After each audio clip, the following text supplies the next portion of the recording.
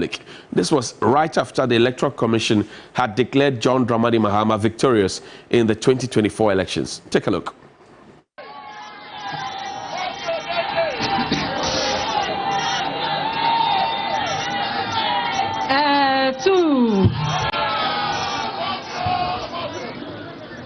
What an interesting journey it has been.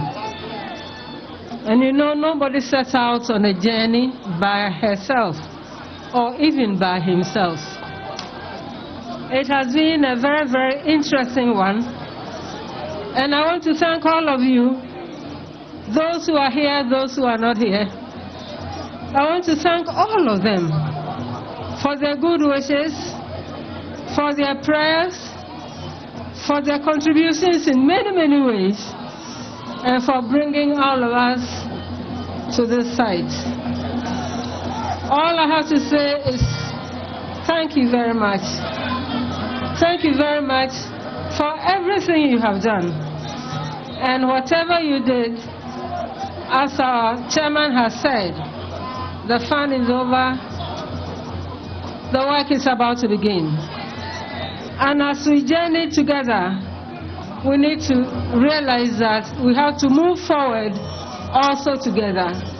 Again, I want to thank you.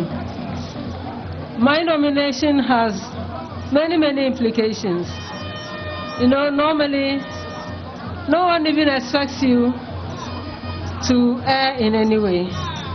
If this will happen, and we know it will happen, it means all of us are on board. The victory is for all of us, but especially for our daughters, for our youth, for our women. Sorry I have to appear in a mask because I have a very, very bad cold, but the cold will disappear too. I know this is a big responsibility, and I don't intend to travel this journey by myself. You are all part of it. NDC is an inclusive party, and we are demonstrating it in many ways. My job was to have opened the door, and it doesn't end there. Actually, that is where the work began. I will hold the door open. The method of opening the door, the method of holding the door open so others wish to travel that door is what I'm implying. It is not a self-aggrandizing position.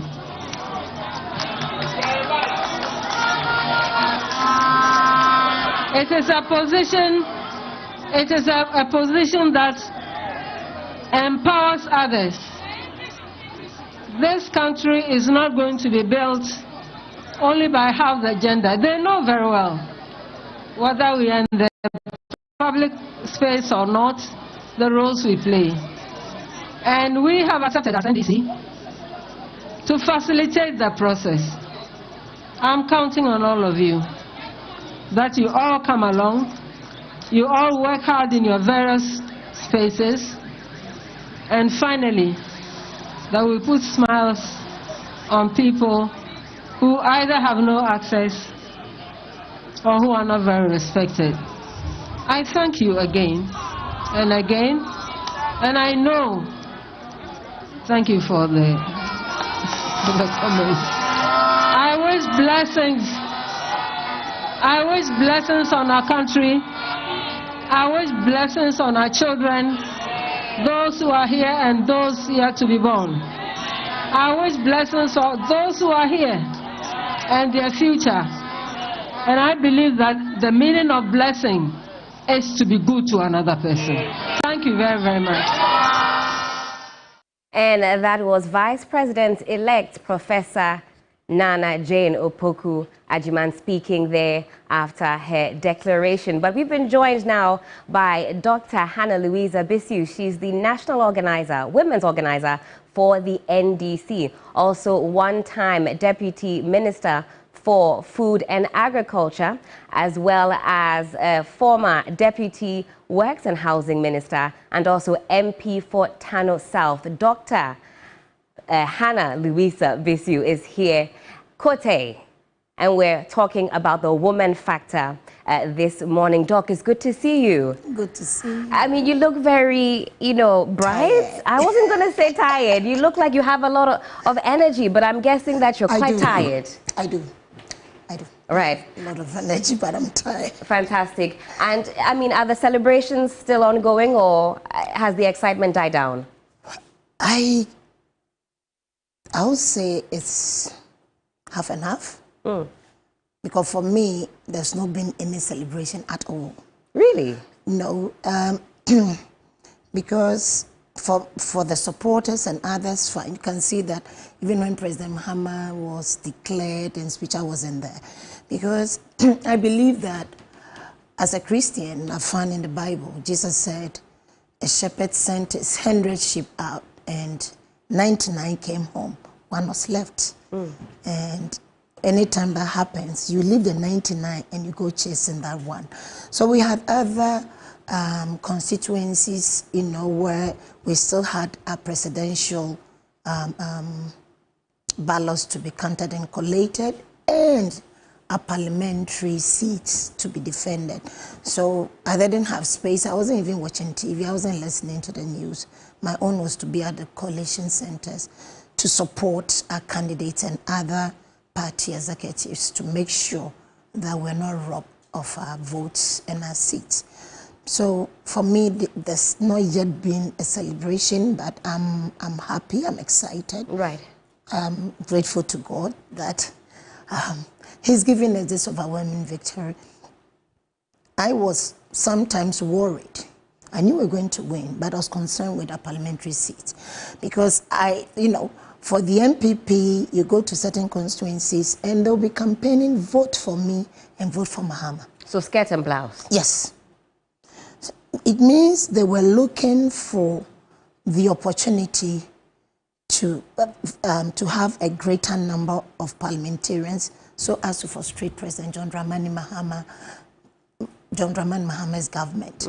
So for God to give us this overwhelming victory, now we have more than 2/3 of parliament. That's right. Yeah, and he said he and his running mate, who is a woman, Professor Nana Jane Opoku Agyeman, together with his team that he will put in place, and all of us. So he said he's going to reset Ghana, and he needs these numbers to be able to reset Ghana, and then all of us will join for us to build a Ghana that we so much want. So I'm very happy for that. Right. But we'll not sleep until the last ballot is counted. I mean, even amidst the jubilation, you say you remain vigilant. I was at the coalition center when President Mahama was declared finally. Right. I was listening to somebody seated by me, was listening on the phone, so I just said, okay. I just screamed and said, he's been declared winner. So that's all. And then it was back to business. Back. So, I mean, once all the seats are declared and you have a clear picture of exactly what's going on, you say that's when the celebration will really, get into gear. Now, I mean, has the enormity of the responsibility that the Ghanaian people have given to His Excellency John Dramani Mahama and by extension Prof. Nana Jane sunk in? Or is it one that they're still, getting to grips with? Because we talk about the numbers, a super majority, and all of that. Is it too much to carry? Or is the NDC ready, equipped to take on this mantle? The NDC is ready, equipped. I kept saying that in Akan, there's a proverb that says, literally, the one who, you carry and load, and then the load falls off. Let's say, basket of cassava, you will know how to arrange it well, right, so that you don't find the same problem. President John Dramani Mahama has a track record, and I've always said that not because I've served under him before, not because I belong to his political party.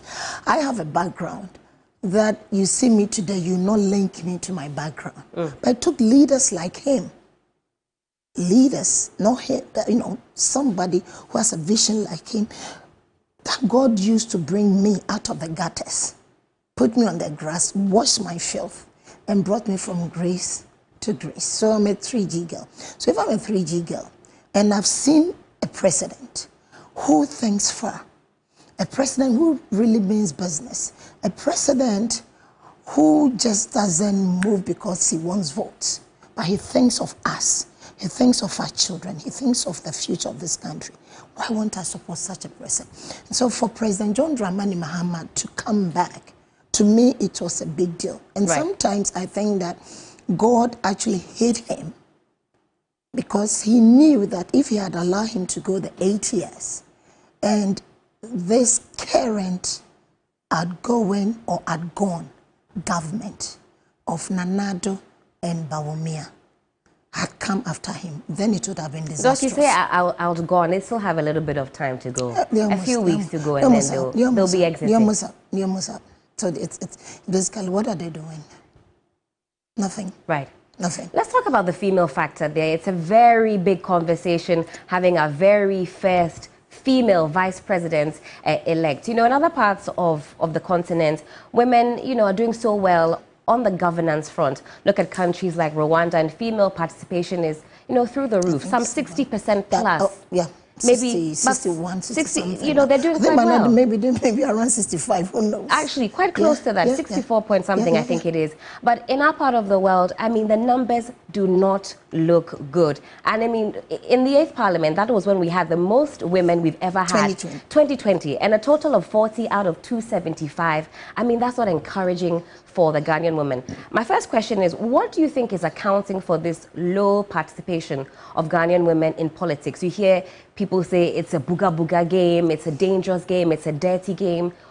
What is really accounting for that? Is that the sole reason? No, that's not the sole reason. I think that first it's about our culture, and some other parts, the religion, and some other parts, the booga that you say, you know. And so sometimes, and it's been said, I've been told before that, oh, you know, when a woman is assertive, yes, we are too no. Right. Okay. And when a woman is principled, yes, we need to do umboadi. And so some of the words that are used for us, it's not every woman who can, you know, withstand that. Then some women, probably their husbands or their families will say, no, we don't want you to get in there. Our culture, we are coming from, you know, from way back. And we've been pushing up to get to where we are today. So sometimes a husband may not want. Sometimes a lady really wants. Some women will ask, I'm young. I'm not talking about me. I'm 52, so. Young at heart. Yeah, so young at heart. I'm really young at heart. And so I'm giving an example. Right. Young lady will approach us and look, I want to get into politics. Probably I want to contest assemblywoman. I want to contest MP. So the ladies, they come? Yeah, they do. But they have sometimes they have two concerns. One, I'm not married. Two, how do I have children? Right. I became the first woman to be heavily pregnant as a parliamentarian. And I remember one day, the whole TV, radio, they dedicated the day to Hannah Bisu's baby in my tummy. That was the subject of the day? Yes, after I went for vetting, I remember there was anthrax in the northern region. I spoke about anthrax and the preventive measures and what have you, because people were dying. It wasn't carried. Hannah Bisu is pregnant. Wow, who is the father? How did she get pregnant? And I got to a point where I told one producer, whoever it was, I told him that, look, maybe you were brought out of a tree.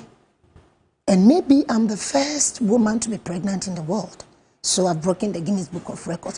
Why will it be so? So once it's discussed, I do remember that two of my colleagues, one from my side, one from the MPP, came to me and said, how did you do? We also want to have our babies, but we are afraid of the backlash.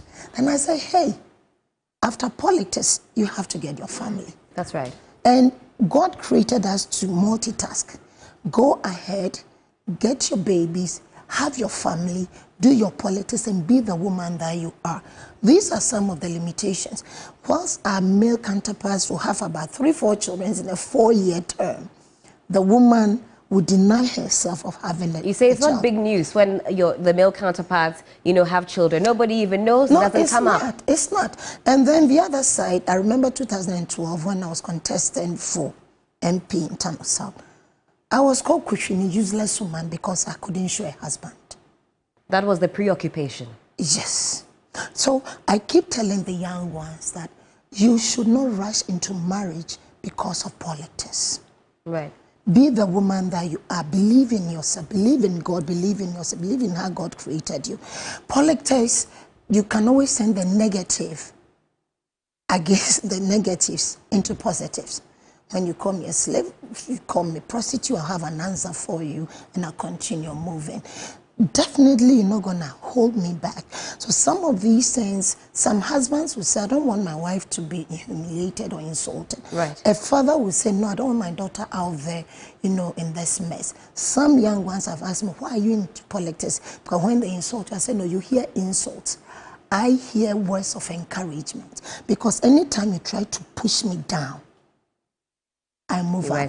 Exactly. Now, the NPP consistently fields more women than the NDC. That's what our numbers tell us. Why do you think that is? Why does the NDC not open it up for a lot more women? I mean, this is a big one, of course. Is it in politics? In politics. No, sorry, in parliament? I'm talking about in parliament, and even for those that are fielded as parliamentary candidates. On the face of it, I think your counterparts have the slight edge ahead of you. But I mean, with this particular historic declaration of Prof being our first female vice president-elect, I suppose that maybe that gives you one leg up on your opponents.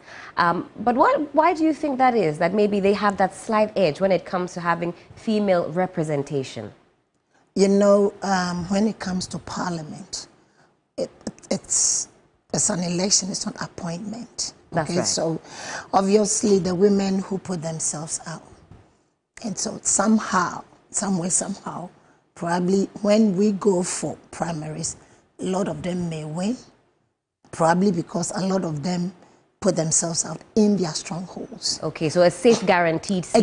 Exactly. Right. And we, the NDC women, we do go for the hard ones. You're more competitive. Exactly. So we go out there and we push. Right. Sometimes you survive, sometimes you don't.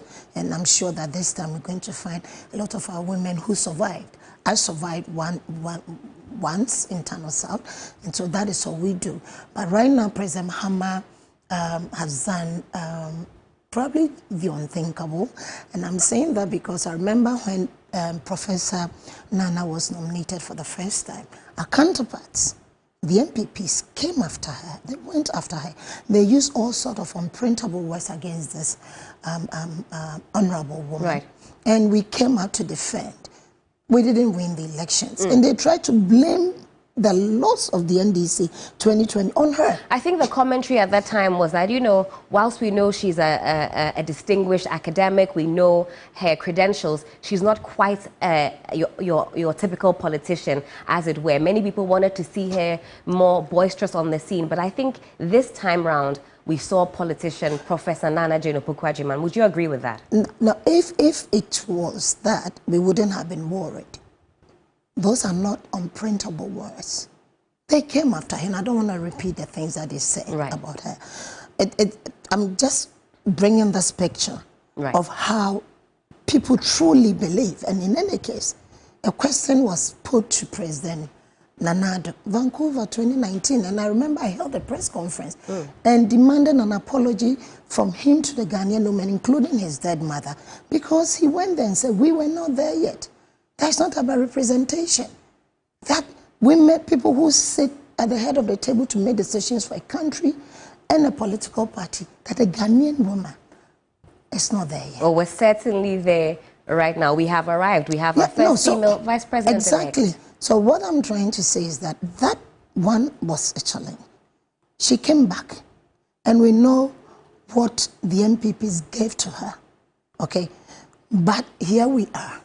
We have the first female vice president. And history has been made. History has been made.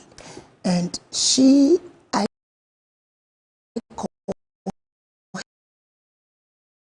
a light that is going to brighten or shine on the way of the Ghanaian woman or the girl child. A lot of women are going to look up to her. Her performance is what is going to hold the door, as she said, open for us. Right. Now, Doc, for those who don't know what type of a woman Prof is, you know, put some flesh on the bones. What type of a woman is she, and what is she bringing to this particular role of hers? We've seen her wear her academic hat, and the Ghanaian populace want to know, for young women, how is she going to be inspirational? She's going to be inspirational with what she does. She's going to be accountable for her work. She's going to be effective in what she does. She's going to be a co-pilot to His Excellency John Dramani Mahama. She's going to be trustworthy. She's going to answer to people without offending when questions are put and her performance is questioned. Professor Nana Jane Opoku-Agyeman will take her time for you to understand where she is, why she went that way. And trust me, she listens. Okay, so she's that type. You know, you can go to her and say, Prof, this. So she'll listen to you, but she'll tap you on your shoulder and say, okay, Hannah, this. And when you listen to her, you catch wisdom. Right. And say, oh, okay, I got it. I'm going to run with this one. So that, her leadership as the vice president, and I say leadership because right now she's up there, it's 50-50, okay? We have the president, we have the vice president. That's right. Now, not at a point in time, she'll be acting as a president because President Mahama Baumis may travel outside the country and she'll be in charge. And she'll be in charge of this nation. So we are all looking up to her. And I know we are already inspired with what she has done, okay? And she doesn't have to be like me, in politics or like any other person. She brings on board a complete box of a bit of everything so that she can appeal to everybody else, to the young coming, the one who wants to be an entrepreneur, the one who wants to be a politician, the one who wants to be a doctor, the one who wants to be an engineer, the one who wants to be a political party chairman, the one who wants to be a secretary or an organizer, the one who wants to drive a tipper truck.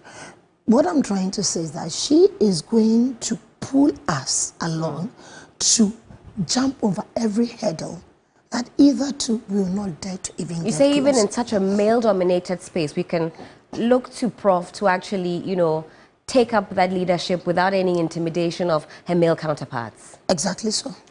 Exactly so. Exactly so. She's there. You heard her. And even when she was adored, you heard what the kind of words or what she said, and she means business.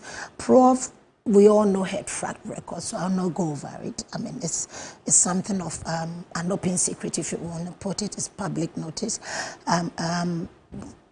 She was education minister, and we know the kind of things that she did. You know, in as much as the MPPs will want to take full credit for this free senior high, it was actually piloted under her leadership. When she was the Minister for Education, the e-blogs came up, and by the time we left office, it was 4 textbooks to 1 child. When we came, it was 1 textbook to 4 children. So a lot of things that we did, and under her leadership, she didn't only, or our government didn't only tackle the senior high, went down to the kindergarten, because we believe in the foundation of a building. Right. So make the foundation strong. The primaries were tackled, then junior high, then senior high.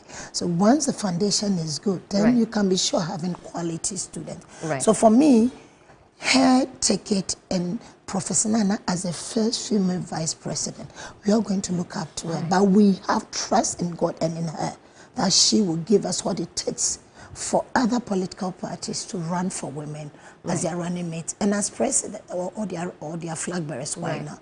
And I know a lot of Ghanaians are looking to Prof as well as far as the education system is concerned and what kind of input she'll have given her background. But Doc, before I hand over back to Judith and the rest of the panelists, what do you say to critics who say this isn't a big deal? I mean, okay, first female, vice president-elect. We still have, so many men at the helm of affairs. This is just, what do you say to those that say, we've said so much about it. Let's move on. Let's get the work done. It's not a big deal. No, it's a big deal. It's a big deal, It's a big deal. It's a big deal because this is where our current president said we are not fit to be To me, that was talking us down to the world. And President Mahama, he is talking us up, he's pushing us up to the whole world and saying, I believe in the Ghanaian woman. I believe that women can also do it. I believe in the capability, and availability of a Ghanaian woman. I believe in the intellect of a Ghanaian woman. And so this is just, it's a big deal, okay? Because it's the first time, okay? So it's a big deal. And it's a big deal because women are more than men in this country. That's right. Now we have one woman, you know, partner a man. So we know that our needs will be catered for. We have the Women Bank, we have so many things. And for our children, if you listen to her, she talks about women, she talks about youth. That's right. I always say that any time you tackle the youth, you are doing something that is on the heart of women because they are children. And so for me, it's a big deal. And for the Ghanaian woman, it's a big deal. You know, it's going to encourage a lot of women. The majority in our country, the only place where there's no democracy that is accepted is where the minority rule. But I want the public to know that in the NDC, when a woman sits at the head of the table, she makes decisions. Right. Okay, they listen to her. She contributes. She's not just a mere representation. The outgoing government, they made us to understand that if they can have 100 women and one man is the man who makes a decision. But in the NDC, she will be a co-pilot. She will not be... It's not just about filling the space or having the numbers. Not at all. She's actually there at the helm of affairs. Not at all. I know you are passionate about rural development, and it's something that's, you know, the girl child. For that young girl in Wale Wale, for that young girl in some rural parts of the country, what does Prof represent to such a girl? What inspiration can they take? Can they actually get something from her life's story? I want to remember the village. I went to one of these villages, and a young girl came and said that just by President Mahama's appointment, nomination of Her Excellency Professor Nana Jane Opoku Agyeman, she was inspired to study more. Right. You know, so for that young girl in Wale Wale, for that young girl in Techimanti and in Chinich, for the young girl in any corner of this country, we look up to her leadership and we trust that, you know, the girl wants to be like her. We want to be like her. We want to maybe even be better than her. And you know that she had to go to school. She has a very humble beginning. And she's a very humble person, and she's climbed up to this level. When you heard her, she said, look, it's not self-aggrandizing position. Right. We are all moving together. That is the kind of person that she is. And as she went around this country, she'll be a vice president who will continue that work and continue to inspire us with her good works. And it will encourage that young girl that when you get up and you have no shoes, I'm just using that as an example, you look at Professor Nana and say, look, one day I'll get there. And for me to get there, I have to go to school. Certainly. I have to stay away from the guys. I have to learn. I have to do my homework. I have to be obedient. I have to respect. So for me, you know, I don't know how to explain it, but her position right now is a big deal for this country. And it's a big deal for us. And history for the people of Ghana has started. Been made. Well, history certainly has been made. And I'll hand over the conversation back to Judith Brown, and we're going to be picking up some more perspectives. We're talking about the female factor and the female involvement in Ghanaian politics. Judy, over to you. Right, Helen, absolutely. Today we have a full house, and apart from our very constant guest, lawyer Kwame Jantua, who is a leading member of the Convention's People's Party, we have some few more panelists. I'm going to be introducing them to you. This morning we have Shamima Muslim as well. It's morning. It's morning. We are moving from 12 a.m. all the way to 6 a.m. I hope you stay with us there. Yeah, so Shamima Muslim is a member of the communications team for the National Democratic Congress. Also with us this morning is Professor Alidu Seidu, a political analyst. Good morning, Professor. Good morning. Yes, and joining us at the table once again, the very beautiful Dr. Hannah Bisiu-Kortei. She is the National Women's Organizer for the National Democratic Congress. Good morning once again to all of you, and we're very grateful for joining us this morning. I mean, you could have been anywhere. In fact, you could have been sleeping. but you joined Team No Sleep today. So 24-hour economy. We've already started there. but let's talk about... Today I met two women who I have worked with in the past. Oh. The first was Evie Bright. I see. We used to do an adult show on TV3. Oh.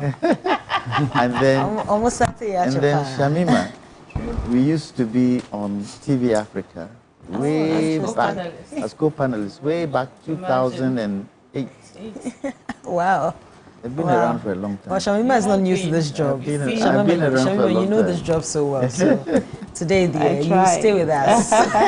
Okay, but let's talk about the women's factor. And of course, Helen has already started the conversation. We know that in the 8th Parliament, we had just 40 women in Parliament out of 275 members of Parliament. Now 276. We are entering the 9th Parliament. We're seeing a huge number of women falling. We talk about Hawa Kum Singh. She's not entering Parliament anymore. We saw Esla Wusu. She's also leaving. Ejako, Honorable Ejako's wife, she's also leaving Parliament.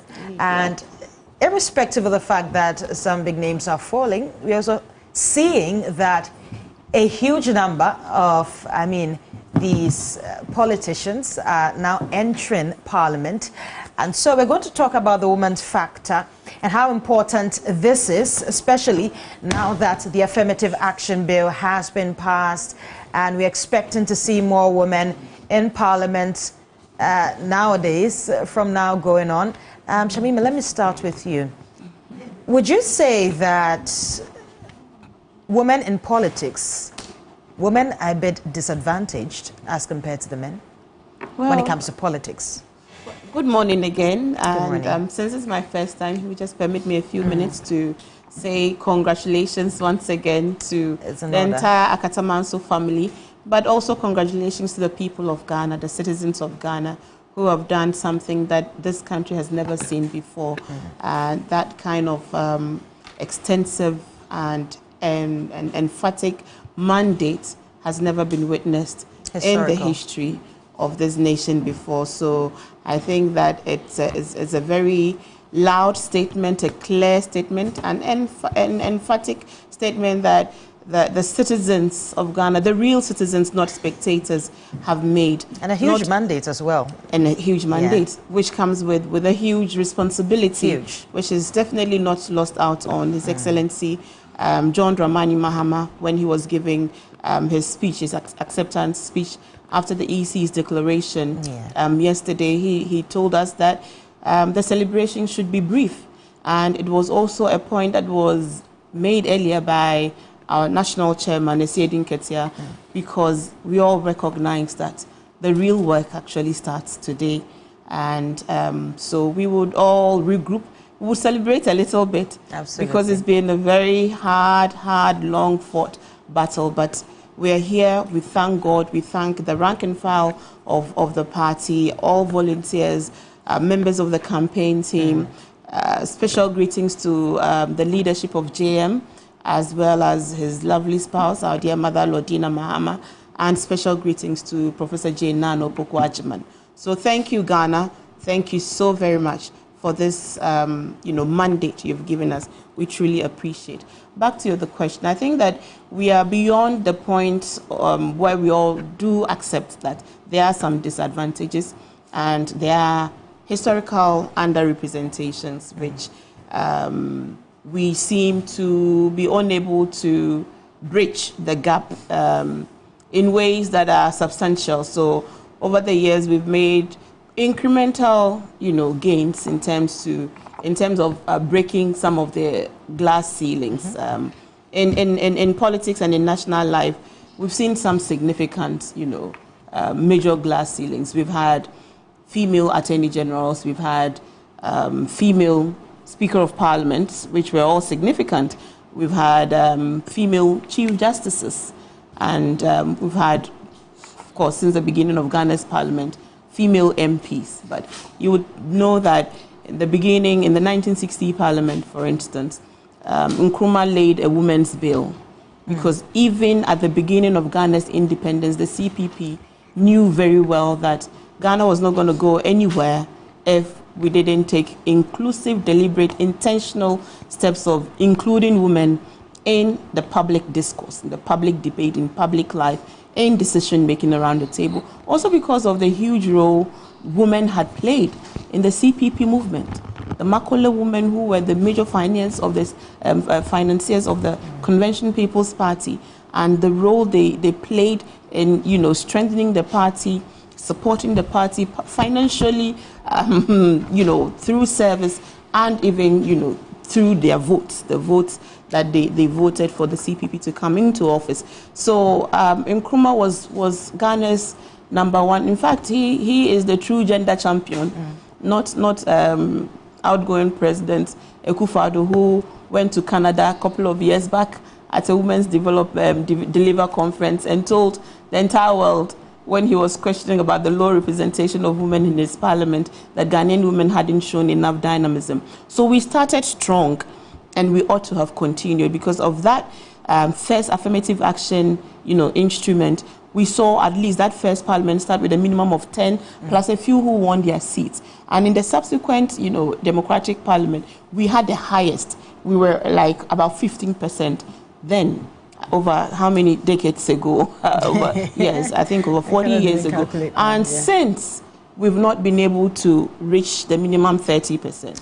We haven't been. What do you think is accounting for that? Because you said for yourself, we started with a minimum of 10 women in Parliament as per requirements of the law. And then over the years, we've seen that, women winning their seats in their constituencies, adding to the number, gradually increasing to 40.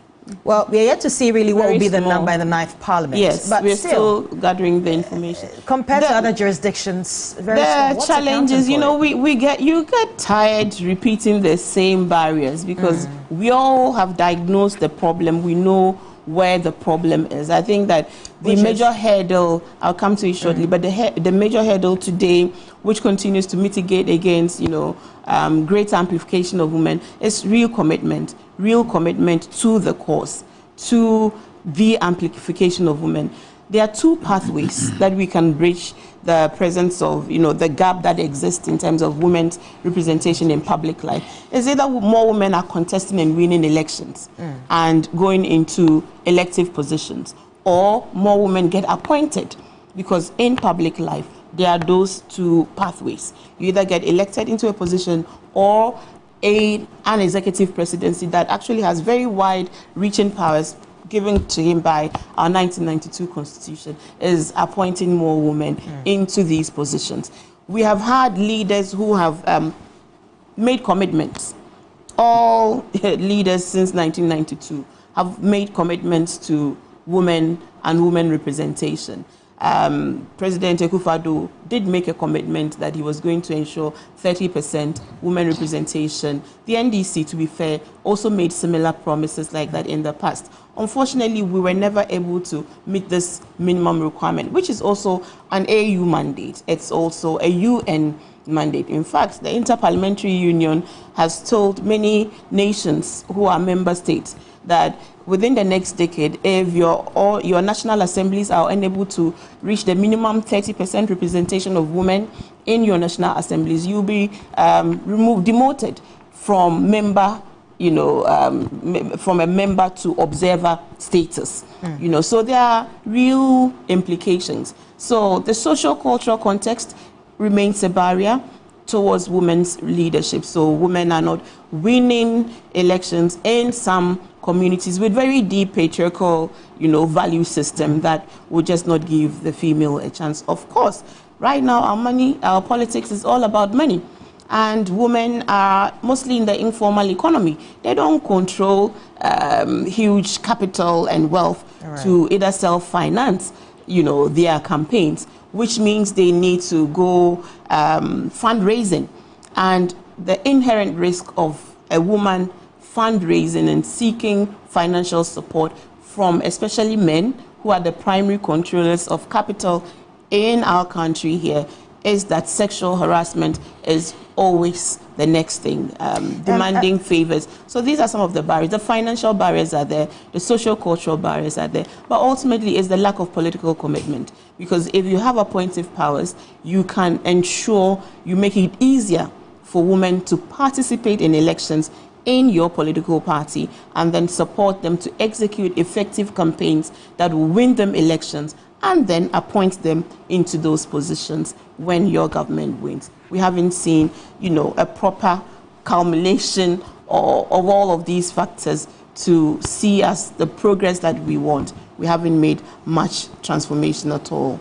I'll go to Hannah soon, Dr. Hannah Bisiu-Kortei soon, but let me ask you this, a very interesting question. Do you, in any way, see yourself, Shamima Muslim, moving and climbing up the ladder to flag bearer of the party, to president of Ghana? Preocupe, you have just thrown me into the deep end like that. We've taken the first step, haven't we? I have a principle. When His Excellency John Dramani Mahama selected Professor Nana Jane Opoku-Agyeman, I knew that I was not going to sit out this very significant decision. And I enjoined a lot of my colleagues. I said, look, we've been fighting for this. We've asked political parties to nominate women as running mates so we can at least break that glass ceiling and, unleash new aspirations and new dreams amongst many young women and even fathers, fathers of daughters and husbands of wives, to know that it is possible that you can actually support your wife to grow because the family grows. So personally, this is a personal decision I had to take because unless more women come into the politics, our numbers won't increase. But it's a first good step. But we'll currently, we have elected the first female vice president of Ghana. Yes. We've seen vice presidents for a number of years now climb up the ladder to flag bearer of the party, then to president of the country. Dr. Mahmoud Bawumia was the vice president. He now is the flag bearer of the party, although he wasn't elected. But we know that John Dramani Mahama, who is now president-elect, was the vice president of the party. Now, Professor Nana Jane Opoku-Agyeman is in that same seat. Do you see her climbing the ladder to flag bearer? Let's walk before we run. We are thankful that we have a first female vice president. Right. Who will be sworn in, thankfully, and inshallah, come 7th December. I think the future is bright for women with such aspirations because she took that step. Our dreams are possible in whatever aspirations anyone has, including her. If it is her aspirations, alhamdulillah, I'm sure she's very qualified to want to pursue that aspiration. But for now, we are celebrating this major significant, move and the breaking of yet another major glass ceiling in the history. And we thank John Dramani Mahama and the NDC for granting Ghana this status globally. Right, let me come to Lawyer Jantwa. Look, I know you've spoken a little bit, so let me get from the men as well. Lawyer Jantwa, we now have a first female vice president. Your thoughts? Good morning. Good morning to panelists. And Dr. Bisiu, we haven't met. So this is the first time I am meeting you, and I'll say congratulations. Thank you. For what the people of Ghana have helped the NDC achieve. Yeah. Judith, I have 9 sisters. Ooh. 9? Yes. I thought 5. No, I have 9 sisters. And I understand what it means to live with women. You find in this country, when women have conferences, events, hardly any men. The men don't attend. And if some do attend, they are just speckles in the group. And every year, there are events by women. And you go there and you see lots of young women and very few men. I thought with the passing of the Affirmative Action Bill, and remember, Nkrumah's bill was a representation of People's Amendment Bill, where he used it to bring women into the forefront. I thought with the Affirmative Action Bill being passed, and it had been in Parliament for so long, being passed now, the flag bearers would be deliberate, because we need to be deliberate and intentional, and say that if we are voted for, X number of positions will be left for women alone. I would have thought that would be part and parcel of any flag bearer, so that at least, if for nothing at all, we know we have a certain number of women coming into governance. And that spurs others to also want to do what? Also want to achieve. This movement with regards to women cannot happen the way they want it to happen without men. Because we are male-dominated in our society, in our community, culturally. It's the men who tend to have the upper hand. So it needs to be deliberate and intentional to want to push the women up. So let me ask a controversial question, if it is controversial. So we have two leading women on the panel today. How have they been able to pull women up from the positions they've held? And I ask the question, is it because right now we have a woman vice president elect is going to pull women? Is it going to stop Kayayo? Is it going to stop some of the things that we see women involving in terms of employment just because we have a vice president who is a woman? I doubt it. The vice president would need to be very, very, very deliberate and need to push the women's agenda for things to change. Because if she doesn't push the women's agenda and people like Dr. and Shamima want to push it, it hits the road, it hits a block and doesn't move. So she needs to be deliberate. She did say, I've opened the door. My foot is in the doorway, opening the door. What is it that she's going to do to be able to pull women along? My father, I remember when I was growing, I was the only boy in the house. One morning, out of 9 sisters. Out of 9 sisters. He called me, Kwame, come down, come down. I came down. Go to the kitchen. I said, Daddy, go to the kitchen to do what? Go and learn how to cook. Why should I go and learn how to cook? Go and learn how to cook. And he forced me to learn how to cook. And I didn't understand that at the time. Only in my adult life did I appreciate what he did. And so we need to be deliberate to pull people up. Now, and when you talk about deliberate, what kind of steps are you suggesting that she takes to ensure that she deliberately pulls people along? So you have leading women. Use that leading women as your forefront to pull others out of the community and to give them certain opportunities. But remember, the other thing we should remember, the gender aspect is not only women. The gender aspect too is men.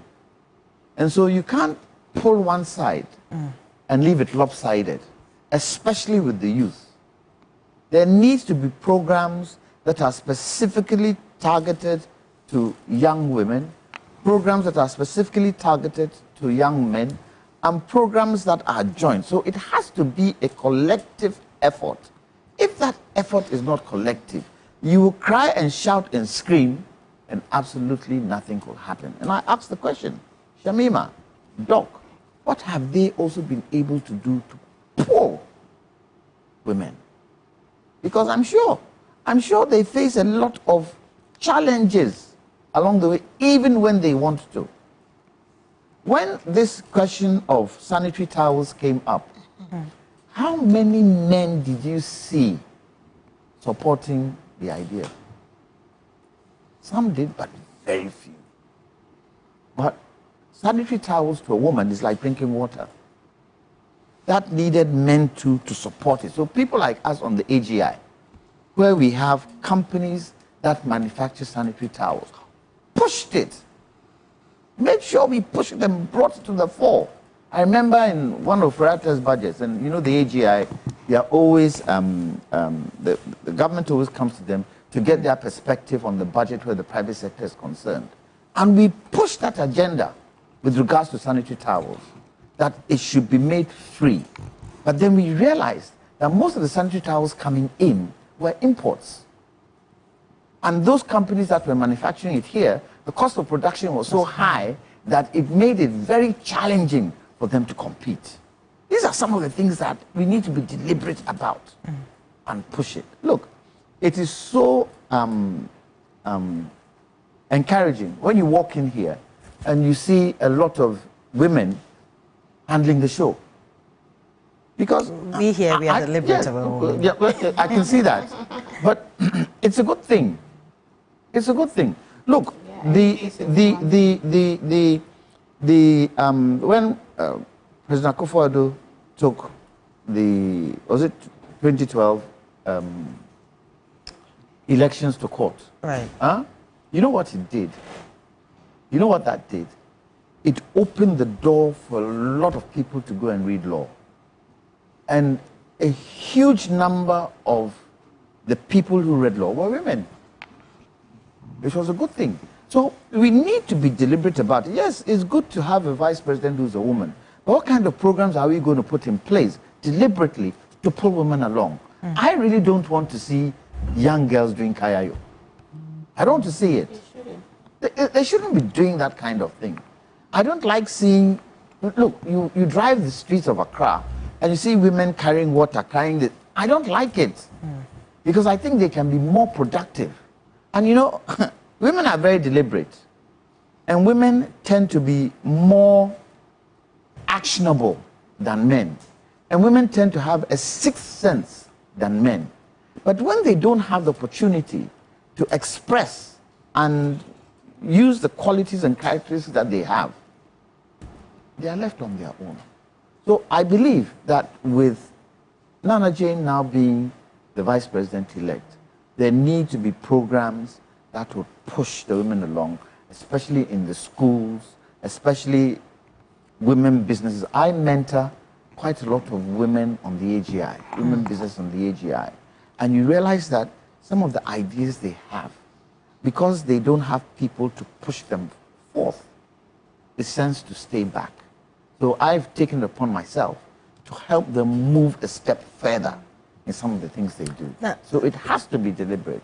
I understand. Now, Doc, let me come to you because Lawyer Jantoa is talking about the fact that there needs to be a deliberate move by Professor Jane Nana Opoku-Agyeman and the women in the party as well. You are the National Women's Organizer of the NDC. If you can tell us, really, I've heard about the Women's Bank, which she spoke about, I mean, to length during her campaign. But what really is Professor Nana Jane Opoku-Agyeman bringing on board as the Vice President of the Republic of Ghana? Well, since I've now seated, I want to say a very big thank you to the people of Ghana, to the youth, to the women, to the middle age, to the aged, all those who went to the polls to vote, to those who voted for the NDC, to those who did not vote for us, to all of them. I say thank you to them. And congratulations to His Excellency John Dramani Mahama and his able wife, my own sister, Her Excellency Nana, Dr. Lordina Dramani Mahama, and of course, our Vice President, Her Excellency Professor Nana Jane Opoku-Agyeman, to the leadership of my political party, to agents, to the team in youth. It's overwhelming. You cannot end but to say congratulations to everybody. We are really, really grateful. And the trust that you have given to us. We want you to know that we will not take it for granted at all. You're all going to come together to support the agenda of His Excellency, to make sure that in a few years you will not regret having voted for the NDC. And so, good morning once again.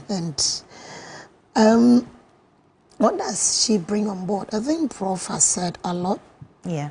Because obviously, if it's only just a woman being vice president, that is what is going to push us. Yes, it obviously encourage.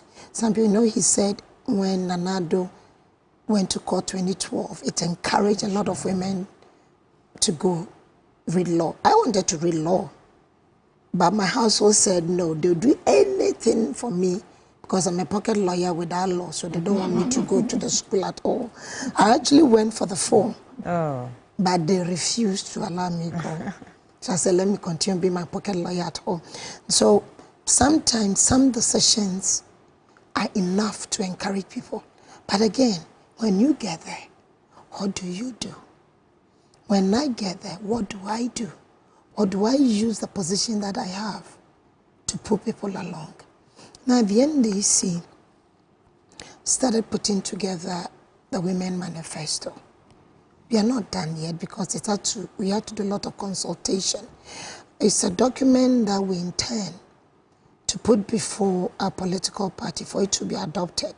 It will have some measures or some, I want to use measures for now. I don't want to say laws or something, but just let's say measures that will now compel our party to push our women up when it comes to parliamentary.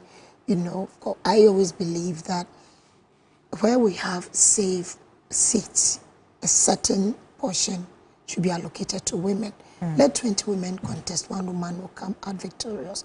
So Professor Nana, in the first place, will be in charge of education, okay?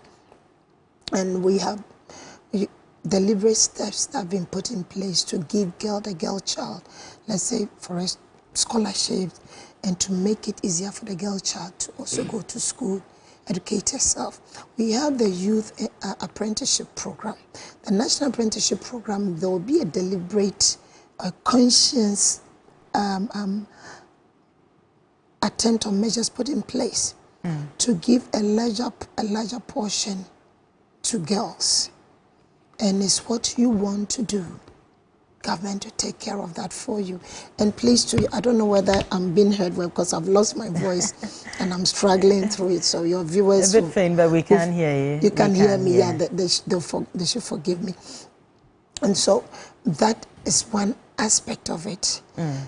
Then, you know, she is going to also have a group like, let's say, our students. And that's one thing that even Prof, when she was a candidate, not elected, when she was, you know, a running mate, she used to do that. And I'm sure she will continue to do more. You know, where you get the young girls, you know, we have something called Catch 'em Young.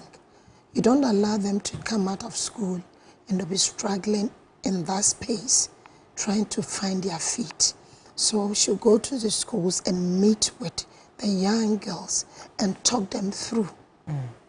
So she's going to be in education.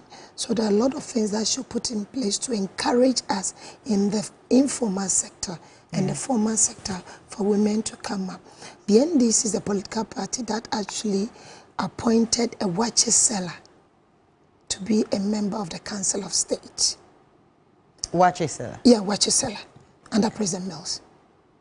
Oh. There was a watcher seller. And who specifically was that? No, I don't remember the name, but going in. We had a watcher seller. I see. Just as we had a man living disability as a minister of state, a cabinet minister. So the NDC, there's things, we don't just look at the elite. You went to the university or you went to school. Inclusion. Yeah, we you know, she said something. She said, it's an inclusive political party where we take care of each and everyone. He has a question: what have you done to put women along? Now we realize when you come to a political party, we have something called a Young Women's Wing. We realize that as you go up, I don't know why or how they see some of us, because they see you and they think you are way up, then they push back. Okay, so we have created that space that we fill in that gap and given the mandate to them to be young leaders whilst we mentor them and we pull them along. When you come to my office, they are very young girls. They are young girls. These girls are in school. They're in the tertiary institution. They manage my affairs.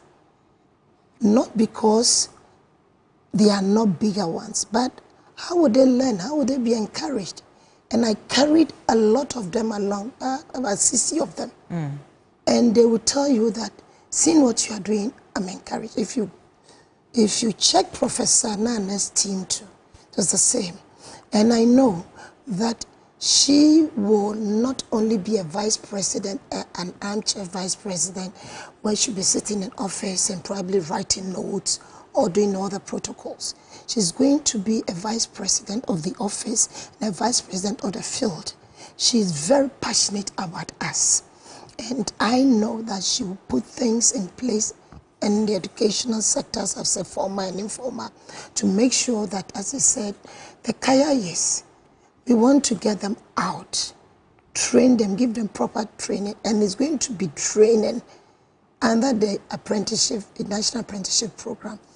And when they come out as young women, they can now access loans from the Women's Bank and set themselves up. Because anytime a woman is empowered economically, the family is empowered, then her self-confidence come back. Shamima says something about women not being economically empowered. Of course, there are levels of economic empowerment, and sometimes, as I sit here, I'll tell you, one of the most difficult thing to do in politics for a woman is to raise funds. People think it's easy. I keep telling them that it's easier for the men than we the women. In the first place, we can't go to your sister who is in the same situation like you to support you. And going to the male counterpart is difficult. Prof says something that I've realized also on the field. So there are places that I have men who help to organize women, because you cannot do this job as women alone. So where you have the male gender that they don't allow the women to operate, you pick one of them and you make him the leader of the women. By the next time you go, he's organized about 200, 300 women. And they'll be learning some trade of some sort. There's one group, there's about 500 of them in the northern region. And they taught them how to press soap and other things. So they empowered like that. So for me, for Prof, the issue is not just the woman being there. The issue is what she's going to put in place. That's why there's specific things that she's going to take care of: education, the Women's Bank, and other stuff. So to make sure that the youth is taking care of both men and women, and any form of appointment that is going to happen, and President Mahama has said it, and he would do it. Let me talk about the appointment here. You know, let me come back to you on that appointment. I just want to briefly go to Professor Alidu Seidu. Just a quick one. The question you asked who the woman was. Her name was Hajara M. Alui. And Hajara. So Hajara. So yes. there was, and she was brought onto the Council of State 2009. Interesting. Under President Mills. No, let me just, Prof. No, I just want to finish that part, because, you know, Prof actually asks very important questions, and I just don't want them to escape. President Mahama said that this year, in every decision-making body, he's going to put not less than 30% women. Not less than 30%? No, not less than 30% women. He's promised that. by 2028, 2027, 2028, he will increase it 35%. By 2030, it will be 50-50. He is, you know, there have been promises of this same nature over the years and over different, I mean, governments. Can I ask a question? How sure are we that this is really going to happen? How sure are you that a driver who had an accident but is driving and tells you he's taking you from here to Tema, will you question you, are you taking me there? You trust because you know he drives. He means business. And the first step is giving us the 50-50 at the presidency by pairing with a woman. So it's one man, one woman. And to me, the 50-50 has already started from that point. So it's only going to work up to that place. So let's sit back. It's some few weeks. He proved to the whole world that he means business. So we're here to see that proof. But let me come to you, Professor Alidu Seidu. And on the note of, I mean, the appointment, I won't call it an appointment, but the election that has just been held, we have now elected a new vice president, Professor Nana Jane Opoku-Agyeman.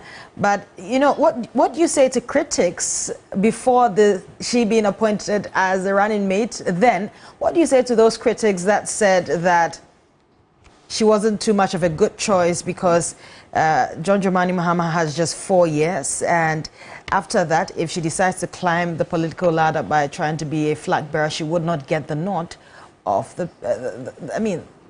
people in the party? What do you say to critics who say so?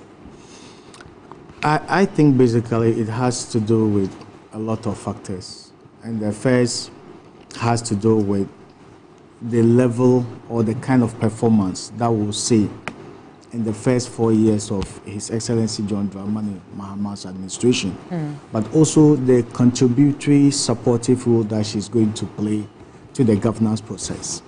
And I think there are a lot of ways that she can do it. She can distinguish herself by instituting or even taking charge of all the gender-based or female-based policies that the NDs have in their ministry. And there are quite a lot of them. She can preside over the implementation, personally supervises how it's implemented, and make sure it achieves the right attitude and the right results. But another way she can also do this is to provide a sort of mentorship role to women. And when I talk about, you can look at it from two perspectives. The first has to do with that kind of action-oriented mentorship. That is done through training, educational empowerment, seminars, and building the general capacity of women and other people who have the intention to lead. But the other one can also be attitudinal. So in the terms of attitudinal, it is about commitment to excellence. If she's able to excel in whatever she does, and she has that track record in public administration, in university management, in a whole lot of things that she has spent all her entire life doing. Women look up to her, and the youthful population look out to her and see that if you are able to do this, then it interests other women to be able to be where you want to be because you have succeeded. But it also comes in the form of what? Her attitude or demeanor towards people who want to get close to her. So if she's very welcoming, she opens up and then accepts people and then be willing to mentor them, definitely she's going to make a whole lot of impact. And I think basically she also has to seize on the enabling environment provided by the passage of this affirmative action bill and make sure that institutions and structures are created to reflect or to intentionally make sure that the content of that particular bill is fully implemented, that benefit everybody. So largely, there are a whole lot of perceptions. People say if the government, the 4-year term of His Excellency John Dramani Mahama ends and she wants to contest, she won't get it. Yeah, we are speaking to the whole concept of gender, religion, and the patriarchal nature of our society. But sometimes her performance, and she has been somebody who has broken glass ceilings before in the past. So her commitment, her attitude, her performance, the supportive role that she played, her mentorship and capacity building, all those things will come through. And largely, she's not going to do this alone. She's not going to do this with only women in the party. She's going to rally other men around her, and her performance and actions and results and outcome will definitely rally people towards the goal that she wants to achieve. So for now, I would not accept the fact that it may be very difficult for her to do that. But once she declares her intention to actually contest and put in the necessary structures in place and adopt the right approach, the right strategy towards winning elections, it's possible that she may also be the first woman to be president of the Republic of Ghana. So I think it is possible that she's able to do it. Well, I personally believe that this role that has been now given to her by the mandate of the people, being the first vice president of, female vice president of the country, is a huge thing. I believe it's a big step when it comes to women empowerment in Ghana. But do you think that Ghana is ready for a first female president in itself? That is a big question, but really basically has to do with how people assess your ability, your competence, your intention, and your actions, right? It is not just a static thing that once you're a woman you can succeed, or you can be a president, or you can be a vice president. I know in most of the cases, women usually don't do well in elective positions compared to appointed positions in Ghana. But that's the thing, that there's always a first time for everything, and there's always a first time success for everything. So I think once the opportunity arises, we'll see how things pan out. And I think it will... Yeah, I think we should just... we'll take one step at a time. Definitely, we're taking one step at a time. We are still reveling in this glass ceiling. Let's not... You know, Judith, the difference between women moving quickly in Europe and then women moving quickly in Africa has got to do with culture, has got to do with tradition, has got to do with religion. Thank you. These watertight boxes become very, very difficult and limits women moving forward. And we need to break those ceilings, especially the cultural and traditional ceilings. We need to be able to break it to get women in the forefront. And if we do not do that, then the wishy-washy thing that we try to do all the time and make it look as if we are helping women will persist. 67 years old. Look, my father always told my sisters, you can do whatever a man can do. Never limit yourself. So in my family, you have doctors, you have lawyers, you have journalists, you have business women. Because he gave them that power to know that, and if you tried not to do it, he would discipline you to do it. And that kind of mindset we should use to push women forward. But the question is, when you then push women forward, what is their attitude? How do they handle it? Do they feel big in their shoes? I don't think we should actually. At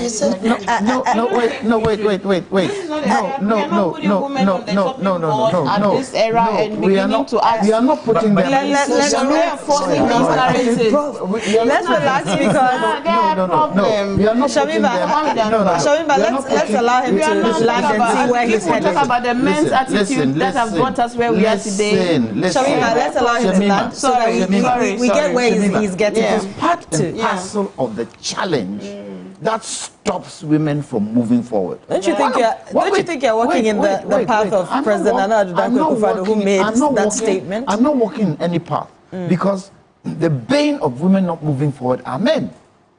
Let's be honest. The bane. But you see, what I think we can elected positions, there are women who are always on the road. Go into business. Go into employment, corporate governance, and see the challenges women go through if it isn't men. But they succeed. Prof, can I say something? Mostly, when you look at it from the perspective of corporate governance, you tend to see that a lot of women are women CEO. They are doing very well. But I think the beginning to the end of this challenge is to challenge the status quo. And if women just assume that I wouldn't succeed if I tried this, then nothing will work. We have to challenge the status quo and then make sure, let people know that it is possible for you to do it. But you know, all these things with all the challenges are rhetorics, because in all honesty, it also has to do with the commitment. Because as you're saying, the elective path, it's the most difficult path. the appointive path is the easiest path.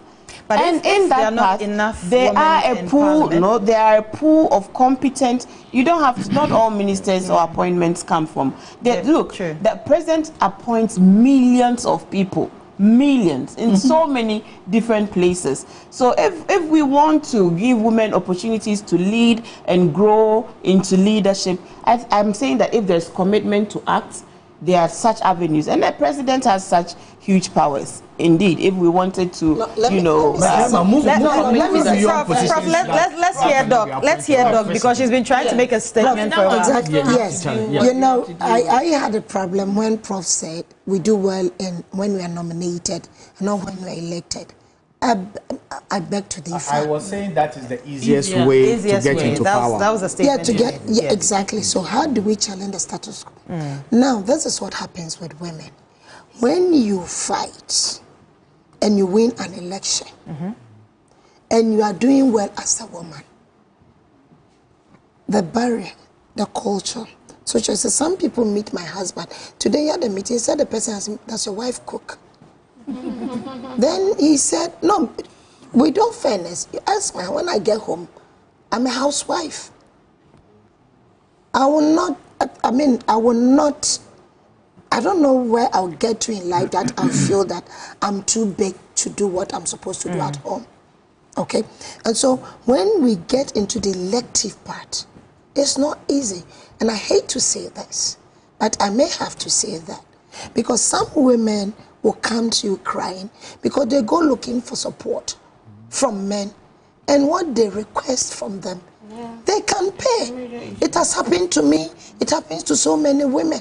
And so some men may not even want their wives to go into it. You need to stand your ground. And what are the parameters that we use to measure the performance of a woman and a man?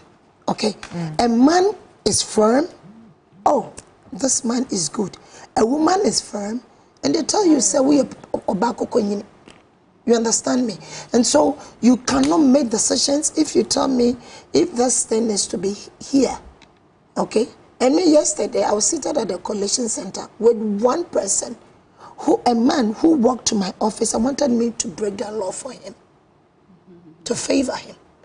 And yesterday I was really ready for him. He left before I got on his case. And I told him I'm not going to do it. He said, we are colleagues. I said, fine, but there's a law. And because I didn't do it, he stopped talking to me. You know, when he leaves your office, so for me, the name calling, say, there's something here. Okay, our attitude is not because, no, women, not because we're arrogant. And if there's somebody drop, when people go down, I mean, I'm not a swimmer, but I see when they go down, either pool or whatever, and they're coming up, they come up with a force. Right? So we are basically swimming against the tide. So if that is the case, and I'm given a position, I'm elected to work as a woman, and I'm being told, no, you can't speak your mind. No, you can't be principled. No, you can't be truthful. No, you can't be firm. No, you cannot do this. Oh, you are a woman, so you need to kneel down. You are a woman, so don't say no. No, then, you see, when I go home, and I'm talking to my husband, I'll go down. I'll serve my husband. But when I'm given a public duty to perform, that has nothing to do with my gender as a woman. I should be able to perform. So what is happening in this country, if we don't look at it and say it as it is, okay? For me, I will encourage any woman, I always say this, that go out there, if you hit a rock, go back, come back with a big push, and I'm sure the rock will break one day. Thank you very much for those comments, Doc. We're going to go to, when we are back, we'll speak about issues of assertiveness being misconstrued for arrogance, because there are some examples, some very key examples in even the 8th Parliament, and we'll talk about that soon. But first, let's go to Johnny. Let's cross over to Johnny because he has some key insights for us. Well, Judith, I know some conversations are very difficult. Very sensitive. Yeah, but they must be hard, because if you're looking for a forward march, it must not be rubber stamp and just pushing everybody through. The question about attitude and power are a very, very essential conversation where we know that power corrupts, but absolute power corrupts absolutely. we know it affects men, it affects women. We can't be playing the ostrich about it. While we push for women to get a place at the table, we must also be very honest enough. How have other men and other women conducted themselves in the past in furtherance of the delivery of the public good? We must balance it, because we are looking for an equal society. We must put them to the same measure and scale. Finito. That's it. I believe that we have competent women, and if we are putting them up the same measure that we put competent men to, we must put competent women to it. I mean, look at, for example, the balance of power conversation that we're going to have now. A lot more women are getting into parliament. There's a major shift in parliamentary landscape as we speak. The National Democratic Congress has made significant strides, securing 183 seats. That's a net gain of 45 seats. If you compare that to the 2020 general elections results, in 2020, the NDC had 137 seats. The MPP had 137 seats, plus one independent who decided to do business with them. That's MP Formina Esiama, who became a second deputy speaker. So in contrast, the New Patriotic Party has seen a major setback with 76 seats. That's a net lot of 61 seats. So look at how hard the NDC had to work. They had to work to get 61 seats from the MPP, and then, you know, now you're looking at some more 41 seats. Now, the 183 seats for the NDC now includes Tema Central. You're talking about a constituency that's predominantly NPP. You're talking about Okaikwe South, NPP. You're talking about Okaikwe Central, which has been NPP. You're talking about Okaikwe North, NPP Ablekuma West. You're talking about Dom Kwabenya. Key constituencies, and you know Dom Kwabenya in this election is the biggest in terms of the voter population across the entire country. So for a constituency that's been voting for MPP, Professor Michael Quay, and then later Adwoa Safo, and now Michael Quay Jr. versus Eliple Makurugu tried, and you know now it's in the hands of the NDC. It clearly tells you how hard the NDC have worked, and maybe buttresses the point that Dr. Louisa Bisu Kote had made earlier, that look, they had done a lot of submarine work. They were not interested in the big, you know, campaigns that you were seeing. They had gone to the people to talk to them and to engage them, and they still have their eyes on the ball at the coalition centers. Now, the seats lost by the MPP in their strong hold according to the regions. Total loss, regions 7 seats, right? Now, you're looking, MPP held 42 out of the 47 constituencies in 2020, 35 out of the 47 is what is remaining. The impact is that the Ashanti region historically is an MPP stronghold, has witnessed a significant reduction in the MPP's dominance. You are talking about Aswasi, which has always been there. You are talking about Secretary Flamplains. You are talking about Secretary Dumasi. You are talking about New Dubiase. You are talking about Bantama of all. Bantama is considered like the World Bank for the MPP in the Ashanti region, and all of that now is in the hands of the NDC. What does that mean going forward, though, for the MPP? The NDC has held a stronghold.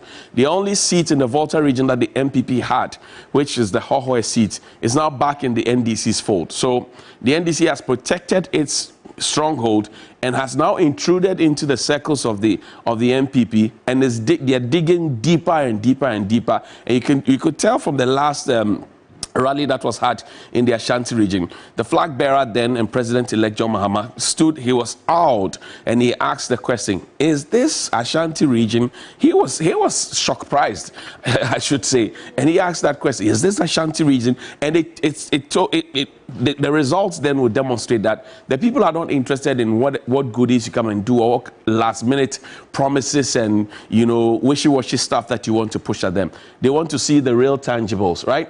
Now, we look at the Eastern region, another stronghold of the NPP. The Eastern region has always loved and hugged the NDC, like it or not. If you look at the presidential results over time, the Eastern region doesn't flip. It sticks with the New Patriotic Party. But the NPP held 25 out of the 33 seats in 2020. Fast forward to 2024, they lost 4 out of those 25 seats. So now they have 21 seats, which means that the NDC has added some more to what they got in Ashanti out of that. The Eastern region, which is a traditional MPP stronghold, has shifted in favor of the NDC, particularly within the MPP losing key constituencies such as the Akwetia and the new Jabin seat, and something that the MPP definitely should be worried about. The Greater Accra region is a swing region. I mean, if you look at what the Global Info Analytics have done and EN Analytics, they tell you that if you are a ruling party and the voter turnout for you in the presidential election is low, as we witnessed in the just ended election, 60% across the country, then you know definitely that you are losing the election. The Greater Accra region is a swing region, no debate about it. In the last election, the NDC had 20 of the seats, the MPP had 14, right? So 14 were held, and then now 3 out of 34. 3 out of 34, which means that the NDC really has annihilated the NPP in the region. And this is a very, very loud and decisive win for the NDC in the Greater Accra region. I mean, how do you lose 14 seats, right? Come down to 3, which means that you lost 11 more of what you had, and they have added a lot more, which means that they're getting the bigger majority that we're talking about, the 2/3 majority. Greater Accra saw significant NDC gains, especially constituencies like Dome and then the Klotikole constituency. Zaneto Ajiman Rawlings had broken the jinx in that Klotikole constituency because that constituency doesn't keep an MP, pretty much like what happens in Lejokuku and some other constituencies where they keep changing their members of parliament. But she has maintained the steez in that particular area, and maybe the MPP should be concerned about what magic there was. I remember in 2016, lawyer Philip Addison and Ninoy Norte, both from the fold of the NPP, had contested. Ninoy at the time had broken ranks with the NPP. He had become independent, and then they contested with Zaneto Ajiman Rawlings. Zaneto won that election and has since held on to that seat in favor of the NPP. Go to the Western region. The Western region is a battleground. No debate about that. 17 seats there. In the last election, NPP held 9 out of the 17 seats. The NDC tried, now holding 2. The NPP now holds 2 out of the 17. Look at the statistics. In 2020, they had 9 out of 17 seats. They now hold 2 out of 17. This is a battleground. The Western region has traditionally been a battleground with the MPP losing ground in several constituencies. You're talking about Sekendi, Andre Japamesa, you're talking Kwesi Mintim, Dr. Ama, you're talking Shama, you're talking Escagado Kitan, Jogati's beloved constituency. Charles Bissiu tried, he couldn't get it. And many others. I mean, the Deputy Minister for Lands and Natural Resources couldn't get it in Takwan Siam. And it should clearly tell you that the people at some point were yearning for the NDC's message, and they were getting the message right. Central region, I call it the swing of all the swings in the Republic of Ghana. They have a mind of their own. They don't care who you are. In the last election, for example, Professor Gianna Opoku Agyemang, a daughter of the Central region, could not win the region for the NDC, so that the party, even though they won 9 regions out of the 16 that we had, they couldn't get all the presidential, flowers that they wanted to get the reins of power. But the story has changed. Now, if you look at it, MPP has lost 7 of the seats that they had in the Central region. So from 10, they are now down to 3. So you see the Greater Accra story is repeating here. Greater Accra is a swing region. Central region is a swing region. 3 seats out of the 23 in the Central region. The NDC increased from 13 seats now to 20 seats in the Central region. This is the home region of the leader of the MPP side, Alexander Afenyo-Markin. So clearly you would, and also the region of the NDC side, Dr. Kesela Fosim. You had seats like the Abura Sebu area. Felix Kwachu-Fosu fought and lost in 2020, has won it in 2024, and many other seats in that particular constituency. You look at the Bono region, and it was part of the bigger Bono Ahafo region until it was broken down to Bono Ahafo and the other region. MPP lost 4 seats, so from 6 down to 2. From 6 seats, they lost 4 down to 2. The NDC increased from 6 seats to 10. So it tells you clearly this is a landslide, and we're even calculating 56.55%. If we add the other constituencies that are yet to be confirmed, the NDC may be inching towards the 60% mark, which has never happened before in the history of Ghana's politics and election. I mean, maybe somebody said jokingly earlier yesterday that if the MPP indeed said at the time that the alternative is scary, this is what scary means, because for you to have moved from 1 million votes to 500,000 and now to lose 1.6 million votes for the presidential race alone, and to lose these numbers of seats in very key regions across the country, the alternative really, I should tell you, is very, very scary. But let's do some more analysis. There's a data scientist that Helen Appiah-Mpofo will be speaking with in a bit. Helen? Yes, absolutely. And from the woman factor to the economic factor. Now, as President-elect John Dramani Mahama prepares to take office, he inherits an economy that is facing significant fiscal challenges, from ballooning debt to a struggling currency. But what does this mean for governance in the coming years? Helping us to put some more flesh on the bones is data scientist and policy analyst Alfred Appiah. He joins us via Zoom. Alfred, good morning to you. Hope you're doing well. Good morning, Helen. I'm doing well. Hope you can hear me. Yes, we can hear you loud and clear. And we wanted to talk a little bit about the economy and, you know, what lies ahead for the Mahama administration. I mean, it's no secret where Ghana finds herself as far as the economy is concerned. Ballooning debts, issues about a struggling currency. We're still in an IMF program, and there are other considerations that should be top priority for the Mahama administration. I mean, talk us through it. What do you think should be these considerations, you know, in the first few months, if you will, of President-elect taking over? Oh, thanks. Although I think that the key thing, I mean, to me, the starting point is some kind of honest conversations with Ghanaians, right, about the true state of the Ghanaian economy. I know, you know, when it comes to political campaigning, politicians will say a lot of things.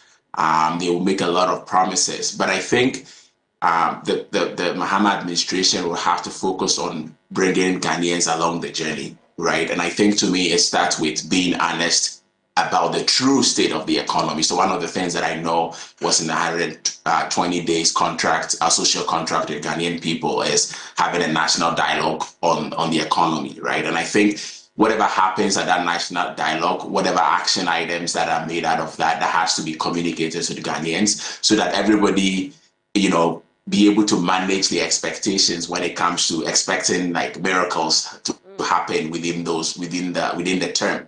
Because as you rightly said, you know, there's a debt issue, right? And then because we're also part of because we are under an IMF program, one of the things is we have restrictions in terms of what we can actually, how much we can actually borrow, right? So when it comes to like what is called the non-concessional funding of borrowing, which is usually going to like the international capital market, which, by the way, we've been knocked out since late 2022.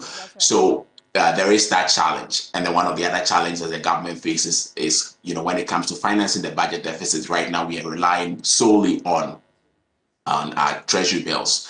So, which even in the treasury bills market, the government is struggling, right? So when you look at the weekly auctions that the government does and gets published by the Bank of Ghana, you see that consistently there is under subscription of treasury bills. So government is struggling to meet its targets. So there's a lot of those issues. Right. And then you also have an economy where inflation has been stubbornly high. So when you look at inflation between December 2023 and the last update we got was November 2023, it hasn't really changed. It was like 23.2% in December 2023, and then it was about 23% in November. So just about, it hasn't changed, right? Like it has been stubbornly high at that 23%. And even when you disaggregate that inflation data, what you see is that it is even higher on locally produced items than on imported items, right? So ordinarily you would expect that, because if you're importing stuff, you know, there's like additional taxes involved. It will be the other way around. But for a while now, we've seen that it's the other way, where locally produced items are even more expensive to buy, which is speaking to the cost of production locally, right? So you have to also think about that. So but having that honest conversation people are expecting that things that impact their personal economies will change, like inflation, exchange rate depreciation, and all of those kinds of indicators that actually impact people's daily lives will change. But we have to really bring people along this journey and let them know that this is the true state of the economy right now, and we're going to have to be continuing to make some certain sacrifices in order to move forward. Certainly. But I also think that one other priority for the government should be trying to show a good commitment to good governance and fighting corruption, because I feel like voters people have seen that that a lot has happened over the last 8 years when it comes to governance, right? And so as part of resetting the country, one of that has to be that good governance. There has to be a commitment to actually ensuring that there is good governance. Indeed. And then one other sector that I think it's important to pay attention to is the power sector. So I believe with this current government, one of the things that they were trying to do to make sure that doomsday doesn't become a main issue going into the elections, right? So they were basically doing some short-term fixes here and there to try to look at the power sector and make sure that it doesn't get into crisis. But there is significant issues in the power sector. Like when you speak to the CSOs that are involved in the energy sector, like there is significant debt, ECG is highly inefficient, and all of that. So that should also be a focus, that how do we find a long-lasting solution to the problems in the power sector? Because if the power sector, what is happening is government is paying up for the shortfalls in the power sector. So think of it, money that could go to other social interventions, government has to go and pay for shortfalls in the power sector. So if government is able to deal with that, the issues in the power sector, we have savings there that we can, direct to other critical sectors of the economy. All right, so some, hot ticket items that you've mentioned here that you believe the Mahama administration should be focusing on, at least in the first few months. You say honest conversations are a must. Now, this particular intervention being proposed by John Dramani Mahama is Operation Recover All Loot, aka ORAL. How far do you think this particular intervention will go to replenish the coffers of the Republic, or is that something that we can't, put too much premium on in terms of getting some money for the state, if that makes any sense? I mean, by extension, the idea is that if we're recovering some loot, then that goes into the coffers and, could potentially make us financially buoyant. Is that a dream? Is that a fantasy? So I'm a little skeptical about that, right? At least I think that when you look at our structure, even when, for example, the special prosecutor, right, there has been instances where it will say, oh, we don't actually have the law that will help us, prosecute something like this and be able to recover the monies, right? So think of like what happened in the Cecilia Dapa case, for example, right? Right. So one of the things that, I understand that there's a political will to do it, but does it become an immediate or even a medium-term source of revenue? I don't think so. I don't think that we're going to be able to. We will be able to start the process, like try to recover some of the money, start the process to recover. But does it become a sustainable or like a good enough source of revenue for financing government programs? I don't think so. I think that the process is probably going to take a while, right, to be able to actually get to it, assess how much has been lost, how much of it can be recovered, what is the mechanism for recovering it. So there's a lot that has to be figured out when it comes to that. So to me, from where I sit and when I think of like financing government initiatives, I don't think this become an immediate solution to it. Right. But we could start the process to try to recover. But as we are doing that, right, we shouldn't raise people's expectations so much that, we're going to bank our hopes on trying to recover loot in order to finance all these promises that we made. That's why I made the point about the honest conversation that, hey, we told you this, but this is a true state of the economy right now. If we want to say so all these freebies that we are promising, free tertiary, first year, all those things are all going to add to government spending. That's but right. We know that we have all these issues. So have these conversations and see what is the priority, right? How are we going to sequence these things and make sure that we don't even dig the government into a further hole by trying to do all these free stuff. So I don't think that the oral, I feel like it will be good to start it, and I think it should be started. But as to whether it becomes a good, reliable source of revenue for financing government programs, I seriously doubt that we'll be able to do that even in 2 years. Right. So you say that might be more of a moral expedition than one that is fiscal in nature. But in terms of the struggling currency, the cedi depreciation has been quite significant in the last few years. And, every now and again, the conversation comes up about the optics that a change in government sends to the rest of the world. Ghanaians have gone to the polls and have decided to change the government and change the party in power. How far will that go in sending a signal to the wider markets as far as our currency situation is concerned? Will we see an appreciation of the cedi just by virtue of the fact that we do have a new president-elect? Yeah, I think that signal could potentially be there, but also one of the things that might reinforce that signal might be what happens with the first budget of this government, right? If we see a budget that is showing some fiscal responsibility, that will send signals to the markets, right? That this government is going to be responsible. So I think there's going to be a lot of that will be hinged on the first budget. It also, one of the things that we know is that the Bank of Ghana, at least from early November, was aggressively selling dollars to the market, right?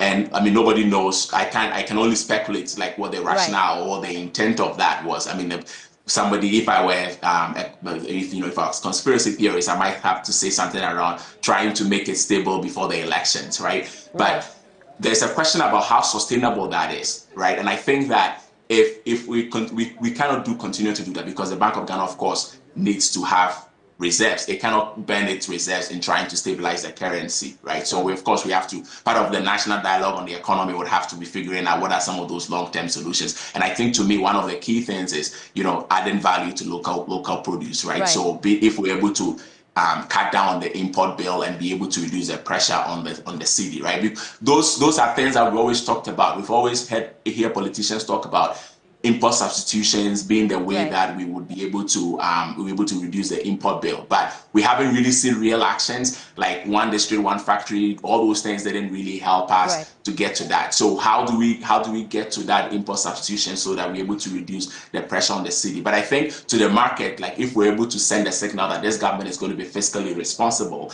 that might have a role in trying to make sure that the cedi is stabilized or at least reduce the rate of depreciation. Right. Well, certainly, because you mentioned the Bank of Ghana, a lot has been said about the independence of the Bank of Ghana, or at least the perceived lack of independence, and that also contributing to the economic challenges that we've had. You cite 2022. I'm sure you would have heard the opposition NDC talk about printing of money and how they say it contributed to inflation soaring to some 54% in 2022. What should the Mahama-led administration be thinking about in terms of its relationship with the Bank of Ghana to ensure that that independence is there and we don't see some of the mistakes, shall I say, repeated this time round? So I think, and it wouldn't even just be the Bank of Ghana. It's also about all the state-owned enterprises, basically, right? Because the attitude that we have is winner takes all. We practice a winner takes all system where the executive would always want to appoint people that they can use to do their bidding in these state institutions, right? So the Bank of Ghana's independence is something that actually, as part of the IMF program, one of the points in there was amending the Bank of Ghana Act to make sure that the independence of the central bank is enhanced, right? Because, like you said, in 2022 we saw that, right?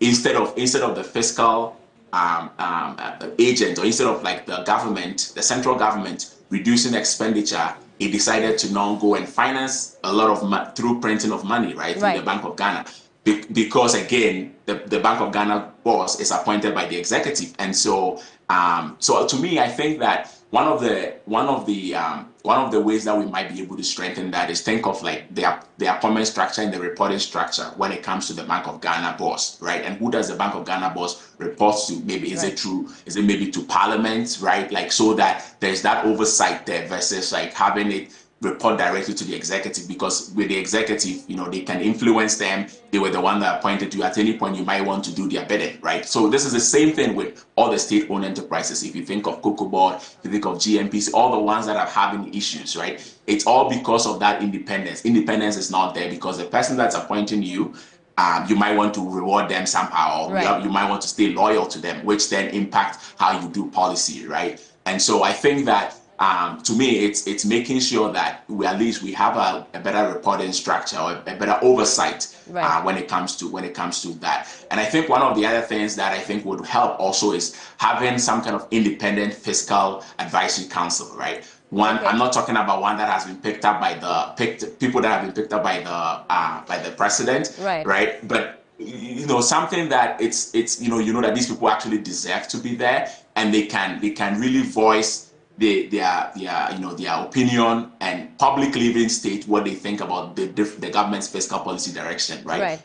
Because at the end of the day, otherwise we will do all of this, and then we might have one of the things that I've been always concerned about is the precedent that has been set before. Right. And we know, as you know, our politicians, they always like to refer to what has happened in the past, right? So if you think about the fact that, the Fiscal Responsibility Act was breached and all of that, what happened with the money printing at the Bank of Ghana, what assurance is this government going to give us that it won't be using that as an excuse, right? Because at the end of the day, everybody can say that they're in crisis, right? Like crisis just depends on how you want to define it, right? Because of course, the whole world was in a crisis because of COVID, but it depends on how you also want to see it, right? And so I think that if we're able to make the Bank of Ghana independent as it should be, because the IMF has actually even said that you need to really strengthen the independence of the Bank of Ghana. That requires revising the Bank of Ghana Act.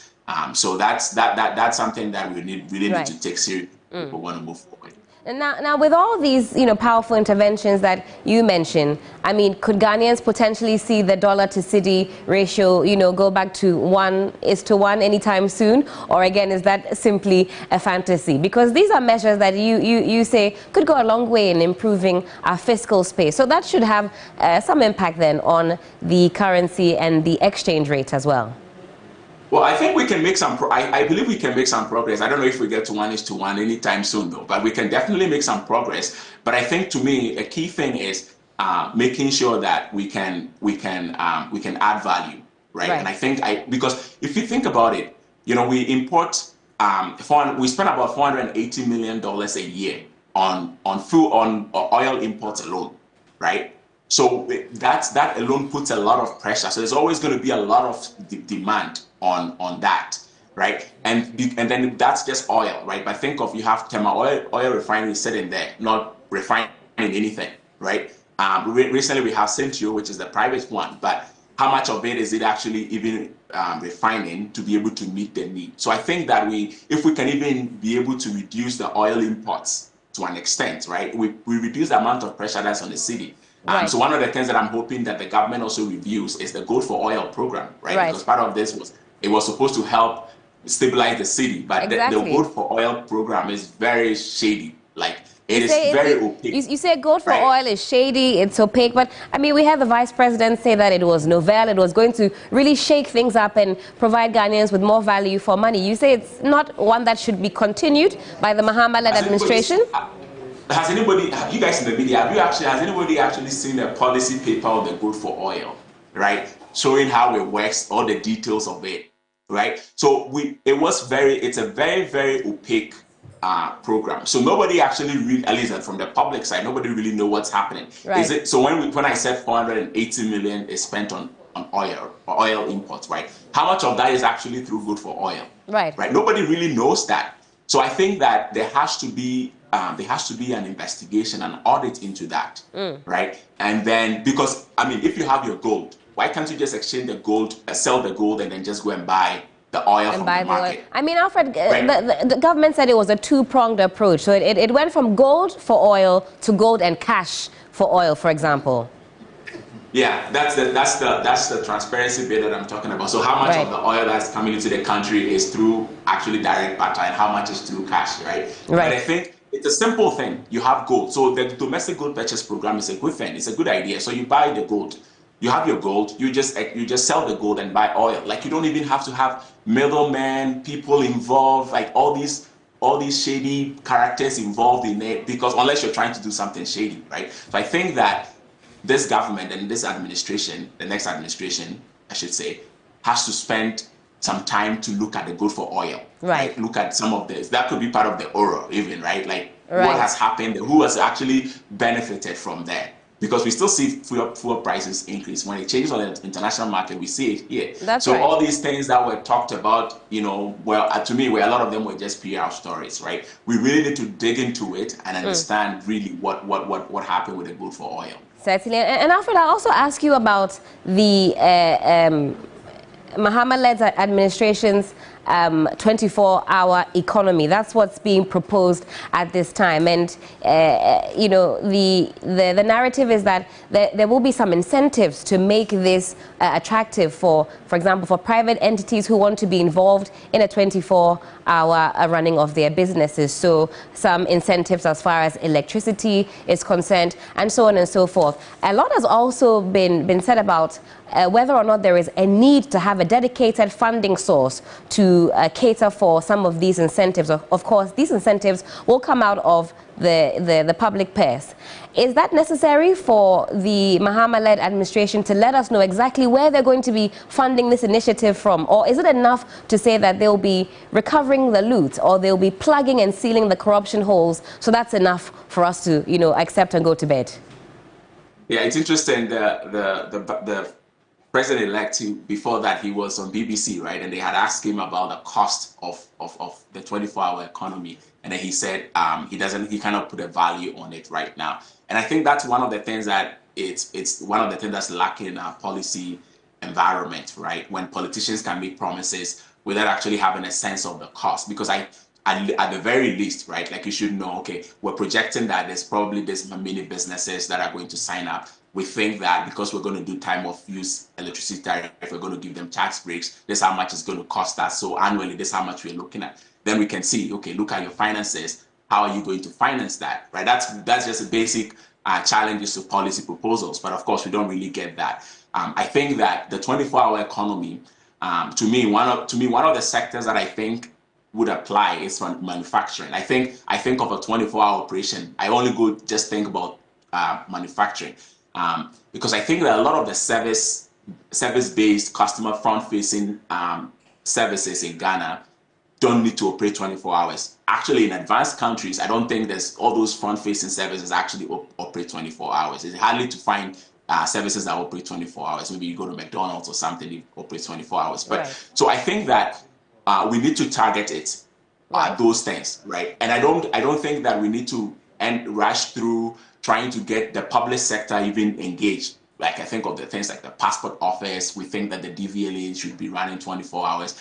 And I wonder, right, because always we hear about public sector inefficiencies, right? So if we haven't addressed those inefficiencies, if we triple the workforce, or if we try to increase the work hours, is that really going to impact that, right? When you look at productivity, Ghana overall productivity which is basically GDP per hour, you would see that it's relatively lower, right? So if even under the 8-hour schedule, if productivity is lower, how are you ensuring that it's going to be higher in a 24-hour operation? And one of the things that I'm hoping doesn't happen is the 24-hour becoming a sloganeering thing and then ends up being something like 1D, 1F, right? Where we provide these incentives to people and then we don't really see the impact on manufacturing, right? So to me, one of the commitment has to be that, you know, even if we start this, it might be just be on some kind of pilot basis. All right, we look at it, we evaluate, and then we want to see, okay, do we want to scale this up based on the results of the pilot, right? But not rushing to give incentives, especially not rushing to give incentives to cronies, right? Because I think, you know, anecdotally at least, that's what happened with the 1D, 1F, where people that were familiar with the government or close to the government were getting these deals to do a 1D, 1F, right? So I think that it has to be an open, transparent way. Right. Everybody has an ability to want to be involved, because I think that, I mean, if you think about it, private businesses at least, if they feel that the operation would benefit from operating for longer hours, I don't know how much a government incentive is going to be the reason why they want to do that, right? So we really have to look at this on a wholesome, like a full comprehensive level, and understand that, okay, this is where we are going. But to me, I think that the 24-hour economy could be used in certain areas, like I said, manufacturing potentially. Right. But there's a lot that has to be figured out. But I think my recommendation for sure would be that do it on a pilot basis for some time to see what are the results of the pilot. Can we scale this? Is it worth scaling, or we think that the results are not encouraging, and so we think of something else. Right. Certainly. Alfred, thank you so much for your time this morning and for fleshing out the issues with us. Very grateful. Thank you. Appreciate it. And that was Alfred Appiah. He is a policy analyst, also a data scientist, talking to us about what governance could potentially look like in the early parts of 2025 as we grapple with a very challenging fiscal space here in Ghana. I'll hand you over back now to Judith and the rest of the panel. Thank you so much, Helen. And yes, my panel is still here with me. We are Ben and the Midnight Candle team, no sleep. They say we are already implementing 24-hour economy. That somebody said they don't understand the 24-hour economy. We won't take it from any of you before. But let me come to you on this. We saw Johnny earlier give us the statistics, the insights, the analysis into the key fallouts for the NPP in majority of the constituencies, especially in the swing regions, being Greater Accra region and the Central region. The NDC winning so many seats as against what really was the case in 2020. Let me come to you, Shamima, first, and I'll take all your comments, all of you, comments from all of you on this matter. In your wildest dreams, did you ever think that you'd be able to win such a landslide victory? We knew we were winning the presidential, and we knew we were going to also win majority of our parliamentary seats. We had no, in our wildest dreams, I don't think we expected that we're going to win in the areas that we actually did by the margins. So it's the wins, it's the margins, it's the regions. And as we speak now, there's a green wave across the entire map of Ghana.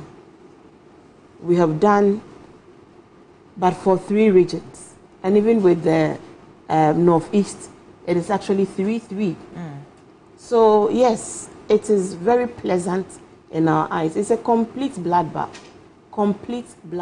And it can only mean something. It can only be a message that is being sent to us first as an NDC party and the party forming the next government, to know that we've been given an overwhelming mandate to quickly get to work and get things done. It means we can't make any excuses. It means of the issues that require quick decisions, we should get it done quickly.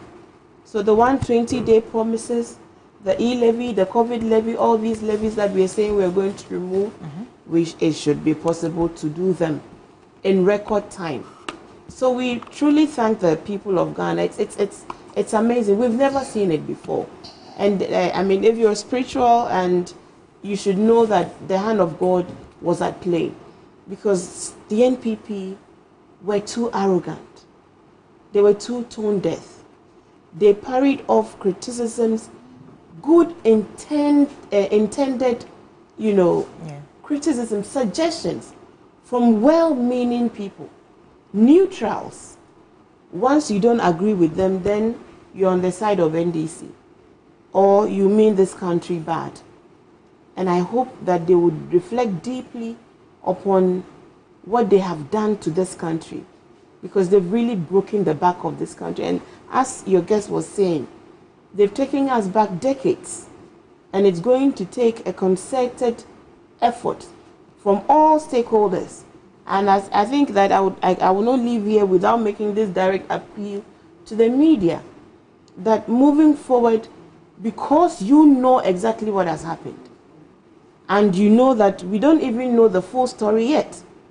So during this transition period, when we take over and we go through the books, His Excellency John Dramani Mahama has promised that we're going to be as transparent, because this nation needs to know what has gone down, what has happened. One of the most comprehensive audits ever of any government will happen to the Nana Bawumia government, so that we know where we are, and together we will co-create what needs to be done. The sacrifices that would naturally happen. The economic forum that we spoke about, it is important that the media would come along with us as real partners, not opponents, so that we don't start the journey on the back of adversaries, you know, the media as adversaries to the NDC government, knowing what you know as the media and contributing to educating the citizens and informing them, educating them, giving them the education that shape their minds and hearts to vote this way. So you too, you are a stakeholder in ensuring that we recover this country. Of course, where there are genuine questions to ask, you should ask us. But I am saying that we shouldn't quickly jump into a day versus us situation, especially the media and CSOs. We should be on the same side, building this country and resetting this country, recovering this country from where it finds itself. And I'm just excited that at least the citizens of Ghana are the ones calling for accountability. So tomorrow we're not going to hear narratives about witch hunt, not from the media, not from CSOs, not from the citizens of Ghana, because the CSOs, the UN institutions, today we heard there was a visitation from the UN resident representative to the house of His Excellency John Dramani Mahama, and assurances were made that they are committed to supporting him in his accountability drive to recover the loot, because even they know that Ghana has been bled dry by these blood-sucking, I don't want to use the word, but this is where they have left us. And so we will strictly execute accountability, and we want the media and all key stakeholders to be on our side when we are. Look, I have a list of over that looks like a very tall list. 119. That is 119. There's some left out actually. Yes, including the dying day shenanigans, their end of term shenanigans. We'll come to that issue. Major scandals that have hit this administration to show just how much they have bled this country. As all of us, our pain is what was fueling their prosperity. Shamima, let's hold on to this, because it will definitely come in handy as we move on. But let me pick, as I said, I was going to pick your preliminary thoughts on this, shall I call it, landslide victory by the NDC. And let me come to you, because you are the National Women's Organizer. Lawyer Jantua has time and again made the point right here on this platform throughout the evening or morning belts that the country has basically rejected, how do I call it, the president, the sitting president. He is the reason for the downfall even of the flag bearer of the NPP, Dr. Mahmoud Bawumia. Now, looking at this landslide victory, would you say that the country voted massively for the party because they literally just wanted to push out the NPP, looking at the economic struggles and all that we're facing? Remember that there were how many presidential candidates? Right. How many were there? About 13? About 13, yes. Good. So they did not vote for the NDC because they just wanted to push out the NPP. No.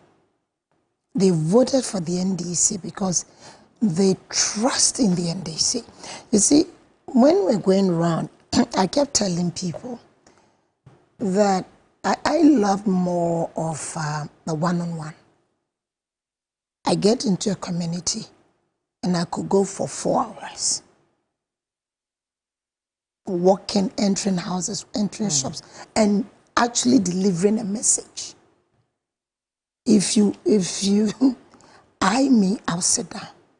If I greet you and you don't respond, I'll sit down. If they tell me this is MPP home, that's where I go to. So now I kept telling them that yes, President Mahama, if you liken him to a wife and you liken the MPP, come also to a wife. You leave him because he prepares the food, it's sweet, but it wasn't sufficient for you. So you leave that wife, you divorce the wife. Or probably, let me say husband. So the chop money, even though he gives, or he used to give, but it wasn't sufficient. Then I divorced this man. And I marry another man. The chop money or pocket money is not coming. I'm being abused, emotionally, sexually, financially, always. You know, if I have to go for somebody, I run back to that man. And I'll kneel down and beg him to take me back. And the same goes for even men. So this was how I liken it. They didn't vote for us because we want to put somebody. Then they would have chosen any other candidate on the ballot. After all, they've experienced us. They compare. You see, 2016, and if you listen to some of President Mahama's speeches, you'll feel sad. When he said that his legacy, he will sit and wait for history to vindicate him, I felt sad. And as I'm speaking, I feel sad. I went with him to Nalegu that was the 2020 campaign. And when the nurses ran and they knelt down, begging him, I wept. So as we went round, then you realize that Ghanaians were fed up. Ghanaians were saying, no, this John Mahama man was on the right path with us. Yes, the fufu was small, but he was doing it okay. And they realized that he listens. And so people were frustrated. People were angry. People felt sorry because it looks like we let down Ghana by abandoning Ghana into the hands of some bunch of vagabonds who are her children. And they failed awfully. And so people just wanted, you know, the 2024 elections, I kept saying it wasn't an election. First of all, Shamima said one thing. We knew we were winning, but what has happened is God. Look at the book. Say resetting Ghana. For him to be able to reset Ghana, he needs this number. And God wants Ghana to go on this path. So he's provided the seeds for us. We were working like bulls. We were out there. It didn't matter. And you know, I keep telling people, I don't even go on social media. You even find her on WhatsApp? You not find me on WhatsApp. You send me WhatsApp, you're in trouble. I'll make call. I don't go on platforms. I just want to just go work. Okay? And so if you post something about me, I don't know you've done that. Now, people listen to our message and God hand. You see, Nyamensa came on this election. And people went out there and they voted. And there's another thing. I've heard the MPPs in trying to justify their shame, saying, oh, our people didn't come out to vote. Yeah. Oh, our people didn't come out to vote. No. Yamin and Co. intercepted over 500,000 fake ballots in Ashanti region. 2020, 300,000 people voted only presidential in Ashanti region. 2020, they printed this illegal ballot. And this woman, what's her name? What's her name? The easy woman. Jane Mensa. Thank you. Jane Mensa. People like that, I try not to occupy my memory with their names. Jane Mensa pretended to have burned those ballots. I'll use my constituency for example. You're saying they weren't banned? How come, how on earth, Ashanti region of all places, we had 300,000 votes only for presidential? None of these ones chose to vote for parliamentary candidate. Brofo Benon, Anna Chi Benon, Anna Hausa Benon. My constituency. Today, Charles Akwesi Asiedu has taken it, my coordinator. Our national chairman's son. He's my coordinator. He did a lot of work, but they based on what I did and what they did to me. You know, Tano South, there was no collation. Zero. Like to say bring your pension. No, it was zero. They said they were doing administrative work. And as much as we screamed, they brought the military and police and they pointed guns at us. And the police commander then said, Miss Premunyana. They did this across board. So we learned our lesson. We stopped them. They are thief-free. So they should not be counting those millions. I mean, Okromfo we are usika. Not da we usika. Say woma alright. Now they are driving in big cars. Womu fat accounts and yama. It's stealing. And you stop you chrono when we stop you from stealing. And we retrieve what you stole. Me kase wajumani mawusika. Don't tell us that they didn't vote. No, we stopped you. God help us. Look, we're very vigilant. Ablekuma West. Go and see what the youth did. Those ballot boxes were seized and scattered, and they were fake ballots. They were sending them into the collation room. So across board. So when people see people agitated, and yesterday I told one of your reporters, they said we breached security. I said, no, the first breach of security is when the EC tries to go to be in bed with the opponent and decide to delay the declaration of electoral results. That is first breach of security. Because you create the tension, you create all this pressure. But people voted with anger, with hunger, and with determination to take back this nation. So it wasn't NDC and MPP. It was the whole Ghana and MPP.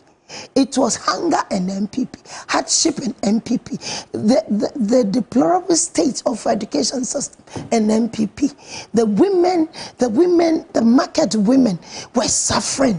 You go to the market and they'll tell you, we can't breathe anymore. Our husbands don't have jobs anymore. Our children are just loitering around.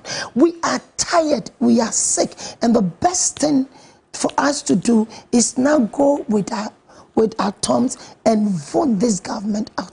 Let them not say that all those who voted for us were only NDCs. That is not true. MPPs voted for us too. If the neutrals voted for us too. People who probably they swing, but maybe within their swing mind, they've always been voting MPP. They've now seen the light. The gentleman was talking about 1D, 1F. Was there any 1D, 1F in this country at all? Why were we trumpeting it? There was none. No, there was. Well, the government says they were able to build some. Not all of them do. No, please. You see, and again, she is a journalist. And she said something, and I'll say it to you.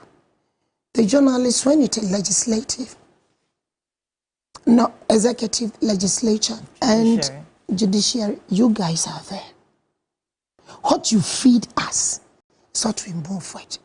I beg to ask, where is the factory that they built from scratch as they promised us? There was a diagram of all the districts when they promised us the 1D, 1F. And every district had a factory that they claimed they were going to build. Which one did they build? They came to my constituency, and the person living disability has built his water processing thing. They went and said 1D, 1F. My own former women organizers dairy factory. You went and gave her money that want to take it as 1D, 1F. What are we talking about? Ghana Beyond Aid, where did it go? And so, no, we shouldn't talk about 1D, 1F. So I realize you're comparing 1D, a so-called 1D, 1F to 24-hour economy. You see, it's only a hypocrite who will say that 24-hour economy is a bad thing. I'm with him that it should be piloted. If there's any leader in this nation who loves to pilot, it's called John Dramani Mahama. Because he understands that the aircraft does not just take off. It starts slow, it takes speed, and it takes off. And so he piloted the free senior high in 40 districts. And he kept building. By September 2017, if we had stayed in power, it would have taken off fully. We left office. For our information and for your viewers, he said, businesses that would love to sign on into the 24-hour economy. It means that it's going to be free and very transparent. There's not going to be some room thing, because whatever incentives is going to give is going to be across board. You've signed on. I'm sure there'll be systems put in place so that as soon as your business is in the system, that you are participating in the 24-hour economy. The incentives will trickle down, your taxes and other stuff. People are talking, how do we, is taxes, you are reducing. But remember, we also have income tax. So the more you employ, the more income tax will go to government. And he spoke about manufacturing. It's perfect. When we do manufacturing, I know a lot of things will come to, but manufacturing comes also with food vendors. Manufacturing also comes with transportation, because you have workers and people will be moving up and down. So if the trotros and taxis will be moving and you know, we'll be moving up and down, meaning that the auto mechanics also have job to do. If you've not traveled like some of us, where you have a flat tire, your only one spare tire also gets off, and the organizer is sleeping, then you will know that there's a John Mahama 24-hour economy. So just with manufacturing alone, a lot will trickle down. And so for me, people voted for these things. The youth.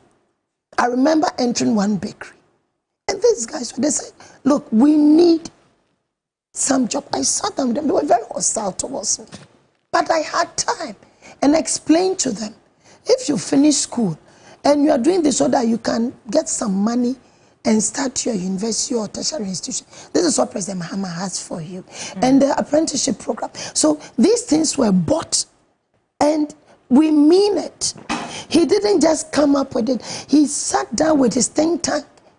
These are policy think tanks, and they are groups, and they made these experienced people.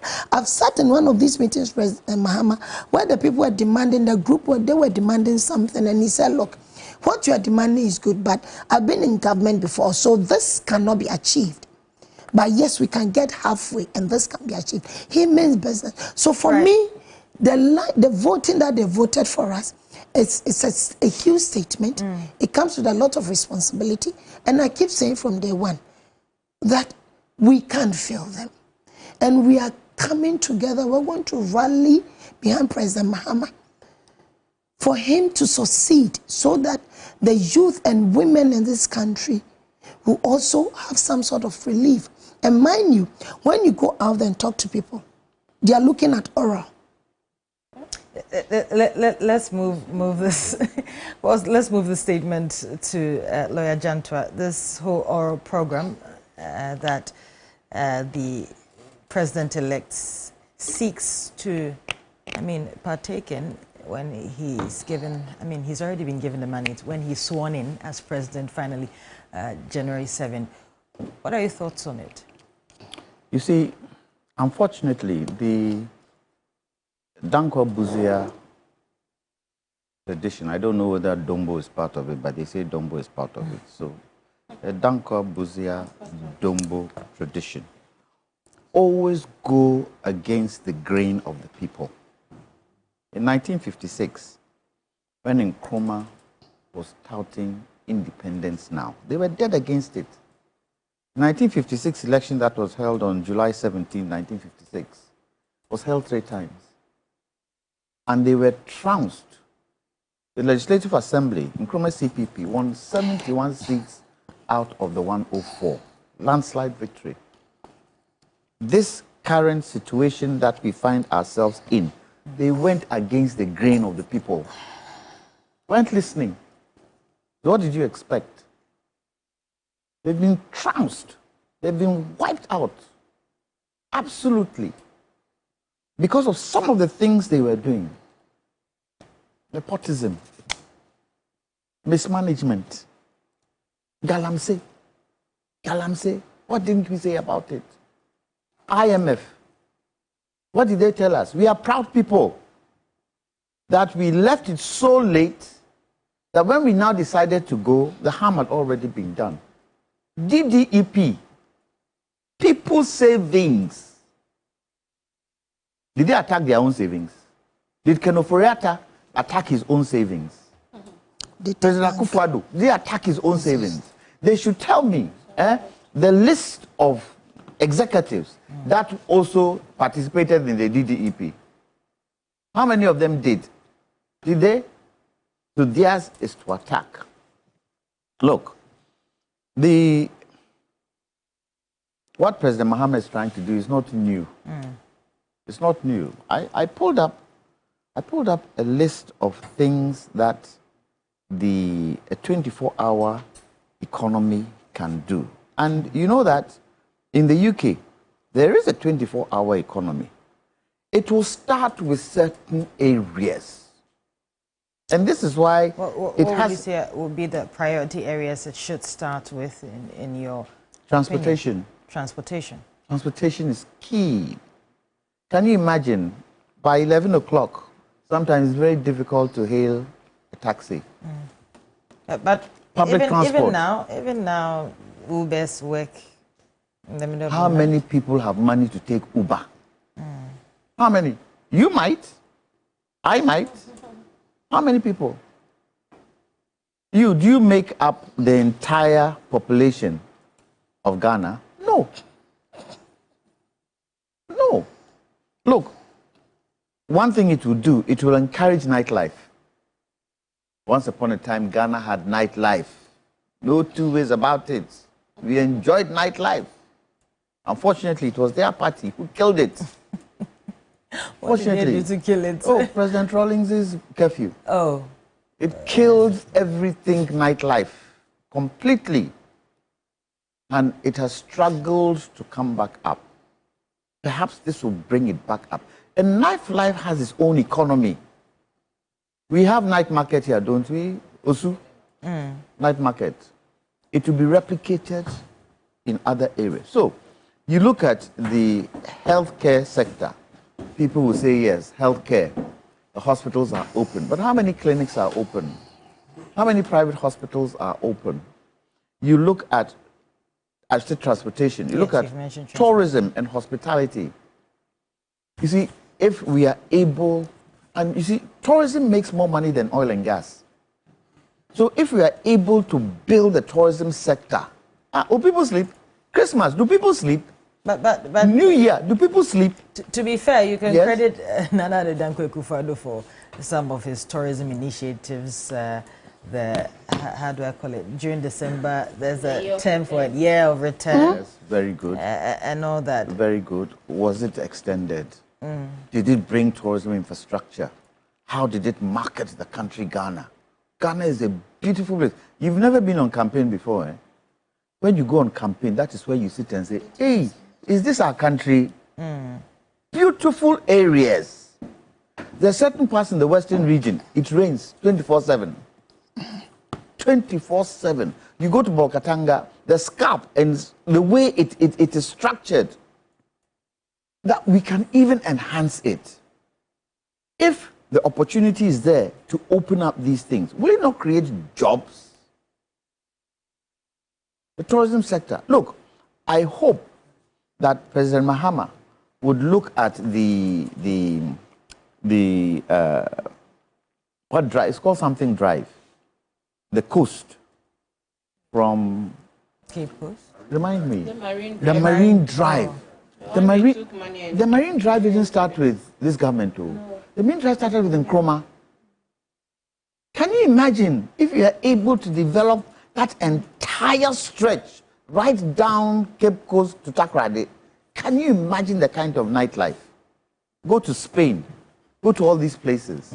Romantic nights. It would encourage the country. But for me, all this 24-hour business we are talking about, it's arrowhead is energy, it's power.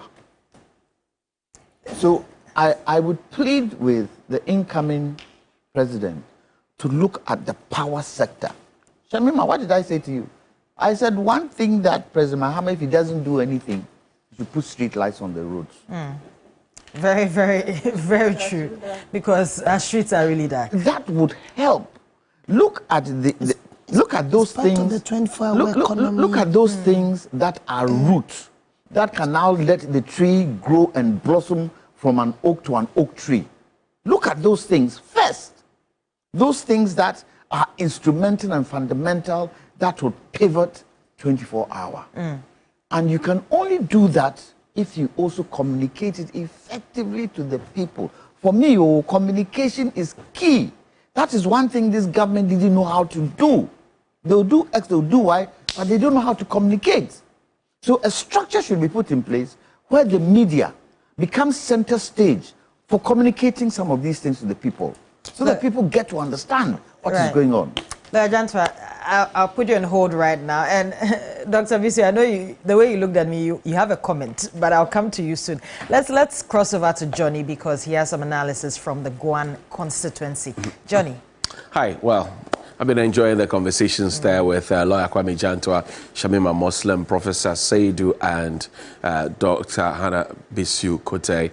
Then you should join us, and we're live on 3FM 92.7. This is the Midnight Watch on Your Election Command Center, the post-election analysis here on Your Election Command Center Media General. Now, remember Santro Kofi, Akpafu, Likpe, and Lolobi. These are 4 constituencies that were denied an opportunity to be represented in the House of Parliament, in the 8th Parliament of the Republic of Ghana. These 4 constituencies have now been constituted into one constituency that will now hopefully be in the 9th Parliament to become 276 as opposed to the 275 that you knew. So give or take, this is a virgin constituency that has now been safely de-virginized by 2 key contenders who went into the poll, but one emerged. Now, if you look at the detail we have here, Fred Agbenyo of the NDC, who's been a former communications officer of the party, also deputy in charge of their diaspora and international relations, went head-to-head with Michael Osibo, who had worked at the assembly before on the ticket of the NPP. At the end of the polls, Fred Agbenyo got the win because the people gravitated towards him. Fred is joining us on the phone line now. Fred, good morning. Thank you very much for your time. Hello, Fred Agbenyo. Good morning. Yeah, good morning, Johnny. Good morning, Johnny. Congratulations to you. Thank you, my brother. How does it feel to be the firstborn of a brand new constituency that has been created? Well, I'm humble. I'm humble, and I'm not very happy. I'm not very excited because as I travel around the entire 4 traditional areas and the entire constituency, all I see is poverty. All I see is rejection. All I see is disappointment. But I gave my people hope that we can turn the corner, we can make things differently, we can do things differently, and that we can bring about a needed development. And so even though as you traverse around the area, it doesn't give you hope when you see the kind of things you see, but I believe that when all of us put our hands together and put our hands on the desk, we'll be able to, bring about the change and development. Now, I know that you are yearning for development for your people, but as a matter of curiosity, has your contender, Michael Osibo, called to congratulate you after the contest? Well, I haven't received any call from anybody yet. Well, I've missed a number of calls, and so I'm not too sure if he called and received. I haven't read any message that is coming from him, and so I'm unable to tell. Unity is essential for development. How do you propose to unite Santro, Kofi, Akpafu, Likpe, and Lolobi, and all the villages therein, so that the dream and intention that you have for your brand new constituency will become a reality? Well, like you rightly said, without unity, it is difficult for us to develop. And the reason why the name Gwan was proposed by the elders and chiefs of the people and subsequently adopted, which I am not very enthused about. And one of the things that will be the coming days is to engage the chiefs again for us to look at the name we have picked and see there's a possibility of us to change the name again from Gwan to South. South will be more representative of who we are. So when we say South, which is what is South, then I said Santro, Kofi, Akpafu, Lolobi, and Likpe people, because Gwans are adopted, across the entire country and beyond even Ghana. So when you say you're Gwan, what exactly does it mean? You're not the only person. And so that's one of the conversations I want to have with my elders and chiefs. I believe that they'll reason with me and see how best we can either apply to the local government ministry and see if we can quickly have the name changed back to South. Right. Now, yes, I have been trying to talk to the people. We used to be in Volta region and for that matter, Belware municipality. And those of you who understand Ewe, the name they gave to us like Fafialao, and to which people speak different types of languages.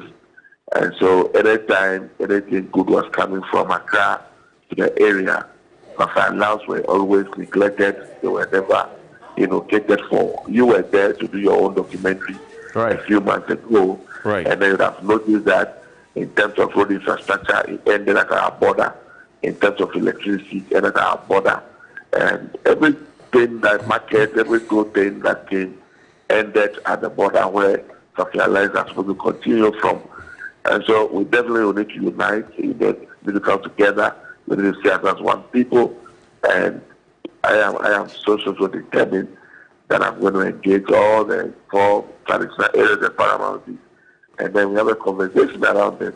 And once we agree and I see ourselves as one people, then of course we'll be able to bring about the development that we are all yearning for.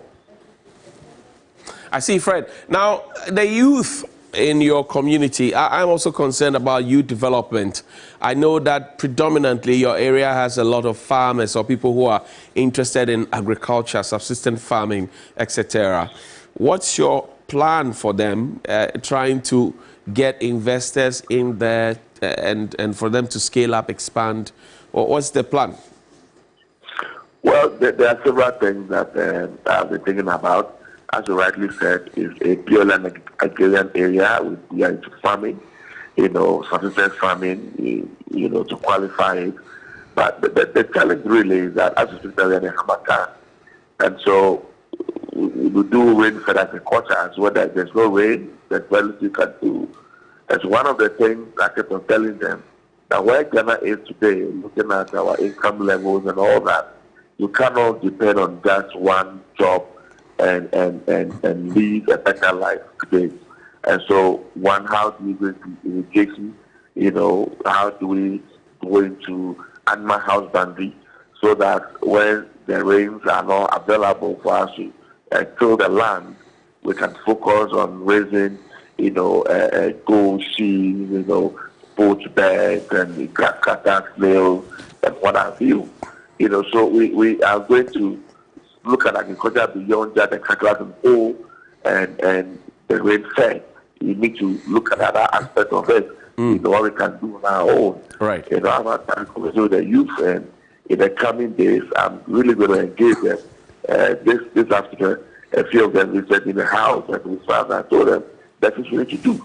Because really, if you visit every choba in Accra, in Norway, whatever it is, they serve you with maybe mutton and goat meat. That is goat meat, right? And it's interesting to know that we now are getting our goods from Togo, from Burkina Faso, from wherever. You know, and so I ask myself, what are they to keep good? So if you're a young man and you have even 50 goats in your backyard, you get bamboos and just do a pen and just keep your own goat whilst you do your rice farming, you do your cassava, your maize, or what have you. At least, if you are even in a difficulty, you can just get one goat to sell it and you can make some money. You can plant some snails, some mushrooms, and what have you. So these are things, you know, we are going to have a conversation around and see how we can assist them to, you know, do some of these things. I've got a very strong view that as a country, we say we are decentralized, you know, our governance and what have you. Every district must be noted for something, right? And so when we say, for instance, we are looking for mushroom, which is okay, if you go to maybe one constituency, that is where you get mushroom all year round, or maybe if it's eggs you are looking for, if you go to that place, you get it. When it's around this time where, you know, in most part of the country, as a result of this mining, we have all these cyanide, we have all these mercury that are contaminated their foodstuffs and the rest. How do we package our foodstuffs? You know, so foodstuff from Guam, from Guam, no mercury, no cyanide, properly packaged, and we bring to the market. You know, the value needs to go up more than the ones that come from those mining centers. And then people can, you know, make money and attract to the area. So there are a number of things that we are going to be doing the coming days. I have told them that we are not going to depend on government, you know, budget to do anything. Volunteerism, we need to come around the table, we need to think beyond the balls, and so we can do on our own and by ourselves, and how we can attract the community to come to our aid. And so, yeah, something good will come from that area. That's what we expect. Now, we've seen Fred Agbenyo, the National Communications Officer of the NDC. We have seen Fred Agbenyo, the Deputy to Mr. Alex Segbefia for International Relations. What kind of Member of Parliament are you hoping to become in 2025 and beyond? Well, I always describe myself as a person that got to the mail. What a lot of people don't know about me is the fact that I started this whole thing called politics as a branch secretary. I became a branch chairman, and I became a council executive. I worked at the regional level before I went to the national level. And so I've gone to the mail. I've told several people, I've spoken to several people. And my area of studies is development studies, right? I have an MPhil in development studies. I've submitted my PhD in development studies. And prior to that, you know, I've led my first degree, my first master's, you know, I did in social policy. And so Agbenyo is development-oriented person. You know, I've read about how Europe developed, how South America developed, how North America developed, how Asia developed. And so I am, yes, I'm going to be in Parliament, they're going to make laws and all that. But at the end of the day, if you are making laws and the laws does not bring capacity blocks and well-being, people are not satisfied. You go to a school and from a business school, from private school to JSS, we have just 4 or 5 teachers. You know, we have student bungalows, and they don't even live in the community. Right. They live, you know, in where they live in Jessica. By the time they get to 9 o'clock, by 1 o'clock, they are starting to catch a motorbike and leave the community. You know how the service improve. The healthcare is terrible. The road infrastructure is terrible. And so, for me, I am really going to rely on the network I've built over the years, especially having served at the diaspora relations. You know, I've worked with several embassies, I've worked with several countries across the globe, and see how I can leverage on that network and pull resources to develop the area very quickly. And as you are aware, this is a place that was abandoned for 4 good years. You know, and this was created as we speak today. The Youth Assembly is housed by somebody's private apartment. Even money to pay the rent is a problem. And so nothing, truly nothing. Up until 3-4 months before the election, that they brought these drip machines that they tried to reshape a few roads here and there. And even that has become a problem. The dust, it is creating in most of the communities, my brother. It is terrible. And so I can't say I know everything. I know it all. I'm going to rely on the young people. I'm going to rely on the team. I'm going to rely on my mothers. We are going to all sit down, judge it together, try to put it in place. We'll go to Parliament and go and represent the people. But at the end of the day, as I said, it's all about development. If you go and stand in Parliament and talk, and the people cannot make meaning with lies, you haven't done anything. Right. And so there's so much that I've been doing. I'm very happy that you have woken me up this time of the day and you're engaging me. It gives me confidence that the promise that was made by President Mahama that we are going to have to our economy, like this is the case in almost every part of the world where they have seen development. Now it is possible. I see. So I'm the deputy director of communication of that party. Right. I had my interviews after 6 a.m. And oftentimes by 8 p.m. the day has ended. But now they can call me at 2 a.m.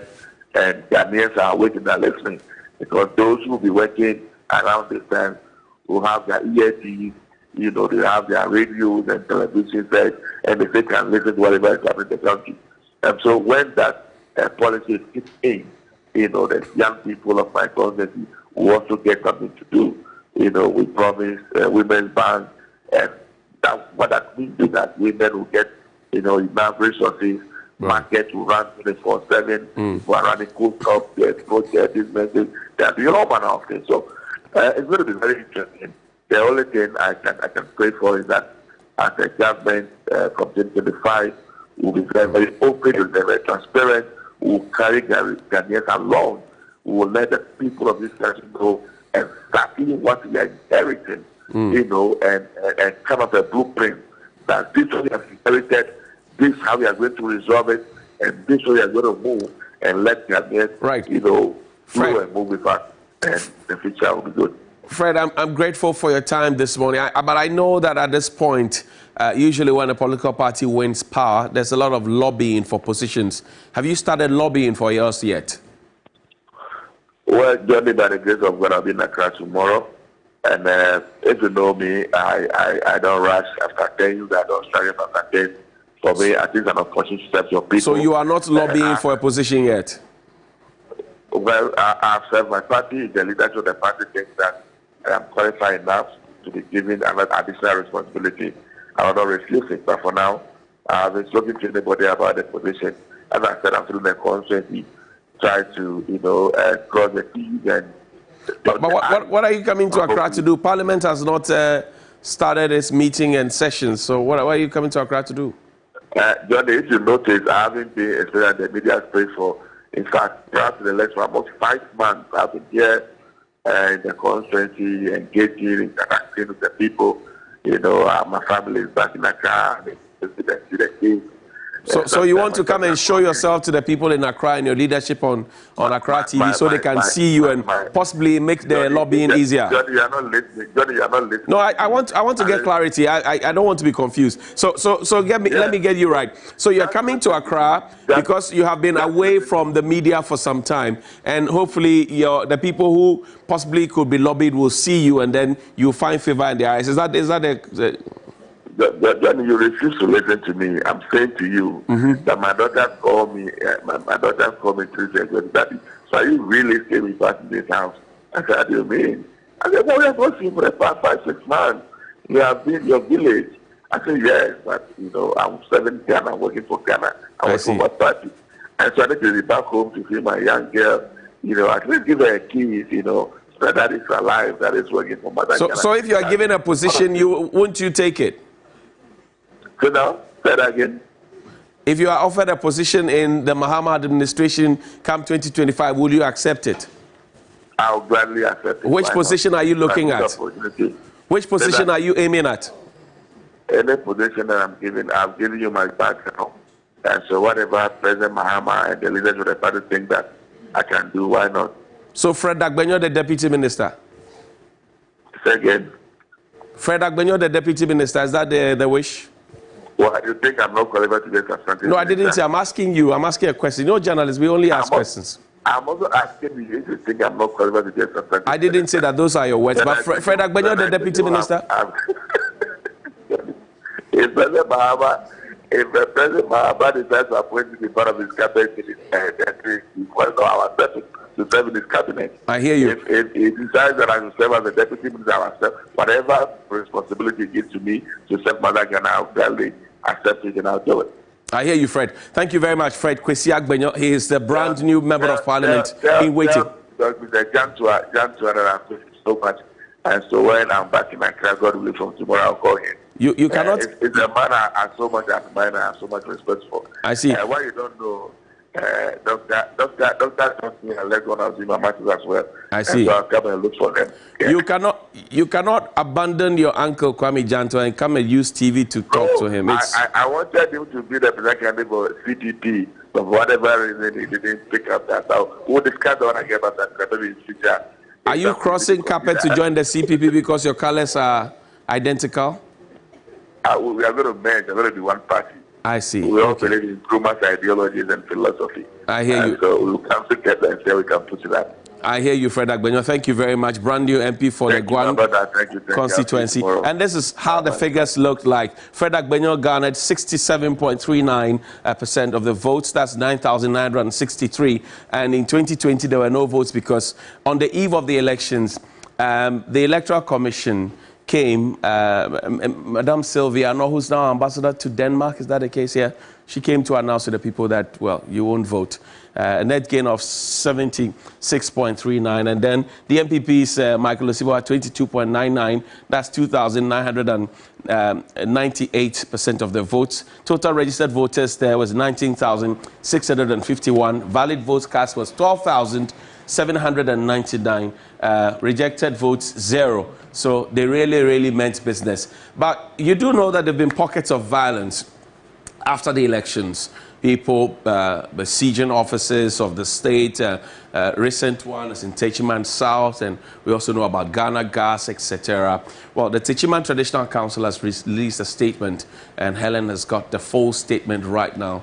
Helen, you share with. Okay, so I would have to share that statement with you quickly, and it's a Techiman Traditional Council dated the 10th of December 2024. Press release: attacks on Electoral Commission staff. Our attention was drawn by the media and eyewitnesses to the fact that after the peaceful exercise of franchise of the people of Techiman South on Saturday, 7 December 2024, violence erupted at the Collation Center at the police divisional headquarters on Sunday morning, December 8, 2024, and wish to state as follows. 1. Nananom were shocked at this news because most of us, in order to ensure peaceful elections, went round all polling stations in our divisional areas during the elections. Upon hearing that violence had erupted at the Collation Center, an emergency meeting was held to ascertain the truth or otherwise of the matter. Nananom went round to verify and see the extent of damage to humans and property. The Ghana Police conducted us round the divisional police headquarters in Techiman as to the extent of damage. To our astonishment, some EC machines, ballot papers, motorbike, and other related materials were destroyed, and some of them burned to ashes. The worst of it all was the building and walls to the premises of the divisional police headquarters. The hooligans broke the fence to the building itself with machetes, clubs, and other offensive materials, damaging all the glasses on the building and some of the burglar-proof to enable them gain access to the Electoral Commission staff and the police. Surprisingly, the hooligans were wielding guns and shot into the building of the Divisional Command Headquarters, and the police never fired back, all in the interest of professionalism and peaceful election.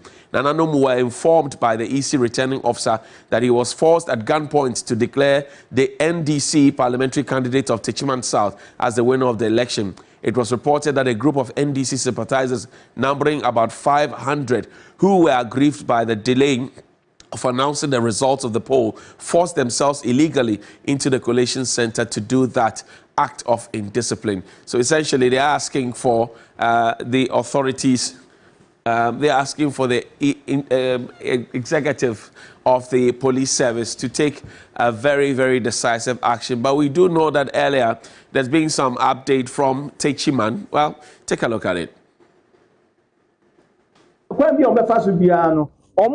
Another Justice Assembly said that yeah, you better voter population no mu na afi so na se yeto aba ebi kofa ha na ebi kofa ha ebe ma niema ayeden akoso Techiman enough esan say hot dey no esu na ye manager bunti no yante boni bia wo ha sa na agidi sese techiman so e de esi echemu a ebe ma abato no atimi akoso kama na ade asomdwe aba enti ye be gina we so na ya da techiman man ase efi say ebra sa atuatefo no eba ye no emrante ye no te nanso esan afutu ananam de ma mo amoso munti mo anso so se mo so mu a anka bone bai nanso ye be sre se wan hweye na mo nsusu anye din so a ye no mo sakan be den e be dwa nanka enti ya kan kire posifo no se o mo hwe ni ye maye be sa na emrante no so mumue mani ye na mo ntim asum ye mo ti se obi ye bibi a betimi de bone amba chachima ha mo bobo nanano amane ana mo nkobo posifo age amane mo me entrance ya ma mo mekum hipa wie ansa ya demonstration and the emfaso bi anye den eni so nananom edatajima ya se se nanu mo to aba ama asomdwe aba ye sere se mo ma ye ma asomdwe no to aso akopem se coalition no nyina be den ebe wie ya trance esese ye koye nim se sie ye tachima every municipal metropolitan it means say ye bibia ye den e kwa akase mu na se ya nya asomdwe wo ha de ye hwehwa ye santimi nka enti enuanum santwefo ye dam ase. Well, that's the contingent there of Techiman Traditional Council. He's talking about the progress that Techiman has made from a municipality to now a metropolitan status, and he says that the young men and ladies of Techiman must pay particular attention to those who intrude their circles to cause confusion so that they can alert the authorities. He has further charged the police to be on the alert to arrest those who are fomenting trouble, investigate and possibly prosecute them. They want progress. They don't want the peace that they have enjoyed in Techiman to be derailed by any individual whatsoever. So in essence, that's what the contingent has been talking about. But Helen, I've been concerned about the pockets of violence and the painful reality of the fact that people are taking the laws into their own hands. Breaking into state property, pilfering from state warehouses, pilfering is a nice word, stealing in the name of we have won an election and we are in power. Former President Mahama, the incoming president in 2025, has had cause to address the supporters of the NDC membership and the press to say that stop it. I remember Sami Jemfi also told the members of the NDC to be very measured in their jubilation. But it does appear that people are not paying attention to these calls. I want to entreat the police to be very firm. That's Arrest, prosecute, and settle the dust. Right. Arrest, prosecute. It's an easy thing for the police to do. Absolutely. Yes? And President-elect says that even though we're in a transitional period, it doesn't mean that there is nobody at the helm of affairs. Right. Well, the elections might be over, but the aftermath is unfolding in ways that should certainly concern all of us. Reports about violence across the country have surfaced. Let's take a look at some of these recent happenings. The phenomenon of invasion of social and state installations by political party facts during transition periods of government seem to have come to stay. The acts, which is often characterized by vandalism, have been condemned by many well-meaning Ghanaians, describing it as barbaric. The practice where thugs of an incoming administration take over state facilities started in John Agyekum Kufuor's regime, where public latrines were being hijacked by party foot soldiers. Fast forward to 2024, the situation still persists. Just after the MPP presidential candidate Dr. Mahmoud Bawumia conceded defeat to his counterpart in the NDC, John Dramani Mahama, a nationwide thuggery was unleashed again. I've received reports of attacks on state offices and installations. While it's unclear who is behind these attacks, I condemn them in no uncertain terms. These acts must cease immediately. As I said during my post-declaration speech, I urge the youth not to vent their frustration in criminal enterprise. Instead, they must channel their anger and frustration into the positive enterprise of resetting and rebuilding our beloved nation. I urge all our citizens to remain calm and avoid actions that could harm our institutions and our democracy. The offices of the Ayawaso East Municipal Assembly in the Greater Accra region was first to be invaded on Sunday. The thugs bolted with 4 motorbikes, a concrete mixer, a tricycle, a number of air conditioners and 7 desktop computers after the thugs forcefully broke into the offices. It took the deployment of a team of police and military officers to restore calm. Nobody would like to stay in the office because you don't know what will happen. Okay. And what actually happened wasn't good because this is an office. It's not a market square whereby you go and do this thing. It's an office. You see the point? So what they did there is a disgrace to I don't know whether it's my own people or what. It's a disgrace to all of us because if you are from Nima or Mamobia, you come and do this thing, you have disgraced our people. Also in the Greater Accra region, a different set of thugs invaded the premises of the gas house, which hosts offices of Ghana Gas. From information that we are gathering on grounds, it is alleged that these thugs are members of the National Democratic Congress who have besieged the premises for reasons that we do not know. Police say 1 officer was injured. The Ghana Ports and Harbour Authority in Tema was also not spared. In the Volta region, thugs suspected to be affiliated to the National Democratic Congress (NDC) besieged the residence of the whole municipal chief executive following an intelligence that the MCE is holding fertilizers meant for farmers in the municipality. The party foot soldiers vowed to guard the fertilizers so they cannot be evacuated from the office. In the eastern region, situations turned worse in the Ayensuano constituency when electoral material stored in the district Electoral Commission office was set ablaze while community members stood helpless.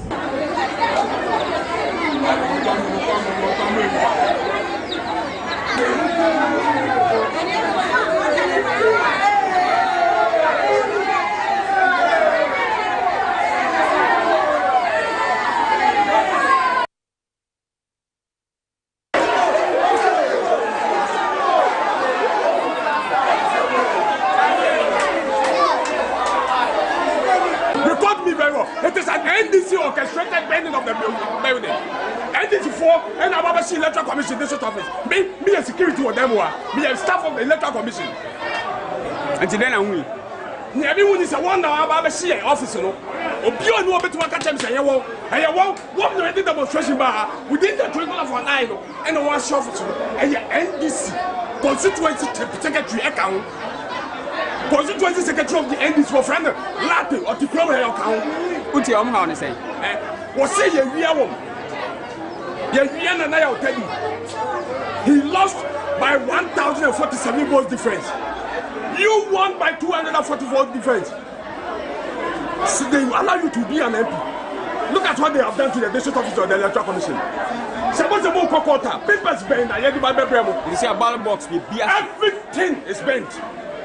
Although this vandalism has been widely condemned, the situation lingers. The Sablugu and Gushegu districts in the northern region also had their share of the thuggery as party foot soldiers stormed the northern regional Agric House, Gushegu Assembly Warehouse and the Sablugu Agric Warehouse, making away with several bags of rice and other stored cereal crops.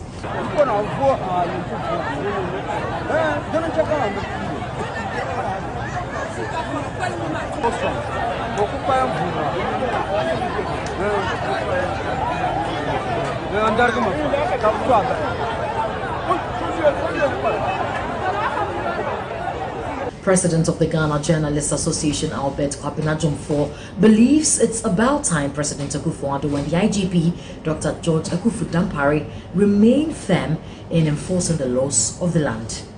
The police say 107 persons have been arrested nationwide.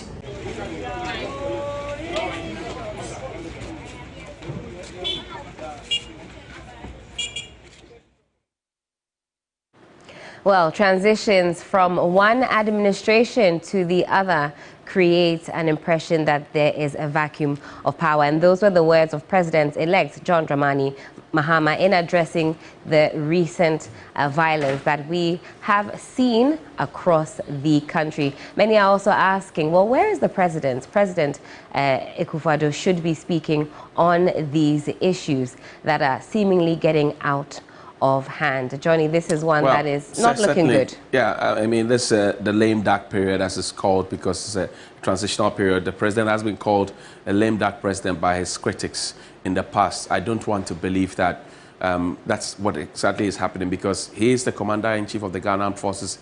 He is the head of the national security. The vice president is the chairman of the police council. He is the chairman of the armed forces council. They have all the security and the wherewithal to make further instructions to tell the IGP or whoever has the duty of authority to go out there and you know, instill discipline and make the law work. But it's also important to get this other angle. The fact that party shirts are available anywhere. I mean, if we go onto the market to Makola today, I'm sure we can find party shirts to buy. Or if we make a phone call to say, I want either It Is Possible shirt or a Zoo shirt, I'll find one too. So you can't straight away say that these are NDC or MPP people. It will only take investigations to unravel the real identities of these individuals who are causing trouble left, right, center. So that is why you expect the police and the NIB to, at this time, have identified people. And I'm happy that some persons have been arrested, but a lot more people could be arrested, because there are videos showing the faces of people carrying bags of rice, carrying, other stuff from warehouses, from wherever it is, people vandalizing public property, etc. There are videos. Ghana Gas, I'm sure there are CCTV footages. People can be identified and they can be picked up.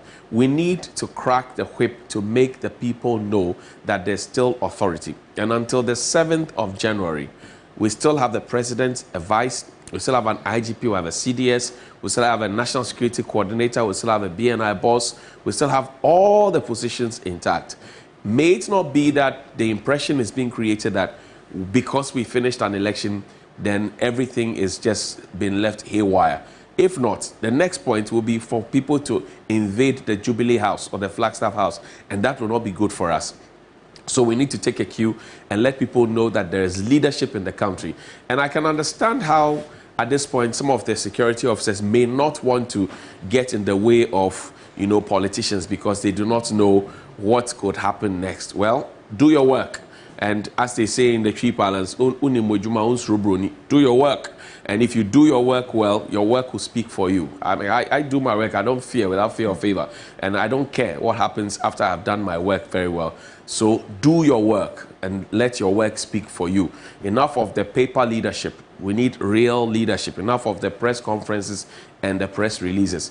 Get on the ground and do proper police work. Investigate, find the people. Right? Find the people and let them pay for their sins. Let them atone for their sins. Enough of the paper leadership. Judith, are you doing paper leadership too? Well, yeah, enough of that. I agree with you perfectly. The big question right now is really, what is the sitting president doing about this? We haven't heard a statement from him. And it surprises me that the vice president and a flag bearer of the party was able to put out a statement calling on the president-elect John Dramani Mahama to call his people to order. But we do not know, we cannot confirm really who really are behind these acts of vandalism. They might be wearing T-shirts of a particular party, but we really cannot confirm, because as you said, T-shirts can be bought anywhere at this point. Right. And anything can be done in this particular critical moment when we know that there's a change of power. So really, what is the sitting president doing about this situation? We've not heard from him. When is he going to talk? After the 2016 election, my good friend Fred Agbenyo, who we just spoke with, at the time he was communications officer for the NDC, and he was on the media, after the election, talking about the fact that now that the NPP has won, the price of this must change, the price of that must change. And I said, oh, come on, Fred. I mean, you sound like a broken record. I put it on Facebook, and I remember so well you know, that same conversation seems to have come up. You speak to people who are aligned to the government who used to be on social media, you know, telling you about the good things the government had done, and they say, oh, now that we have voted, we hope that next week the price of fuel will drop, the dollar-CD relationship will be better, etc. It doesn't work like that, you know. So we need to start educating the public, and that's disinformation to the point that the person knows that I have the information, but what I'm using the information for is wrong. We must, as media, step in and let them know. I mean, Helen, it will be most unfair to all of us who are doing our lawful duty to drive out and then somebody accosts you and says that, you know, I won't tolerate it. And I don't think that we should let the country get to that point. At the core of this conversation actually is another ideology that I think we need to turn our attentions to. The idea of this winner takes all syndrome. So you've got teeming youth who feel left out of opportunities and incentives and so on and so forth because they might not be party people. And we see that when power changes hands, that conversation comes up. We had calls to engage some teeming young men in Ho, and they had besieged the MCE's office because they alleged that some items were being hoarded. So I think it's something that we need to, you know, get to the foundation of. This doesn't happen in a vacuum. We can certainly put some more flesh on the bones as the conversation continues, but Judith still has her panel intact, and they'll also have a bite on this. Right, and we're very ready to discuss this issue of vandalism. They're here, they're ready with us, Team No Sleep. Lawyer Jantwa, let me come to you first, because the question, as we've said right here on the TV3, is that what is the president doing? I heard you ask whilst a video was playing that where's the IGP? Where do you put the blame at this point? Julie, it's not a question of putting the blame. People should do their work. The fact that we've had an election doesn't mean that you didn't take an oath to protect Ghana. Where is the Minister of Interior? Where is the IGP? Where is the Minister of Defense? Where is the regional minister? Where is the president? Here we know he's checked out. He checked out ages ago and really can't be bothered about where Ghana is today. He can't be bothered. His party has lost. But he forgets he's taken an oath to protect us. He is still in power. President Mahama can't come and do his work for him. President Mahama's work starts January 7th. But President Mahama should call him to order. He's going to meet him on Wednesday. That is the first thing he should tell him. Oh boy, please, let's protect our country. It is wrong for the president to sit and not say anything. It is wrong for the interior minister not to say anything about what is going on. So the country should burn. Is that what they are telling us? Do you think this is a sort of a calculated effort to? I don't know to create the impression that I don't know whether say the party that is about to come into power is causing some sort of mayhem in the country. What is the phrase you use? Come into power. They are not in power yet. God forbid, if anything happens to President Mahama now, will he be in power? No. Who is in power now? Who took the oath on January 7th, 2020? Is he still not in power? Right now, if President Trump, he's not in power. But let's say Obama, not Obama, what's his name? Biden decides to invite presidents of Africa. Is it John Mahama who will go? Isn't it President who will go? He's still president of Ghana, and his first responsibility is to protect the citizens. So why is it going on? But I don't understand. Well, you see, what is happening? I don't understand the youth. I don't understand the youth. Why should you burn Electoral Commission office if you don't agree? There is a process of elections. Even if you find that electoral commissions are doing kana, it isn't to burn the place. It is to take them on. But then, who is to blame? Who is to blame? with all this electoral something? Isn't it the chair of the Electoral Commission? So are you saying that the delay that has been caused ever since the elections till now, some constituencies still do not have their results, there are issues of pink sheets being missing as a result of vandalism? And look, it still surprises me that some parliamentarians who claim they have disparities with the electoral results are saying that they do not have pink sheets, when pink sheets are the most important thing with regards to elections. They couldn't take pictures. They do not have soft copies. From what has come out of this entire thing, the Electoral Commission stands guilty. Why do I say that? CI 127, and we discussed this yesterday, CI 127 states that once an election is done and the pink sheets are signed, you paste one at the polling station. The chair of the Electoral Commission should ask her people how many of the pink sheets were posted at the door of the polling station. How many? So that anybody passing can do what? Can have a look. Was it done? That's a breach of CI 127. It's a breach. Did we not see fake papers? Did we not see scattered everywhere? What has stamped? What has the Electoral Commission said about when she came? When she came and she was giving her verdict, she was talking about giving the presidential. Did she say anything about it? One, she said nothing about the fake ballot papers. She said nothing about the people who had been killed. Nothing. And when she finished, she says, it is finished. What does she mean by that? Look, if they give you responsibility, responsibility comes with the fact that you have to be able to execute that responsibility 100%. Today, the people of Ghana have given the NDC responsibility. They cannot deny that responsibility. And anybody, and this is the responsibility of President Mahama, anybody in his party who he decides to give a position, if they misfunction and they run out of line, he should show us that he can deal with them, period. Because that's what the people are looking for. And right now, President Akufo-Addo, with what is going on, deal with the corporates. Where's your Interior Minister? Call him and ask him, oh boy, what's happening? Call the Inspector General of Police. What is happening? Why is this going on? And I won't find how sure are we that he's going to do that if there have been several instances where he certainly just did not act? And I'm saying that he should act.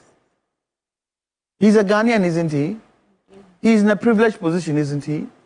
And the ordinary Ghanaian is suffering from these things. When he came, if he had created the jobs that are required, would the people have the time to go and do this? Did he create the jobs we were looking for? All these things going on, doesn't it mark of his inefficiency? All this going on, the results from the elections, doesn't it mark of his inefficiency? Let's call a spade and stop pussyfooting around. Let me come to you, Shamima, for your thoughts on this matter, because Lawyer Janto is talking about the fact that the EC is not doing its job well. In fact, he puts most of the blame at the EC, because if not for these delays, if not for the fact that they hadn't posted the pink sheets for everyone to see, for that transparency to be created, there wouldn't be this vandalism in most collation centers. What do you say? I want to start, first of all, by calling on all comrades to pay heed to the call from our President, John Dramani Mahama, and to also discuss some nuances with the reported incidents.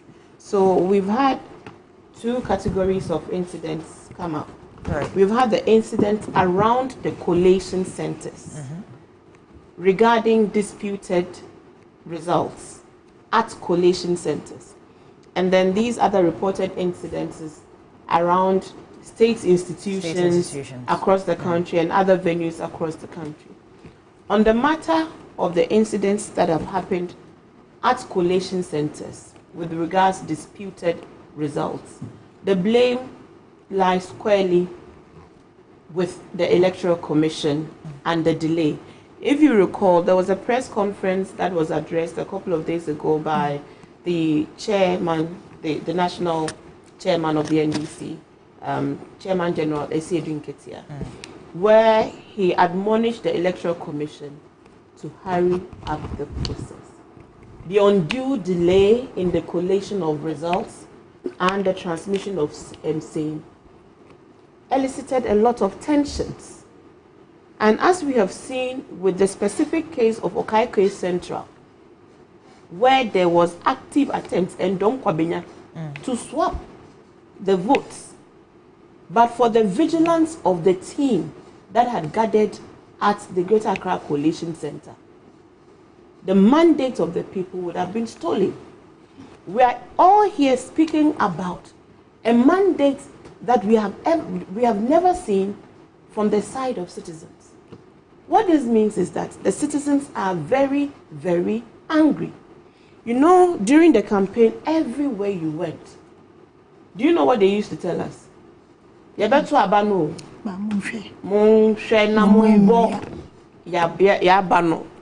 that we should protect from villages. The ballot. Villages, markets, they were kept telling us that and we should protect the ballots. So the anger you're seeing from the youth is anger that is rightly justified because of the mistrust in the Electoral Commission and because they truly want to protect their votes. So around the coalition center problems, we cannot blame anyone other than the Electoral Commission and those complicit presiding officers who were attempting to steal the mandate, the right mandate of the people. They are to blame. Because once it was obvious that some machinations were happening, how is it that a party that told us to go to court and for the next 8 years, 4 years, every day they remind the NDC that elections are won at polling stations. You heard them, didn't they? And that your pink sheets is really your evidence. And in the matters that generated these tensions at the Greater Accra Regional Coalition Center today were disputes over pink sheets. And the fact that the party in government could not tender in their right pink sheets. And then when we checked, we saw that there were attempts to swap votes. So with Baba Sadiq's place, they were asked frontally, bring your pink sheets. They could not deliver their pink sheets because the numbers would not have tallied. So when one case like that happens, what have you done? You have created mistrust in every other case that is yet to be resolved that borders on the issue of contested results. Okaikwe North, there was a complaint of undue duress on the presiding officer who ended up declaring... The laws were clear. The electoral laws were clear. You were delaying in the announcement of the results. You had gathered enough polling station results, more than 2/3. And in that case, you were enjoined to declare what you had. To the extent that the other party was unable, in all of these cases, the NDC always had all of its pink because, as you know, Dr. Hanabusi said earlier, we had learned very bitter lessons from the past. And there was huge investment in training agents. The entire IT Elections Directorate spent sleepless nights creatively coming up with an airtight system to monitor and ensure that we deliver the electoral outcome that we wanted. So we're not going to just sit and fold our hands. So for those particular matters, the EC was complicit in generating those unnecessary tensions at the coalition centers. Now, to the matters relating to spaces outside of election collation or results. Besieging state institutions, ministries, passport office, you know, burning down Ghana Gas. That one is condemnable. And that's why I'm saying that if you are a true member of the NDC, to what end are we engaging in those activities? Because if you trust the vigilance that really delivered this win to us, trust that that same vigilance would be at work from day one that His Excellency John Dramani Mahama is sworn in and he takes over as the president. Everything is set in place to ensure strict accountability. We must work with people within these institutions as we are. They would give us information. We haven't been sleeping over the past 4 years. So, dear comrades, if you are joining any group of people to foment trouble, John Dramani Mahama says, please cease and desist. We do not want criminal activity, because if you are found on the wrong side of the law, the security agencies would have to deal with you accordingly. We are also suspicious about the rampant occurrence of these things across different places. So we are also meant to suspect that perhaps some people who don't have anything to lose are fomenting trouble and using troublemakers to infiltrate and give a semblance as if it is NDC people who are causing this chaos. So that because they've already started the narrative on social media. Didn't we tell you that these people and their violent takeovers? I'll take you back to history. Before 2000, quickly, in the year 2000, during the 2000 elections, when there was a peaceful transfer of power, peaceful, the PNDC transitioned Ghana into a democracy. We did 8 years under Jerry Rawlings, and then Jerry Rawlings and Mills. Peaceful transfer of power. The tone of transitions was set under the Kufuor administration, where there was daylight ambush of all previous government, what do you call it? Appointees. They were not even. They were stopped in traffic, vehicles taken away from them. We quite remember. Sacked from their homes. But they say it's happening today. Arrested. They say it's happening today. I'm saying that the MPP always sets the tone that degenerates and erodes our democratic dispensation. Then they quickly come around to shout and what do you call it, scream woof and act the victims. We know them from their forebears. Yes, NLM. We know them from their forebears. NLM. The bomb throwing forebears. The CIA collaborators forebears. The coup making forebears. We know them and their character. We will not be deceived. We understand their true nature and their machinations. So what we are just telling, please, comrades, do not allow the NPP to create a semblance of chaos at a time that we have had an overwhelming mandate. The people who are in all of these institutions who shouldn't be there, you can be rest assured they will go. We have gathered the intelligence, we have the information. Do not allow yourselves to be used to foment trouble. Do not go and forcibly take over state institutions, because they are formalized institutions and structures.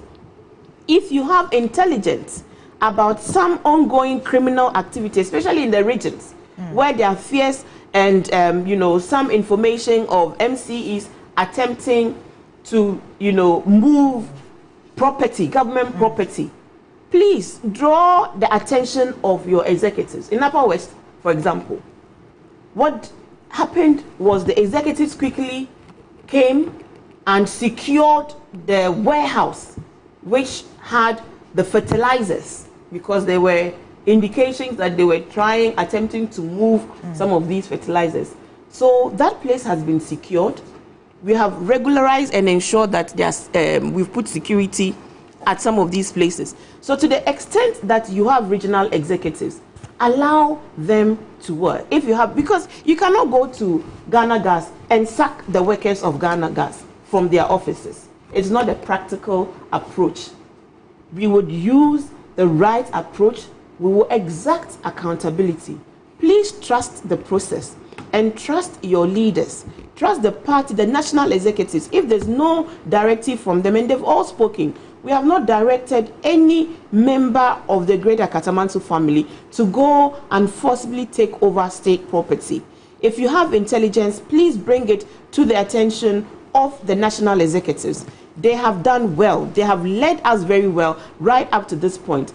Do not let us mar this huge mandate we have, this great goodwill we have from the people of Ghana with some of these avoidable shenanigans. By 7th January, you would see that Operation Oral would come into full force, formally, through the right procedures. We will demand accountability. Please do not let us foment trouble.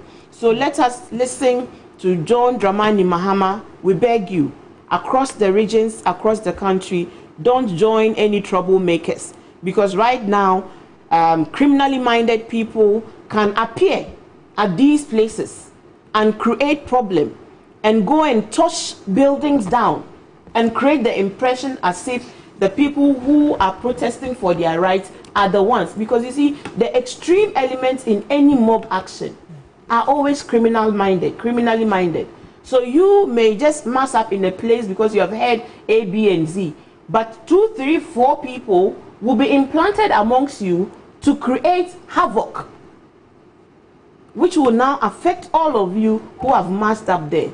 Please continue to be vigilant. Continue to bring us information, but do not become agents for criminal activity. We beg you, we plead with you, we love you, we appreciate everything you've done for the NDC right up to this point. Let us not destroy what we have built together. We have a resounding mandate. In Parliament, we will do what is required legally to hold everybody accountable. Why go touch down state property that we would have to come and then use the money that we don't already have to rebuild? That doesn't make sense. And that's why I'm really suspicious about who is behind. What is the motive or intent behind that? So please don't touch down buildings.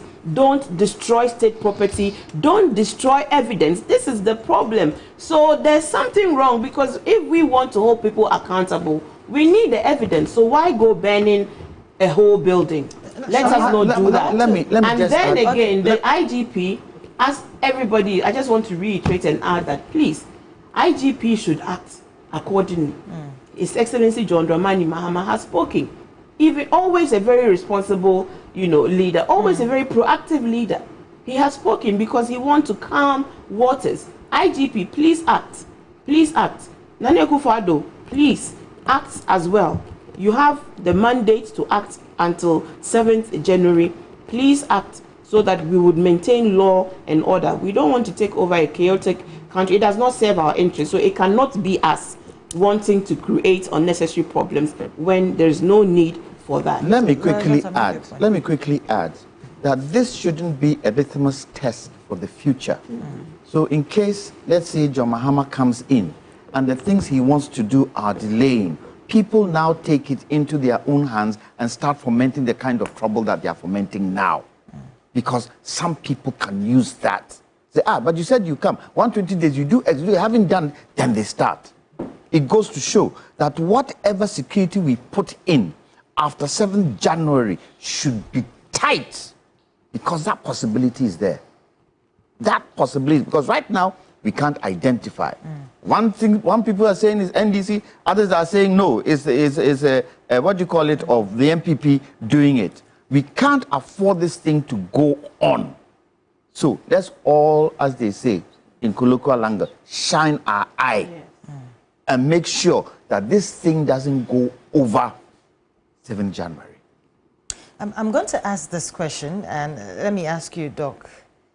Looking at the transition time between when elections are held in Ghana and when the mandate is formally given to the president-elect, it's almost about a month.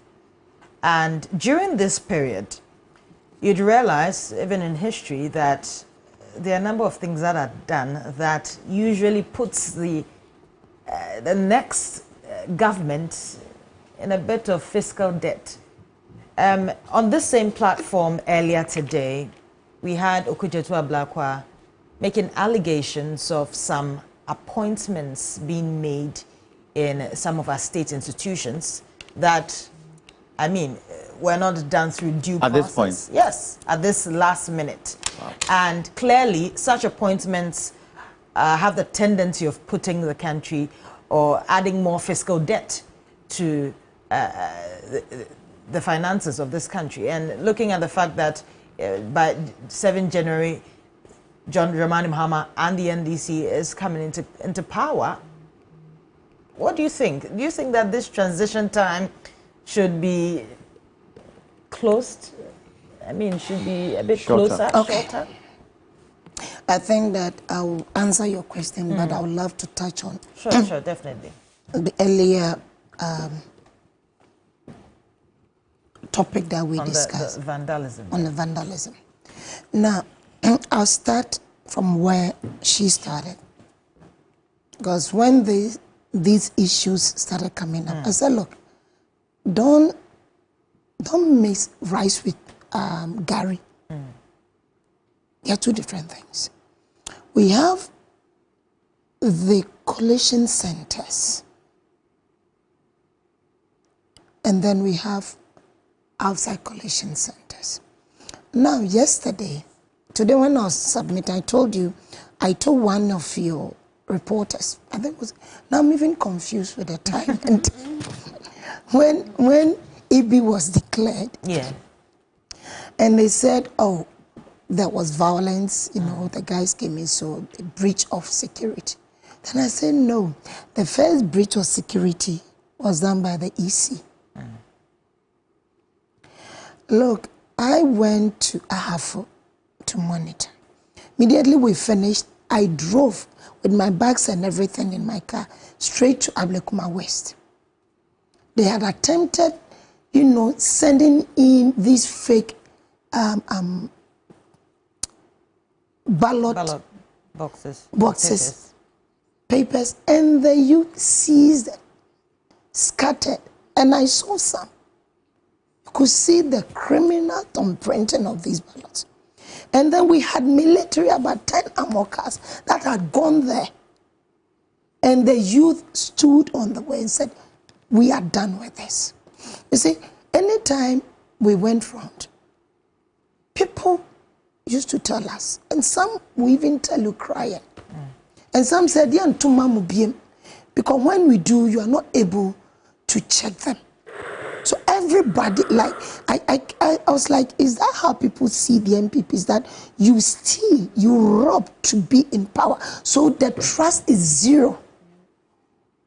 So we had to promise them. I remember I had an analogy I used to make, telling them that, look, as a woman, once I go and I deliver a baby, my husband, my sons, my family members will not allow any midwife to steal my baby or give my baby to another person. So we are assuring them that as we go and deliver our victory at that labor ward called the polling center, with the midwife that are EC officials, we will not allow them to steal our victory and give to the one who will be defeated, that is the MPP. That's what I used to say. Now, Ablekuma West has its own share. Okakwe South had its own share, even tear gas and everything. Me, from there, I went straight to Tema West because we had issues at Tema West as well. And there was so much agitation. So when some of us got in, we tried to come between the ECs and our guys. And I kept asking the EC, why will it take you so long to collate these results? Then you find so much irregularities. Remember, we have our pink sheets. And the people there know. I had a very bitter experience with the EC. And we are talking about EC officers being set on fire. When Thanos took the election 2020 to court, because there was zero collation, so all that we wanted to do was to go to court and collate and do recount complete. The MPPs never came there. They never came to court. And so they kept charging them. When they realized the judge was getting close to passing the verdict that they should bring the boxes for recount. We woke up one morning, one fine weekend, and the Tano South EC office was on fire. Computers, ballot, whatever, fire. Will you say it was me, Hannabisi, or the NDCs? So let's ask a very simple question. Why will an NDC go and burn the documents that we want recounted? It doesn't mean that we support violence. No, I condemn every form of violence. But you see, when the stakes are high, like Ibi writes on today, I was listening to the program, and Titus Glover, he went on and talking and saying the kind of things. He knows exactly what happened. Why would you, the regional minister, walk away with the election director from where we're all seated, go for a while, then you come back, then the man will come and sit and tell us that I will not announce, I'll add the figures, I say they are irregular. There was one that it's only the EC and the MPP that have the pink sheet. Independent candidate doesn't have it. We don't have it. Then we went to the polling center. It wasn't pasted neither. And then you come back with huge figures on that pink sheet for you and MPP, and you're asking us to accept it. But somebody will ask you, for the way, why should we do that? Saturday, some of us were with them. Tear gas and pepper spray mixed together, we received it. We stayed there, and it took you 13 hours to collate presidential. So I told them that, look, we can wait for the parliamentary, but we need our presidential to finish the job up there for President Mahama. So we sat in, and then we finished. You recount, you recount, and we went on and on and on. Why the recount? Because you see, they joke with when they massage figures. They are not able to add it up well. You remember their mother, Jane, what's the name of the woman? Jane Mensa. Yes. You seem to always forget her name. No, there's no space. There's no space for her name in my head. You remember this country, you know why it's like this? Because she lied in a very demonic way 2020. No, what was it? Yeah, 2020. When she devilishly announced electoral results about 7 times in this country. Let's stop the hypocrisy in Ghana now. The first announcement was more than 100%. Who said what? And you want us to track the same character, the same woman, in the hands of affairs, with the same president.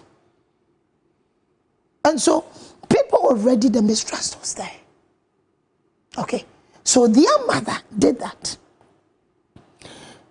How can you have 100?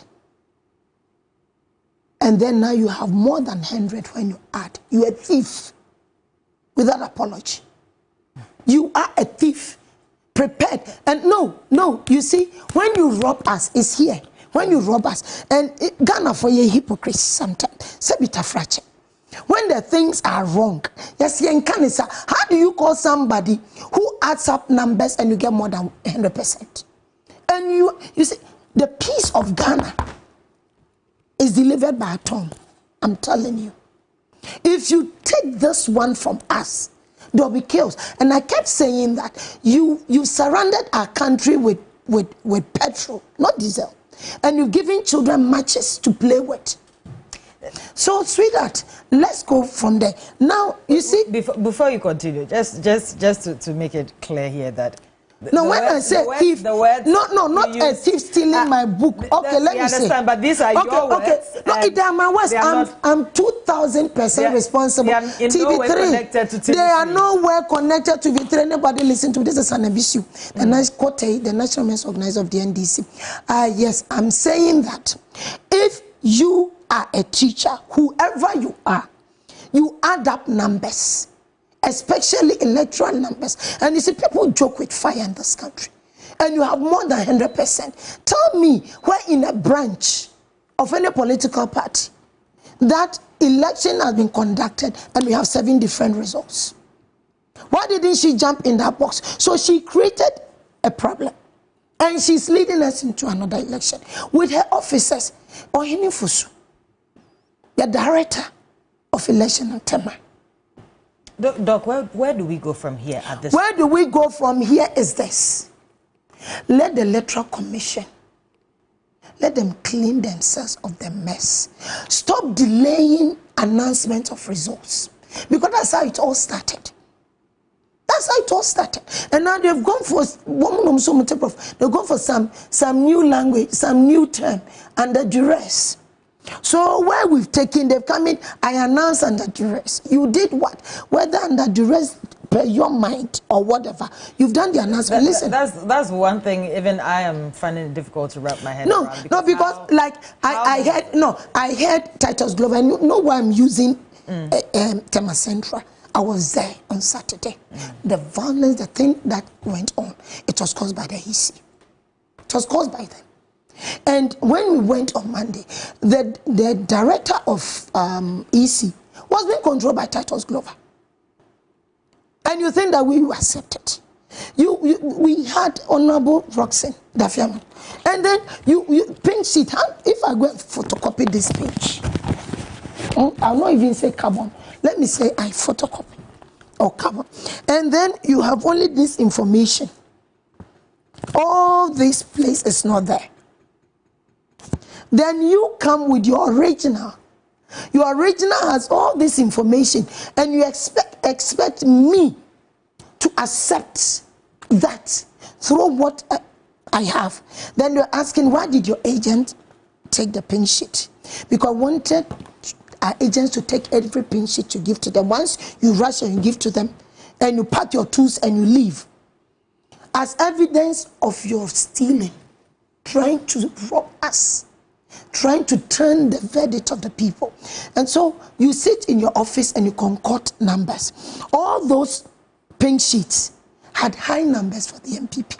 So when you do this and you say you're not announced, after you go with Titus Glover, then you have called for it. At the end of the day, people came in and they were making noise, screaming, shouting, chanting. The police spoke with you, said, look, you have more than 2/3. That's what the law says. So why don't you announce it? But Hanabisu, Doc, sorry. That's okay. That's fine. Once you say the Bisu, add the Kote, that's my saying. Kote, sorry. Doc, in 2020, a similar thing of this nature, and I'm not talking about the vandalism, I'm talking about the issue of pin sheets were raised. The issue was even, I mean, and your general secretary at the time, General Mosquito, was asked for and he couldn't provide them. No, let me say this. He couldn't provide them. Sorry, that's why they did what they did to us. So this is you learning from your lesson? No, we did. We learned from the stealing. We learned from all this pin sheet saga. And then they realized that now we're vigilant. And you see, if you've not been a polling agent before, you will not know. And sometimes our guys are intimidated, especially places where it's MPP stronghold. And so once they are giving the pinch, I've been a polling agent before, but me many sensor. You understand me? If it doesn't tally and you've written my name, that's what they do. And you don't sign, they'll sign for you. So I will pick the sheet and I will write in that column. I will not sign because I'm not happy with the results. I'll fill the column, you can't sign for me. I'm different from other people. And so all these violence that happen around our electoral processes, it was caused by the EC. Let nobody blame anybody for that matter. It doesn't mean that we approve of violence, but it's not even violence. People came screaming and chanting. People are angry. People went out to vote you massively. They rejected nepotism, cronyism, everything that you represent. And you are trying to change what they struggle to vote. And these are young people. Okay, so let's move away from that. Amy Bright was announced, declared, somebody is endorsing on pink sheet. When you are at the polling center, when they do the collation thing, me have been a polling agent before, we throw papers on white sheet. After the announcement, then you wait, you understand? Then they fill the pink sheets and they ask you to sign. Sometimes they even write your name before filling, and it's illegal. They are not supposed to do that. I should be standing there for you to write my name. So all these things have happened. For the love of God, let the EC, I'm sure by now they've finished. If they've not finished, any outstanding constituency, let them stop the delay. Well, they announced today in their press conference that they want to ensure that every constituency with outstanding... I don't want to listen to... I'm not talking. I don't want to listen to them. I'm speaking as a citizen. I'm speaking as a political leader. Our chairman spoke. You tell us to keep quiet. I remember very 2020 Tano South, when the police pointed their guns at us with the backup of the military, because we're demanding for them to collate. So they think this year we're going to leave them like that. No.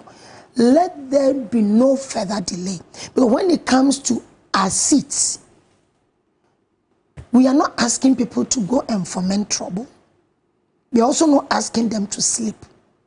We are asking them to go to the collation centers and be vigilant and make sure that they don't rob us. But as they amass, as they gather, and they form that huge crowd, you can't promise anything. And so for the sake of peace, that's what I'm saying, that it's the EC that is causing. Now let's move away from the EC thing and come, sweetheart, I'll go there, and come to this burning of this, burning of that. Let me say this thing to you. I'll not talk about the early 2000s because she's spoken about it. I came to Ghana 2001. And I came to Ghana 2001 from Cuba. And when I got here, I got my fair share. Because those days I didn't even understand anything. I felt that, okay, NDC wasn't in power, but I could still use my party point failure. President Rawlings came to Cuba in 1998. And I was the only student who had an NDC muffler around me. Recently, Professor Danso Boaf sent me the picture. I was the only one. Okay, so me and my NDC from school days. Even though I left Ghana under the PNDC. So, come and say you'll be wearing your party thing. They will insult you, somebody will hit you, somebody will pull it. And I was fighting, I didn't understand anything. It shows the violent nature of the MPP. We moved away. 2004, we couldn't win. What happened? You still pounce on us. 2008, we all know what happened. I was part and parcel of it. The gunshots, whatever. Me, I was there. I was an agent there. Now, we won. We call for calm. In fact, President Mills asked us not to jubilate. It was no jubilation. An election that we went 3 times. Was it not the MPPs that burnt the time office? They burnt that office, the Electoral Commission's office. They burnt it. Then when they realized that their calculations did not match, and I'm taking your viewers to history. And I want, you see, you know why I'm saying this? Because people have to know. 2008, Bantima, Swami, Menchia, and I think in Shiayaso, these constituencies had already been entered into the system. Then the guy who was in front and behind the computer was asked to go rest. Another person was there. It was deleted. Then we had the intel that some people were taking a flight to Kumasi to go and pay the regional whatever returning officer to change the figures and facts and back. We thought it was stupid. Until whether then the very things that we had collated started flying in again. When we said no, then Afarijan said, let's go into the system. These things were not there. They added. When they added and it didn't come up. That's when we went to the Electoral Commission and the police came there and started shooting. Then they realized that they were shot with, I think, about 40,000 or so. Then immediately you said, you know, let us vote in Thai. Now you wanted to go to Thai. So we rise there. So there's a history. It's this same MPP, 2016. People's mothers were beaten in my constituency. Elderly women were passed through the bush to my house. People's houses were burned down and just brought down. Motorbikes were burnt. My house was surrounded by the police for 2 weeks. Because there were people inside, they were preventing so that people not come and burn my house. I left Tano South with police escort. 2016, government appointees were stopped on the road and their vehicles taken. 2016, people were sacked. Toll booths, people like, remember toll booths, people working in toll booths, you went, you took over. Let's take all these things away. Now, we are here. And I'm talking to our people. I don't believe that everything happening is the NDC. I believe that people who want to hide behind the disturbances at the Electoral Commission offices to now say, oh, NDC 4 years, so that computers will be burnt, documents will be taken away, and other things will happen. Obviously, if people go and they besiege a place that has rice, and I'm hungry, I'll take it back. So at this point, are you justifying what is happening now? No, I've condemned. History, or you are blaming no, you see, I've already in the name of NDC. No, I've already condemned it. Don't get me wrong, I've condemned that. And in fact, we said that the president has to act. He's the president. Nobody should call President Mahama. I think the one who is the chairman of the police council was the one who was contesting the name of the NDC. What's his name? MPP. The one who lost miserably. There's a one. No, the one who was contesting presidential for MPP.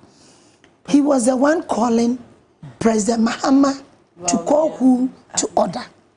You were in government. You are the chairman of the police council. Why are you calling somebody who is not yet, who has not yet been sworn in, to come and take charge of what? Yes, there may be some disturbance which is condemned. We condemn it, and we said that, look, comrades, please, if you are part of it, stop NDC in ADHI. Because people are using you to cover up. Trust the system. So the first 120 days, Aura will be in place. And trust me, every road, because people don't want, they are not even asking for food right now. They are asking us to take action, to prosecute. So it should be done. It shall be done.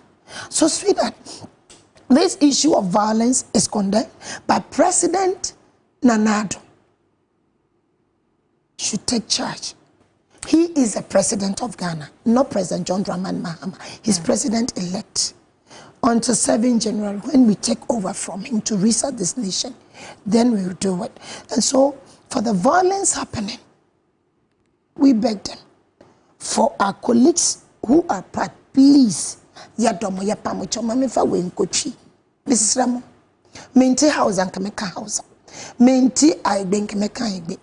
Ofane ga menye mewie fio ke ofe if you are doing you can ho mepamocho because enya sankrofo bi be famu din no so no ma ye niema hyehe computers hyehe niema ye ba ye nya bi mfa nye adwuma wose mfa nye timisremo.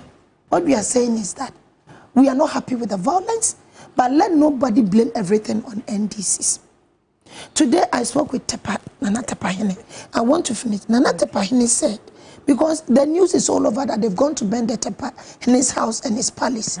He said not even a bird has come there to even talk to him, or, they were having their own things there, both NDC and MPP. And electoral process, election-related violence. Because of what we want, you don't want to give it to us. And so there's that clash between the two political parties. And so the blame, I pack it and place it at the doorstep of EC. I think that they need to sanitize this electoral system. They need to be fair. They should stop massaging figures because we are ready for them. We will not allow them to massage figures. We will not take any soft copy of any pink sheet. We will not do it. And so, please, I'm ending here. What did you say? Yes, you were talking about appointment. No, I'm just this is quick one. This one, let me go to Lawyer Janta for it because let me just say one thing. You spoke about appointments and stuff. You remember the single spine? You remember single spine? Yes. When President Kufuor was leaving, he gave an increase of 35%. And do you know how much it cost us? And again, I just remembered the burning of foreign affairs. When we came 2009, and GRA. And the burning of markets. Please, I beg you. Let me ask. Let me ask a question. Let me ask a question. Is Napo still Minister of Energy? No. I'm making an analogy. Is he still Minister of Energy? No. He stepped down. Is Vice President Bawumia still Vice President? Yes. He's a running mate. Huh? Oh, he's the flag bearer. Is he not the chairman of the Police Council? Does this not fall directly on his lap? Prof. Pepepe. If Dampare is not working, is not moving, isn't it the responsibility of Vice President Bawumia to get the Police Council, sit and discuss how they are going to stop the violence going on? Why is he also silent? You've done a good thing by conceding early and keeping the country intact. So what about this one? You are chairman of the Police Council. And if the president is not saying anything, at least act on behalf of Ghanaians. Pronto. Ghanaians so rejected. But he comes out with a statement. Who comes out with a statement? He came out with a statement. We don't need a statement. He has responsibilities. Does he you are the chairman of the Police Council. Act. Act. Don't call on the president-elect. Yes, you can call on the president-elect to talk to his people. We don't know whether it's MPP, NDC, because right now, people wear different T-shirts. Can't tell. But for the safety of the country, as chair of the Police Council, act. Let me ask you a question. Would you, not knowing the results of an election, will you print victory cloth? Is it sane to print victory? You don't know whether you are winning or not winning. Will you? Oh, they print their business. Somebody who is watching us has just sent me this. I'll give it to you. You tell me what it is. Tell me what it says.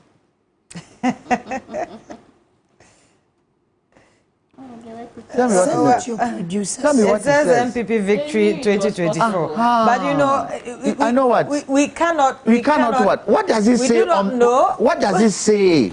Yes, does it say CPP victory cloth? Does it have evidence?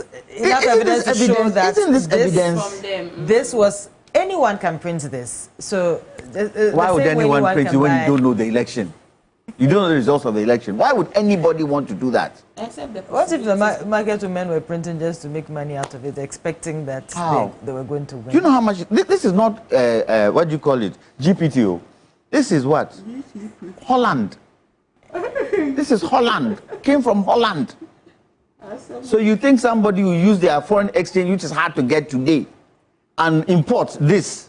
Okay, Lajasa, you make your point. He's making his point. I'm making my point. This all goes to show some of the things that are emanating. But please, MPP, you are still in power.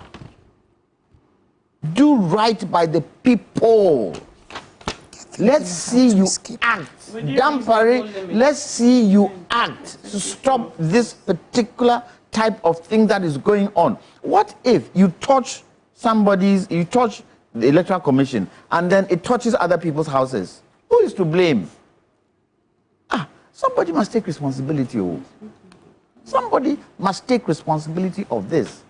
And the president, you have sworn to do what? To protect the nation of Ghana in the dying days of you leaving. Protect us, we beg you. He didn't protect when he started. Protect us, we beg you. The incoming president, what can he do? Has he been sworn in? Does he have the mandate? The only mandate he has right now is that the people have said, here, we've given you our power. When you come in, you have the right to act. Right now, he can't use that power for anything. It's useless power till he's sworn in. But we have a president, we have a vice president, we have an interior minister, we have a minister of defense, we have a regional minister, we have even district chief executives. Where are all of them that this is going on? But Ghanaians, I beg, this kind of thing we are doing, it doesn't help anybody. You going in there and stealing rice, stealing this, it doesn't help anybody. Let's stop it. We are hurting our own selves. And lawyer, it doesn't work. I asked earlier, although she didn't answer that directly. No, but which one? Let's which get one? it from I didn't Lawyer answer Janta. that, so that I will understand. Maybe, the maybe issue I of the forgot. transition time that I asked earlier as to whether if it is shortened, it helps prevent issues like this. 1 month. One month is short. too short.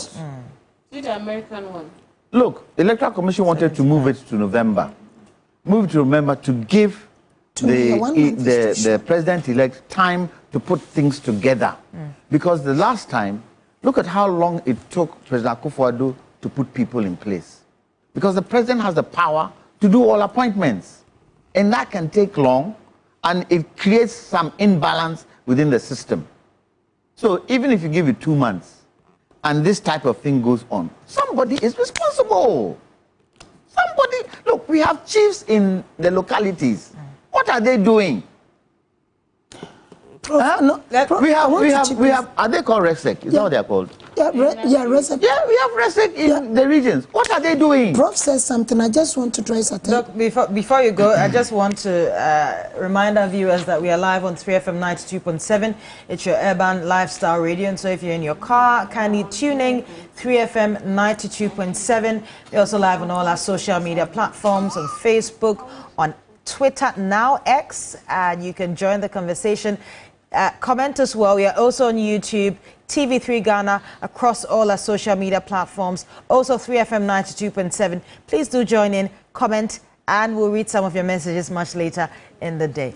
Judith, I wanted to, let me shift a little bit from something that was said by Johnny. I think the time has come, with the NDC having this massive win, the time has come to put local government in focus.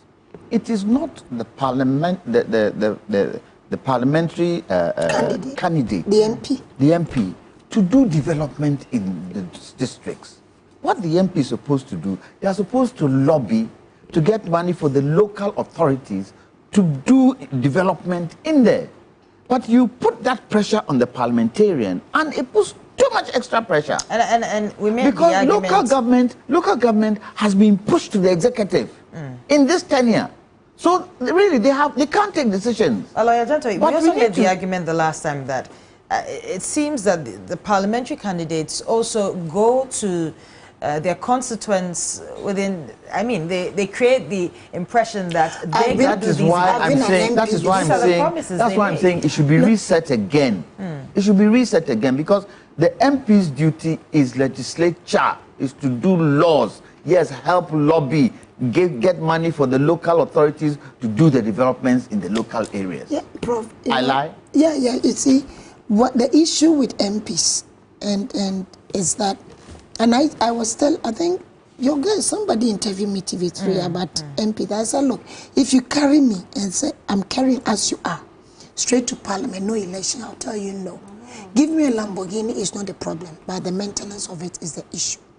Because the mindset and what people go through. So the MP becomes their president, okay?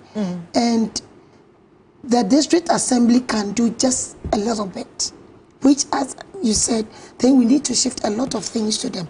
As a member of Parliament, what I used to do was my common fund and everything that came, I signed my documents, like my letterhead, I signed them. And I used to sit with the district assembly around the table and say, okay, what are the things, when I went and these are the things that I saw people needed. Then they said, oh, these are the things I also need. That's okay. Then the district assembly will prepare a budget. If the budget is very huge, I'll go out, lobby, and if I had money, my district chief executive will tell you, it will be written, check will be written in the name of the district assembly. Then I'll send it to them and say, it's for this project. If money comes into my common fund, health insurance fund or special project fund, what have you, ask how much do we have in? That's how much, okay, so what are the projects? So can this take care of it? Then you understand, I partner the district assembly. But the others, you lobby. But unfortunately, people think that we have to even do funerals. You go there, I will not promise that, but people, you see, they look, the pressure on MPs. If you dash me, change that. Yes, if it needs. It's not fair. The people need to be educated. I said, I thank God I don't want to go to Parliament anymore. No, so I can advocate for members of Parliament. I agree with you because I mean, before the elections, we were embarked on a program called Women's Manifesto, where we were trying to speak to some of these female parliamentary candidates. I've been to, the homes of a lot of female parliamentary candidates, and the masses that are there waiting for sewing kits, oven. Okay, no, that one is good. That one is good. Someone money to go and marry. Someone money to go and marry. Yes. Adoring. Someone will marry a first wife. After 1 year, will come back to you for money for the second wife. Okay, no, I'm serious. Look, somebody's brother had an accident. Not my fault. I took charge. Ambulance paid. Confanoche, the guy died Muslim, so quickly I paid back. I paid for the Islamic funeral for them. Wow. After that, they said, part of the family is also Christians, they're going to do that. I paid. After a year, I was there, the sister came. I thought he was going to tell me, oh, thank you for what you did for our brother. She brought her the funeral card to show me, to remind me that was the brother. That he was NDC and he died. I said, okay. Then he said, our father died. He was the only one who was taking care of our father. No, listen to this story so that you know some of the pressures MPs go through. And we've gone to our region, I don't want to mention the name of the region, to go and bury our father. Because our brother was not there, we finished the funeral. We are coming to you, pay for the casket that we used to bury our father. You need to let me tell you, you need to manage your emotions to go through. I would not want, under any circumstance, be a member of Parliament not again. Fair. Because I prefer to be a community volunteer work, but I want to advocate for members of Parliament, regardless of their political party. I think that we need to put them back on track. You see, MPs' vehicles, people go after members of Parliament, and these vehicles are bought with your money. Government takes care of they waive the tax for you. It's my salary, and I use it for official work. I pay my own driver. If you're not a minister, it's not that they're giving them motorcade. The police, security. But first, we didn't have. They do one with traffic, so it's motorcade. So you pay. Imagine those difficult constituencies. That's what I'm talking about. So somebody, look, I went to Tumu. And I was asking myself, how will anybody be a member of Parliament in Tumu? Because if somebody is in Accra, your vehicle in Accra will not get spoiled, but the Tumu one, you have to find extra money. And so when you see a member of Parliament driving his or her Land Cruiser, it's a 4 years salary that they've spread for you, you pay. For the love of God, if we want our MPs to be effective, and I want to address the new ones so that the expectations will not be too high in Parliament. MPs, when they leave, they are miserable because you can't keep any money. Well, sometimes they came in with not having any work to be doing. No. And then you have to farm. Some of them farm. Everything will go back to your constituency. So for me, I want to advocate for these members of Parliament. You have to look at it. That is only when we have to look at it. They'll be effective for us. I have been there. I know I love my people. And me, I will support my MP now. Charles Asiedu. I will support him with everything I have for him to succeed. Because I know he's a young man full of energy. And I know he can do it. But if I want to support, in other words, I'll advocate more so that the constituents will understand him. That if he has a bottle of water and he gives out, it's not because it's his obligation, but probably he's gone out there to lobby. I was building a market. 2016, when I left office, the market is still there. Because I went to lobby. And the church were written the name of the district assembly. They gave it for a contract. Stores were built. We started the stores. And we left office. It was just 3 days to election.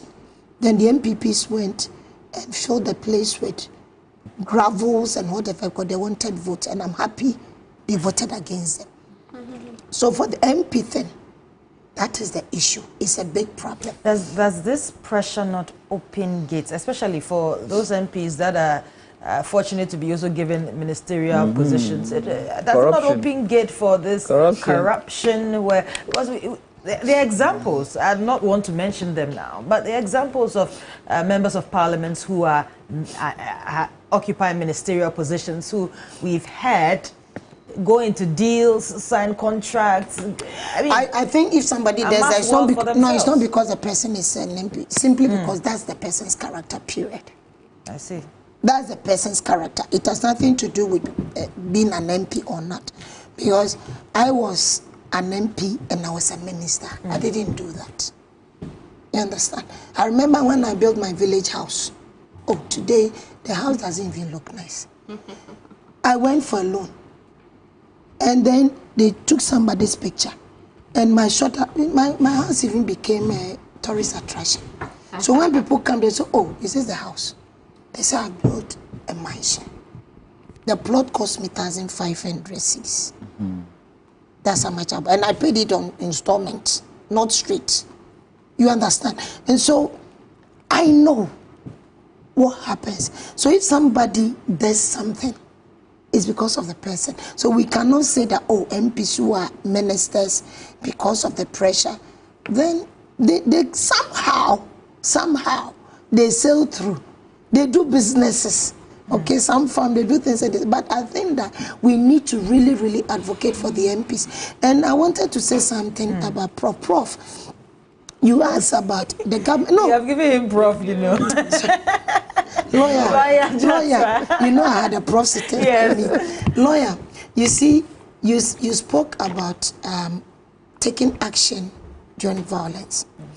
There's also one thing. If the citizens do not trust the system, they take the law into their own hands. That is wrong.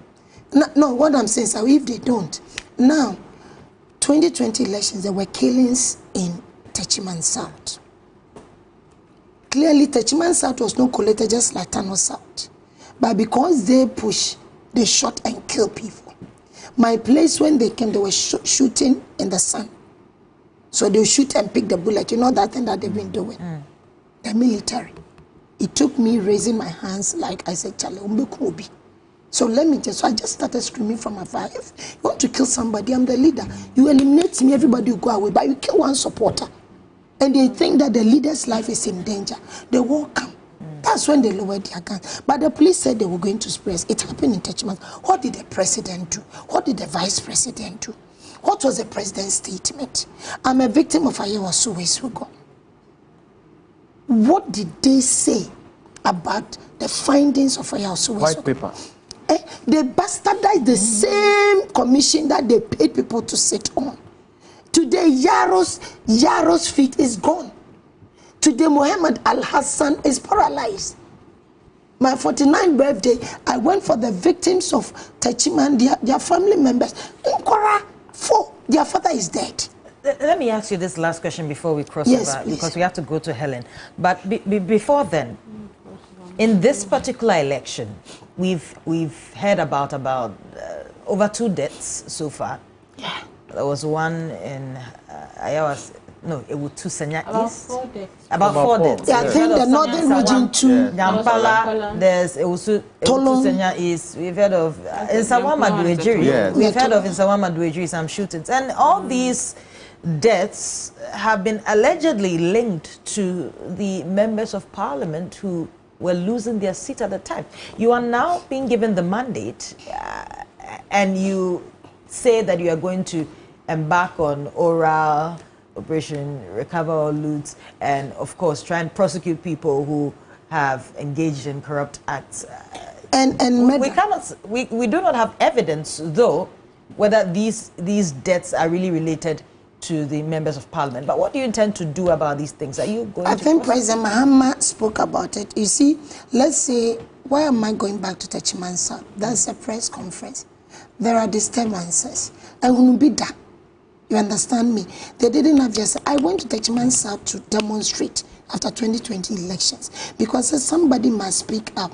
Okay, so Techiman South was the military. They killed them. We saw the women, those whose legs and hands were broken. We went to the Wenchi Hospital to see them. People died. Ablekuma Central. 14 years. I covered Ablekuma Central last 4 years, and I was the only journalist standing there when the man who died there was shot.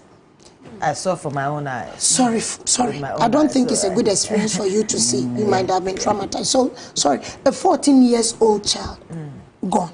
And so, if the president had come out, investigated, okay, then people prosecuted. Then people will now know that, okay, if it happens, I'm not happy, this happens, I can go here. You understand me? Edra, the military man just went down and gunned down somebody, just shot this young, retrieving, running away. They used to just say running away young guys. You did that. What happened? You are paying compensation without prosecution. And so, what I'm saying, lawyer, you were a lawyer, media, I'm only a pocket lawyer. If they take action, President Mahama says all these things will be investigated. I also wish must be. Somebody must stand trial. And I'm sure that 2024 election killings also come on board. Because obviously, no one, for me, I'll tell you, and I've always said it, if you slap me, I'll slap you back. Okay, on that note, let's cross over to Helen now for some social media comments for all of you who have been following us from 12 a.m. all through till now. It's 4:30. It's about 4:30. No. Helen, take over. All right. Well, do keep your thoughts, your comments, your questions, even your suggestions coming. The hashtag we're using, it is hashtag Election Command Center, and you can find us on all of the socials. We're on Facebook, on X, and also on Instagram, and we're also still streaming on 3FM 92.7. Let's take a few of your comments on Facebook. It's good to see a lot of you are still up and awake with us. It's Team No Sleep. Joseph Kofi Ewa says those doing that must be treated as criminals and not party sympathizers, speaking about the pockets of violence that we have had reports on after the elections. Ruben says 24-hour economy in progress, and we've seen a lot of those comments across the board on social media. Joyous Yao also talking about the elections in 2016 and 2020, and he has his own thoughts about who won and who did not win. More of your comments here on social media. Owusu Kobia says she will be fired. I'm sure we can hazard a guess at who this individual is referring to. Okay, and wow, a lot of you also making some comments about the declaration that was made and the figures that were quoted. Some more of your comments here on Facebook. Well, another one, Christiana Adai says, if they think it's the NDC, they should arrest them. More comments there about the teeming youth who have been reported as causing violence in different places across the country. Ruben also wants to know, is this recorded and is it being replayed as live? No, Ruben, we're actually live on TV3, on social media, and also on 3FM 92.7. This is live. Okay, Money Combe says the banning is helping them because they want the NDC to lose their records. Money, I don't know if you're referring to the NDC or the NPP. That's some of the conspiracy theories that are being advanced after these pockets of violence have been reported. Is there something that is behind these acts? Also, Papa Esifwa says, staying with you and working alone, staying with you and working alongside TV3, you are the best. He also mentions 24-hour economy. And as you know, we've been coming through 24 hours with our coverage before, during, and after, of course, the elections 2024. Opoku Edusei says the solution is to reform social welfare and resource them so that all these problems of the MPs becomes resolved. Vake says 24-hour economy already in use. So much respect to TV3. That's coming from Bright Emmanuel. Thank you so much for that. Do keep watching us on all our platforms. TV3 Ghana, the CNN of Ghana. Well, we're the TV3 of Ghana. And more comments there coming through. TV3, I love you all. That's from Sepa. Thank you so much for sticking with us as we're doing the analysis this morning. Okay, Sir Philip says, TV3, you are so deep in analyzing issues. Kudos to you guys. Thank you for that. Okay, have the NPP created it? Tofik wants to know. But again, do keep your comments coming, your thoughts, your questions. They're absolutely welcome. Let's segue now to the Volta region. It's the stronghold of the NDC. But let's take a look at what the climate was like this particular election cycle. When we come back, we'll take you to the northern part of Ghana. The Volta region remains the NDC's World Bank. At least the party took the opportunity at the just ended polls to reinforce that position, sweeping all 18 parliamentary seats in the region, including the Hohwe parliamentary seat that they lost to the MPP in 2020. But overwhelmingly, the party did that, garnering more than 90% of the vote in most of the constituencies. For instance, in the North Tongue constituency, the Member of Parliament for the area got more than 93% of the votes there. It's also the case for the Ketu South constituency. And so across the Volta region, the party ensured that they made a significant amount of votes to retain and return more of their numbers into parliament.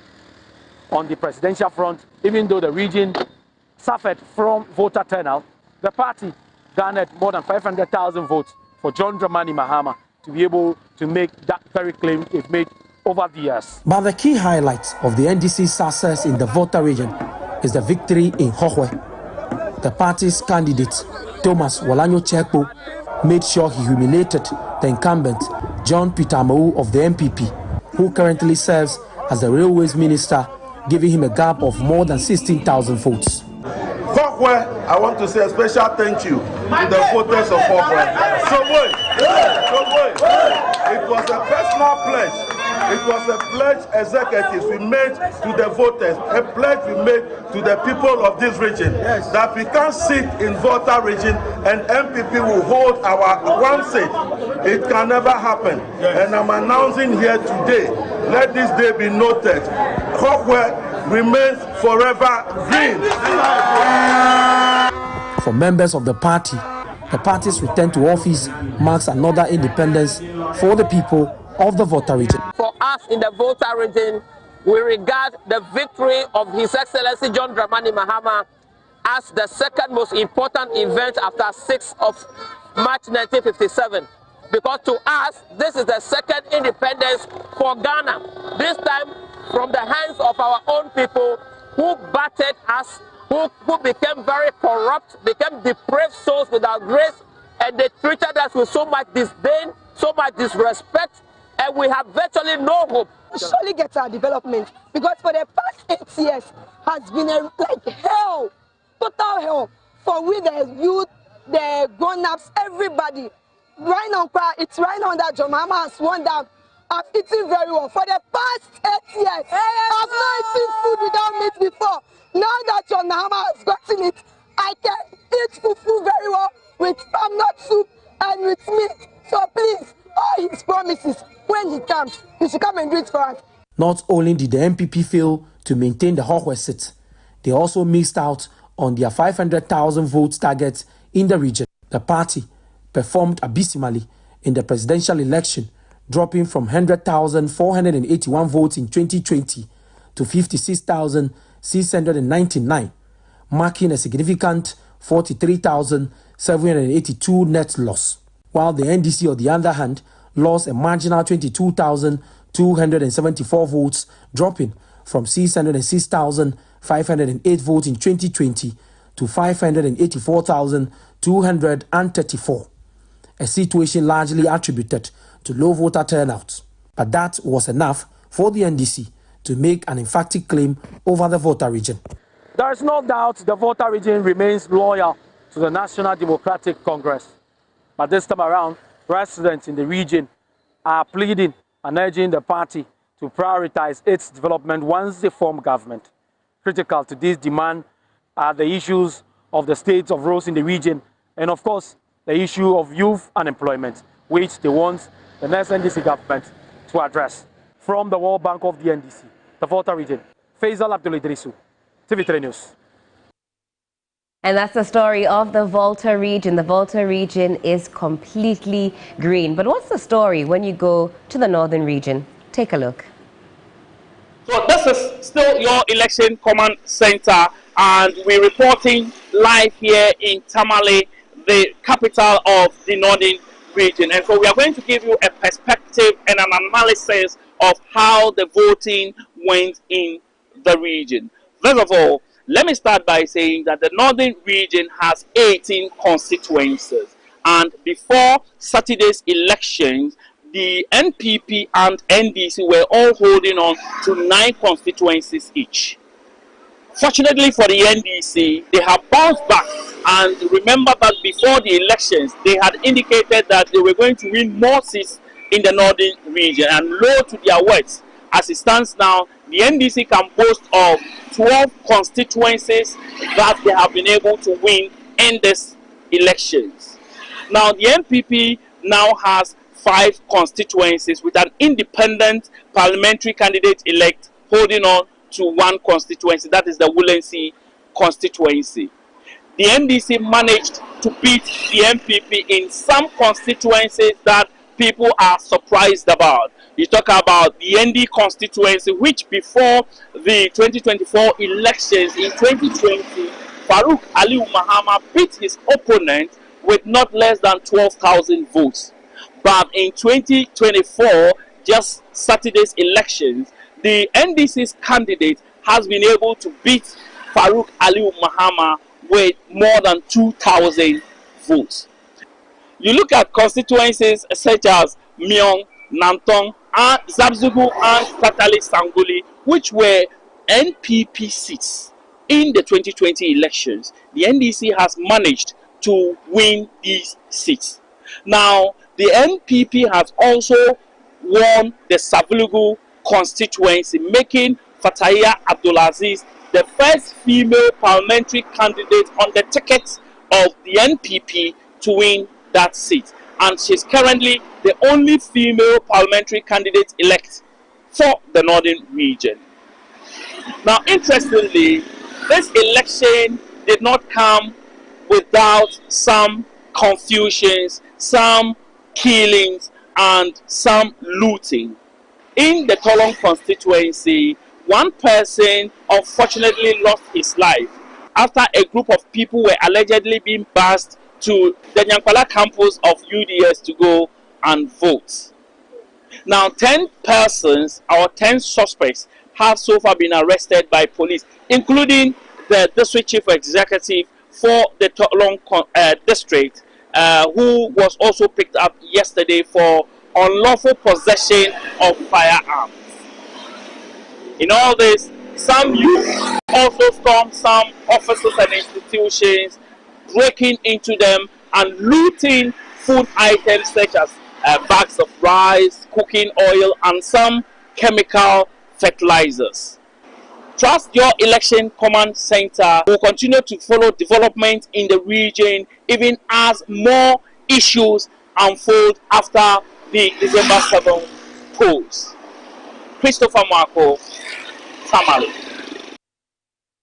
And you can certainly trust Your Election Command Center to bring you the very latest and the best of analysis. Now, let's also take a look at the parliamentary seat distribution over the years. Johnny will expand on that for us. That's right. And if you check your time, it's some 8 minutes to the top of the hour, 5 a.m. And most of you have been asking under the live stream, is this live? Yes, it is live indeed. We've been doing this since Friday when we started the coverage of the elections. And these are the post-elections analysis. So we start from 6 a.m. in the morning and then we go till 12 p.m. From 12 p.m. we go to 6 p.m. From 6 p.m. we go to 12 a.m. And then from 12 a.m. we go to 6 a.m. and then in that order. So we are Team No Sleep. Helen, myself, and Judith, Team No Sleep, and that's what we do here. So this is pretty much live. It's on your radio on 3FM 92.7, also on TV3, across our social media platforms on X, at TV3 Ghana, on Instagram, Facebook, and also on TikTok. But let's look at the distribution of parliamentary seats over the years, since we're talking about strongholds of the NDC, the MPP. Well, in 1996, I'm sure you know that the NDC had majority. They had 189 of the seats because the MPP boycotted that election. So it was predominantly NDC people in the parliament. In 1996, you had 132 seats and also 162 for the NPP. Then in the year 2000, the NPP had majority, right? So in 1992, 1996, this was the Jerry Rawlings era. The Jerry Rawlings era ended on the brink of the year 2000 election, right? So in 2000, the MPP had 99 seats, and then the NDC had 91, where the MPP became majority in that parliament. Then fast forward to 2004, the MPP still maintained majority, but this time around, because the number of seats had increased, the MPP had 128 seats, and then the NDC had 94 seats.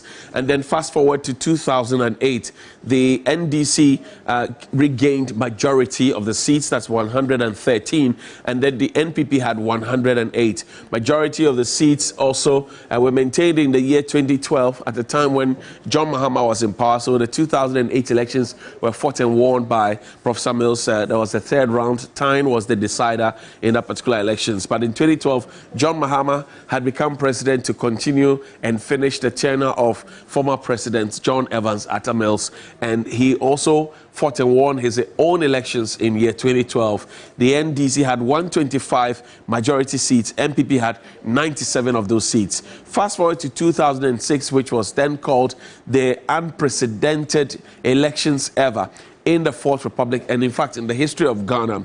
The MPP had 169 seats, 169 seats. Under the MPP had 106 seats. Never happened before. Another interesting thing was that in the year 2020, we had a hung parliament for the first time ever in the political history and life of this country, where the NDC and the MPP both had 137 and 137 apiece. So 137 seats for the NDC, 137 seats for the NPP. And then we had one independent candidate, that's Andrew Esiama of Fomena, who became a second deputy speaker of the Parliament of the Republic of Ghana. Andrew Esiama originally is an MPP person, but he felt that the party had not treated him well. He stood on an independent candidate. In fact, President Akufo-Addo at the time had gone to Fomena to go and campaign against him, literally to suggest that he cannot work with somebody who is not able, right, to play ball with a party and that he cannot work with an independent candidate. Well, he defied the odds, won that election, and the NPP spoke with him. He did business with them. And if you talk about the 4 vacant seats, Fomena is one of the vacant seats which is now being contested. Afenyo Marking, Kujetua Blakwa, you know, that makes Speaker Bagbin indefinitely suspending Parliament, and the rest they say is history. Fomena here, if the Andre Siama had contested on the ticket of the NPP, the NPP would have had a clear majority in this instance. But he still went ahead to do business with them. If you come down to 2024, we're still gathering the figures, but we do know that the NDC at this time is in a very clear majority, hopefully to get 2/3 majority of the 276 seats in Parliament. What it means is that the slides I showed you earlier, where regions like the Central region, regions like the Western region, the Greater Accra region, the Savannah region, the Northern region, the Upper East, the Upper West, the Bono region, the Hafo region, the Northeast region, the Ashanti region, the Eastern region, the Western North region, the Volta region, and also, you know, all the regions, 16 put together. The NDC has shown strongly in that contest. Now, these are some of the constituencies that have been won for the very first time by the NDC. If you come to the Greater Accra region, there are seats like the Dom Kwabenya constituency, held first by Reverend Professor Right Honorable Aaron Michael Quay, former Speaker of Parliament, former Member of Parliament as well, a political science doyen and a legal luminary. He is the firstborn of that constituency, succeeded by Sarah Adjo Asafo, daughter of the cleric Christo Asafo, Apostle Asafo, an engineer as well, inventor and creator. And she took over. Unfortunately, the sins of Adjo Asafo were visited on the constituency, the Dom Kwabenya constituency, and when she went on an unceremonious leave into a hiatus and literally was speaking to us in slangs and was telling us that she had to go and take care of her children, etc. But she was on government payroll at the time. She was not reprimanded by the government of the day, and the people of Dom Kwabenya felt spited at some point. If you go there, because we went there to do some debates, they thought that upon the return of Adjo Asafo, she could have apologized or should have apologized to the constituents, but she found it necessary to apologize only to her political party, the NPP, and not the constituents which she represented in totality. And that sin was reflected, the result of that sin was reflected in the results, where Michael Quay Jr., who's also a private legal practitioner, currently at the Free Zones Authority as boss, has been a former ambassador to India, stepped in his father's shoe as ambassador to India. Well, he didn't get that seat.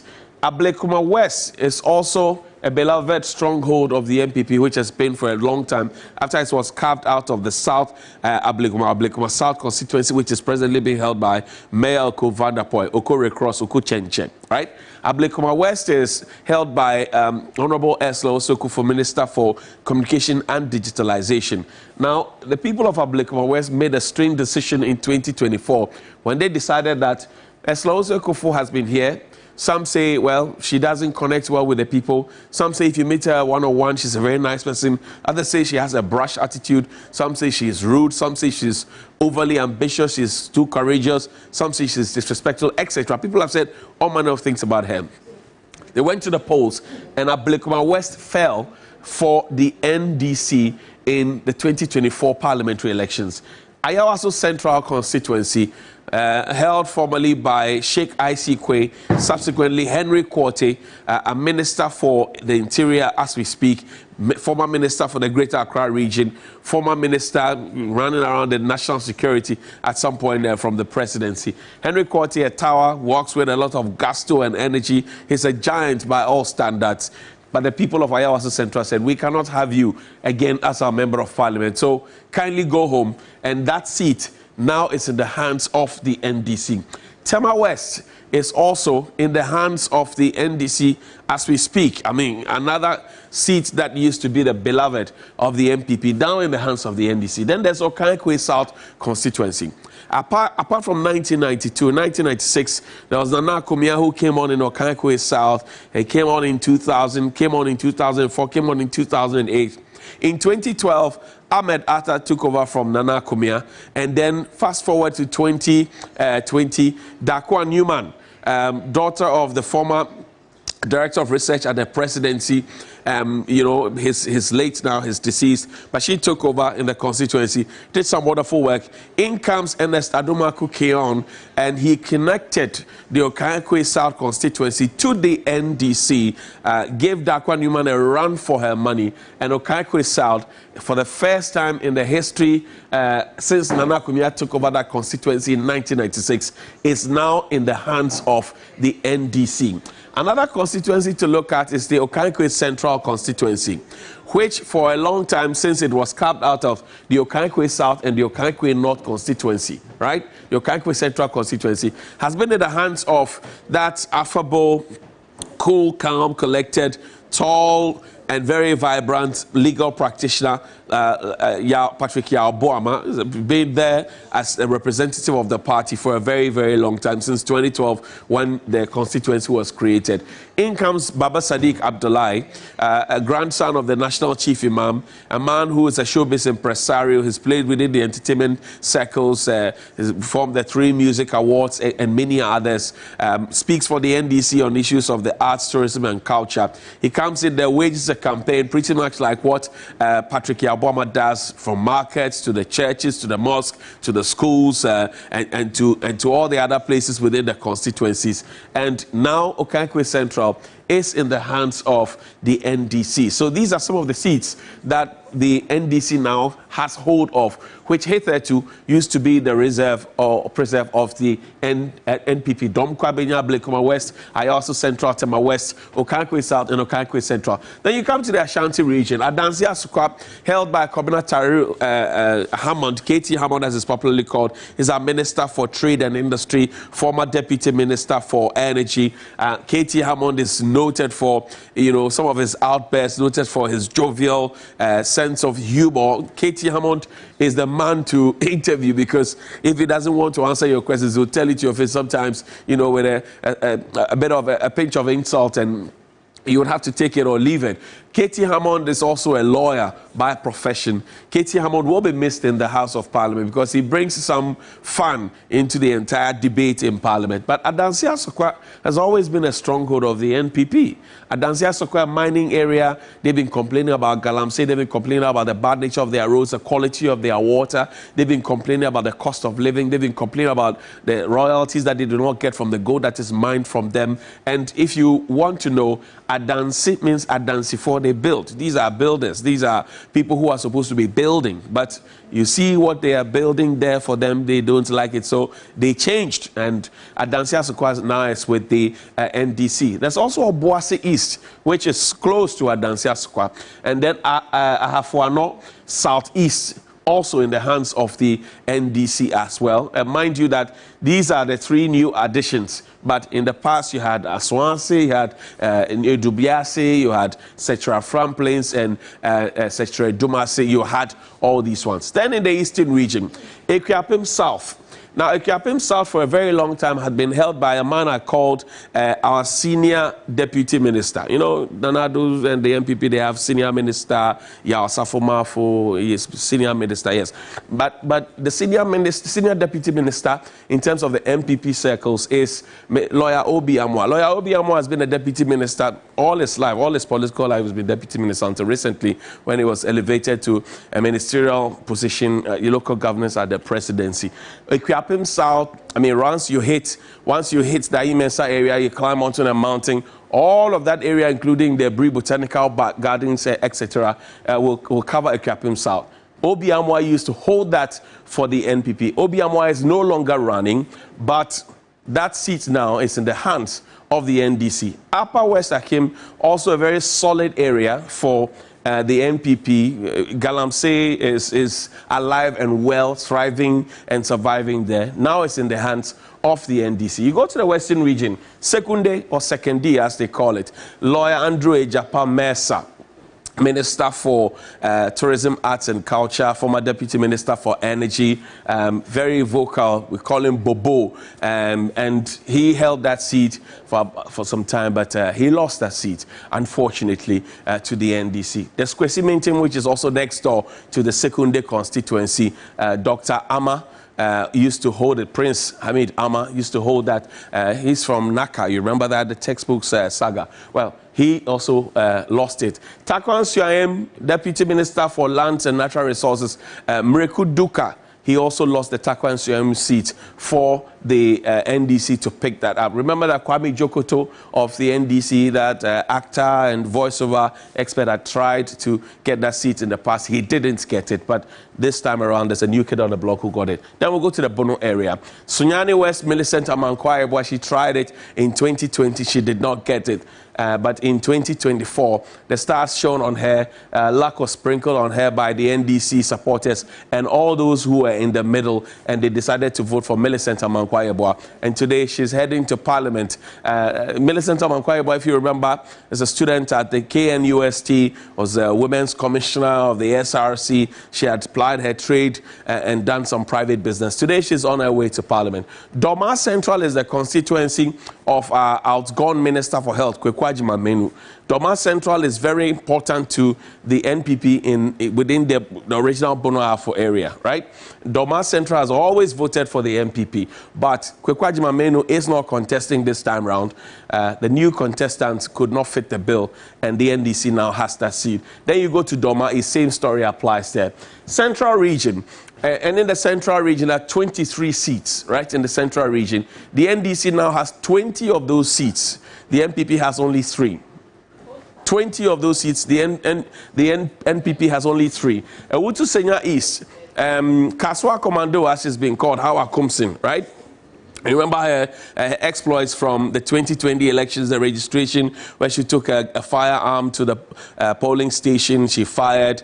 Well, the Ghana police pretended that nothing had happened, and we have not been able to deal with that matter as we speak at this point. But Hawa Kumsin, I remember so well when we had a community manifesto. There was a lot that was said there. I mean, she came face to face with Koyo, right, in that constituency. The debate was very, very fierce. All the jama, all the action, quite exciting.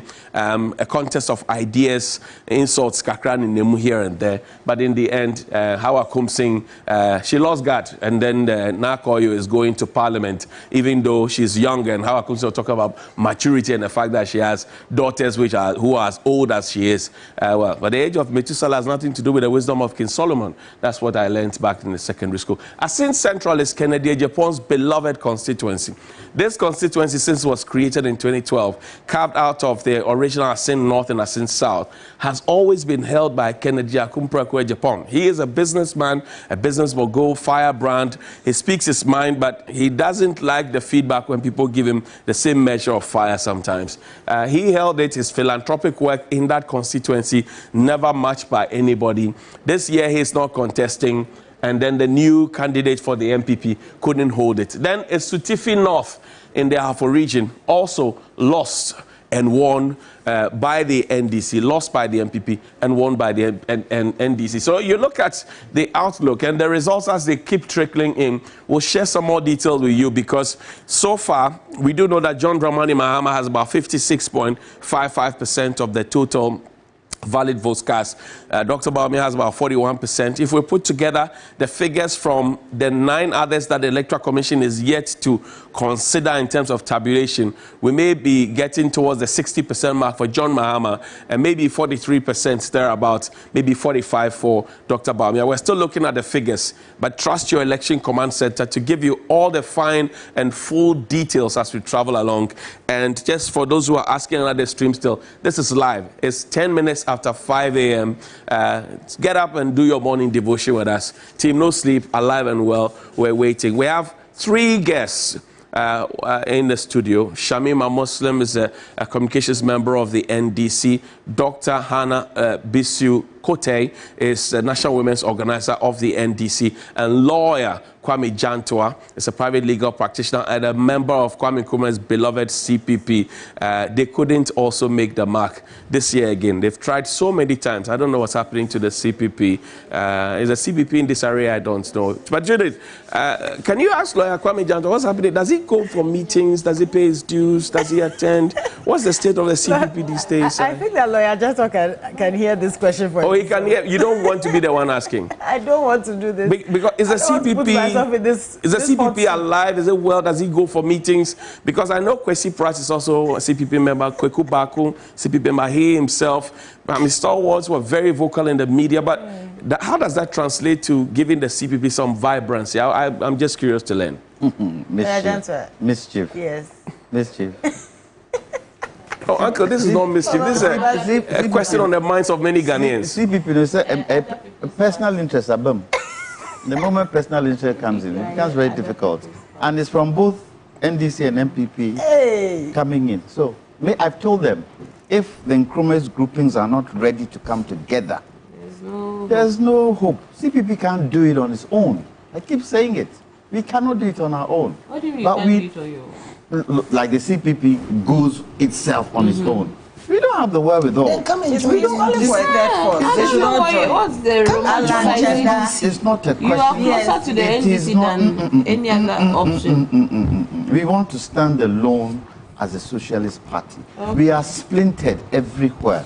Ghanaians don't like splinter groups, so we need to come together. If we come together and we can have affiliation with the NDC, fine. But we all have, the CPP grouping has to decide what they want to do. They can't decide. That is where the problem is. That is where the problem is. That is our problem. GCQ, PPP, all the, yes. They're all socialists. Yes, they're all. But you see, the other thing is that, if the mountain won't go to Mohammed, Mohammed should go to Mohammed. If you feel that you think you have something within the CPP, you can bring an olive branch and say, guys, where we are, let's come together. And then we start with affiliation, where you say, okay, there are certain safe constituencies, let's give to CPP. Like Kufuor did. Let's give to CPP to start and let's support them. Gradually, it will pick up. For Samia, it's not only well, whatever the case is, some have done it for us. So, NDC, if that is really what you want to do, let's do it, period. Because we can't do it on our own. So on this note, CPP cannot do it on our own. Can't struggle for that. NDC says its arms are open, wide open. No, let's be serious about it. You know, it's not a question of. We are not the ones you should convince now because it's like you guys are not willing to sit around the table. No, it's not that. Remember, it is from the bowels of the CPP that the NDC was able to stand through the PNDC. My father was in there. My uncle was in there. So why have you abandoned us? It's not abandoned. You should remember that it is through us that you got to where you got to. So if for nothing at all, Olive Branch, if we are not coming, Olive Branch, guys, we should come. Why? What's wrong? But maybe what's wrong? Haven't we come? No, you see, this mindset should stop. This mindset should stop. If you are really serious about it, you would do it. Do you want us to come and make an offer? Please, don't go down that route. Why are you not making don't go, some of us run away don't from go down CPP. that route. If you feel CPP can be a contributory factor to I you, have fine. you are contributing. I think that if you were not, then any party without representation in parliament, because this year, there's 13 people on the list. It is unfair, and we must make this our politics more equitable. Even though it's a multi-party democracy, but listen, you cannot come and take space and occupy space on an electoral roll when you have not even campaigned a quarter during an election cycle. You cannot do You've that. not reached a quarter of the. It's not fair. It's not fair. What does it mean? What does that mean? You have never had for a period of time. Let me finish my. Able to exercise their interest. You say you are a political party. representation. So we must make the laws more stringent. They didn't even contest because that's a requirement. They don't even contest. They have never presented any audited accounts to the Electoral Commission. I'm just saying that let us make the law more stringent. And remove these charlatans who pretend to be political parties and individuals. If the EC is not doing its work to make sure that they execute the law, the reason why you're concerned is because if we were going to stringently implement the law, CPP will not be on. You can't say because they audit. You don't have offices across. You didn't campaign. We didn't see your candidates. How do you know we didn't campaign? You didn't campaign effectively. We didn't see the media. How did you cover? How did you cover them? No. I'm not talking. It's not only TV. Let's count 10%. Do you see? Oh no, we are not angry. We are having this. It's a genuine discourse, but I'm really worried that the paper was too long. Shamima, yes. Don't be worried when you see anomalies under this NPP government. That's what. So these are part of their staff. How could they have done? God bless her soul. Qualify and then PNC doesn't qualify. No. The time she was with you guys. You see? Once upon you didn't say anything. No. You didn't say anything. Like then. how? Now she's no more with you. You're saying something. No, I'm just saying that we must really look at the law. Because you see, over years, for 4 terms now, some parties have come on the presidential ballot without a single representation in parliament. Shamima, it's not a serious party. There was no day that she went to IPAC and castigated any presidential candidate. You see, when she went to join her maker, I was concerned. I said, look, my condolences to the family, but I'm not going to start decorating her because she will not force me to lie. Well, there was no day. No. She was with that. She traveled. I don't know what you mean. No. What I'm asking is that when did she go to castigate any presidential candidate? You know, they pack these political whatever so that they can just push them to IPAC for some of them to go and misbehave. Let's move away from this conversation but CPP is coming to us. Come home. We need to. You should come to them. No, they'll come home. So yeah, we need to get some of your final comments on these this entire constituency and so presidential sweep. Today we know that the transition team is going to have its first meeting at the presidency. We wish the two sides all the best. We're hoping that what do you call it? Cooperation would be the order of the day, and mutual respect. Good faith on both sides, and true accountability and openness would be the values that will guide, the work of the transition team into the next couple of weeks until the D-Day comes, when we all, gather in our numbers and watch John Dramani Mahama, the man of destiny, once again rise and be sworn into the very high office of the President of the Republic of Ghana. So we look forward to that. And as I said earlier, I think my appeal, again, I'll repeat to the media, is let's be real partners in development. Let's not be adversaries, especially at this point in time where our collaboration, cooperation, understanding, trust is very important to usher, this country from the current choppy waters, very dire straits that affect all of us, that have affected the media, that have affected everybody in Ghana. And we come and sit beautifully on screen, but we know the pains we've had to go through, the pains our organizations are going through every day in trying to just keep business afloat and bringing, to the citizens of Ghana important news and education and information that continues to, keep this country afloat. So we wish the transition team all the very best. And again, to our NDC family members, God has done it for us, and we must be humble in the face of such profound victory. We must never, as His Excellency John Dramani Mahama keeps reminding us, that he is going to lead a government of true accountability and humility. He has promised that within the next 120 days, he's going to ensure there's a public officers' conduct, policy that should guide the character of this administration. As we have said and described variously the character of the Nana Bawumia administration with very choice words, because this was their reflection.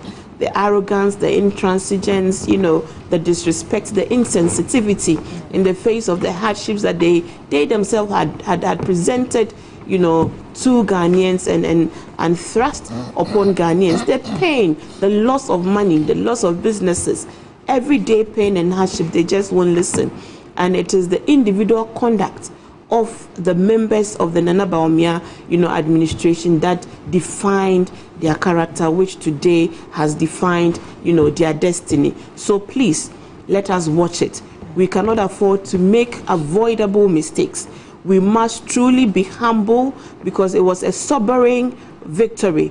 It was huge, it was a landslide, but that is the reason why we must wake every day and cloak ourselves with a spirit of humility and hard work, and go out there determined to deliver the social contract to the good people of Ghana. So we plead and we beg, let these next chapters be truly transformational.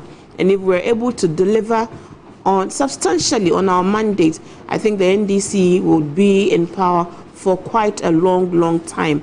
It would take a miracle for the NPP to recover anytime soon from the kind of crushing defeat that they have brought upon themselves because of their own stubbornness. Okay. So arise, Ghana youth, for your country. God bless our homeland, Ghana.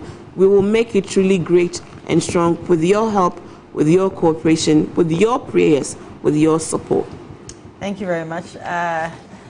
Dr. Louisa Hannah Bissiew. I'm almost sleeping on set. I can see. This one very briefly. Why didn't you say the same thing to Shamina? I wish I said it at this point. I wish I said it. Because you are colleagues. In fact, I always get preferential treatment. Now she's a former colleague now. Yeah, but they still treat me nicely. She has joined me nicely. No. Today you have held the show for us. Family and friends. You have held the show for us. Okay, so I'll end by thanking the electorates once again, and to also plead once again with Ghanaians, especially the NDC supporters, for us to stay out of trouble. Yes. We should not foment violence. We shouldn't cause confusion. We should be vigilant where we have to. We should not take the law into our own hands, especially seizing things and going to government offices. His Excellency President John Dramani Mahama says we should trust him to deliver on oral. So let's look at that. Let's look at that for him and for all of us.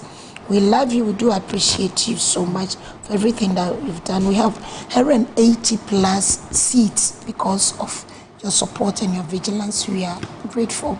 And to the transition team, I wish them well, and especially on our side, as they go and they listen. I know they know exactly what they are going to look for. Been in government before, and I want to trust that my own mother, Frima Opari, will make sure that whatever we need will be given to us, so that we can have a smooth transition and then a good takeoff after 7 January. And to us as a political party, I want to ask all the pastors who prayed for a presidential candidate to continue to pray for us, because I've been saying that this is the time that we need the prayers most. And to me, including everybody else, we should remember that what happened December 7 was a rejection of misrule, a rejection of nepotism, a rejection of cronyism, a rejection of bastardization of state institutions, a rejection of state capture, abuse of office, impunity, and what have you. Let us look at these things and stay away from them. Let us come together to support our president and to our families in the various constituencies, especially these ones that you beautifully, explain how it come to the NDC. We are asking that we should all come together and support our members of parliament to succeed in these constituencies. That is the only way we can ascend our presence in that constituency, and we can flip it once again in the next elections. So going forward, Ghanaians, we thank you so much, and we are looking forward to coming together with you for us to build a Ghana that we all want. Thank you. I want to use this opportunity to especially thank the Ghanaian women. They helped us. To the Ghanaian women, we are grateful. Thank you so much. We won this election with your support and the support of your children. Whatever has been said, remember we have the Women's Bank, and there are so many things in there for you. Thank you, and we promise that we'll join hands with you for us to build this country together. Thank you very much. Thank you very much. And this is why our economy have been abused. Lawyer Jantua, I believe that. I One believe. man, 3 women. I'm used to it. He's used to 9 ladies. Now we are few. I believe that every political party should learn from what the MPP has gone through in this election. And right now, when you look at the Ghanaian voter, they can flip you if they are not happy with what you do. So you should be very mindful with our utterances. I think the one thing we should be very careful of is time. It's fresh today. You have won a landslide election, but as you go into the year, second year, third year, you tend to forget, you might tend to forget what has happened here, and then you get onto that high horse of arrogance. The moment that sets in, you will lose that kind of commitment that the people have given to you. Now, I believe, looking at President Mahama, and I looked at him during the Electoral Commission when she was given the declaration. You could see, and we discussed it here. Yeah. There was amount of weight. A weight on his shoulder. Those who he nominates, think of that weight. Think of how he is going to be able to execute what he has promised within the duration of time given him. I was quite surprised not to see probably another 2 women in the transition team that he brought up. There's only 1 woman in there, Sawyer. I would have loved another woman. At least some balance would be good, but he knows why he's done it that way. I hope that there would be patience in this transition discussion. And I hope the MPP would not be too stringent and too stubborn in working with the transition team of the president-elect. Now, we are not building a political party. We are building a nation. And for us to build a nation, we need to do it together, irrespective of what political party we are with. And I hope going down the road in the next 4 years, there would be, because right now, where Parliament is concerned, we are not going to have the fractious Parliament we had because of the overwhelming, the overwhelming majority the NDC has. But even so, we've got to work together. Even so, the minority now is just a small number. Even so, we've got to be able to work together irrespective, because we want to build this nation called Ghana. We have so much in terms of natural resources. And I like that word. We need to reset this country back to where it should be and then move on. Thank you very much. Thank you to all our panelists, Shamima, Dr. Louisa, lawyer Kwame. A big thank you to our Zongo community, our Muslim communities across the length and breadth of this country. We visited so many Zongo communities. They told us what their problems were. We told them what the NDC had done in the past and what His Excellency John Dramani Mahama will do again. And glory be to God. Glory be to God. They delivered. They delivered, and we are so thankful. Mutani Zongo, Mungo de Kawe, Mungo de. Kun you call me? Kun you call me? May Allah bless us all. We thank you so very much, and we will continue to advocate that the NDC does right by our Zongo community. Thank you very much, and thank you for going the full hog with us from 12 a.m. all through to it's almost 6 a.m. We have a documentary for you. Please don't be done with me. Don't be done with me. Don't be done, because I'll call you again. Watch this very interesting documentary, Women in Ghana's Elections, and after that, Johnny will be here with a few more insights before we check out. Stay tuned.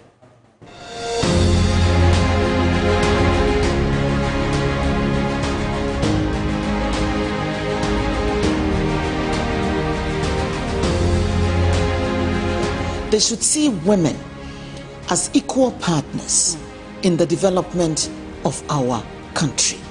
Partners. We're not competing with them. We want to collaborate with them to develop our country. If we're not included in the equation, there is a lack. Society needs us more than they recognize. We should just imagine the scenario where, for 1 week, all women withdraw all services from bedroom to boardroom. Though Ghana has made many strides in its democratic journey, true gender representation is still a challenge. One of the earliest attempts at getting women to participate in an independent Ghana's democracy was in 1960. Just barely 3 years into the country's new life as an independent nation, 10 special seats in the National Assembly were dedicated to women to foster parliamentary experience. But that will soon leave the hands of females, who even at the time were the majority of almost 7 million population. Reports suggest this happened due to the lack of provisions for replacing members. 64 years since that attempt, women still face significant hurdles, including discrimination, intimidation, and lack of resources to participate in politics.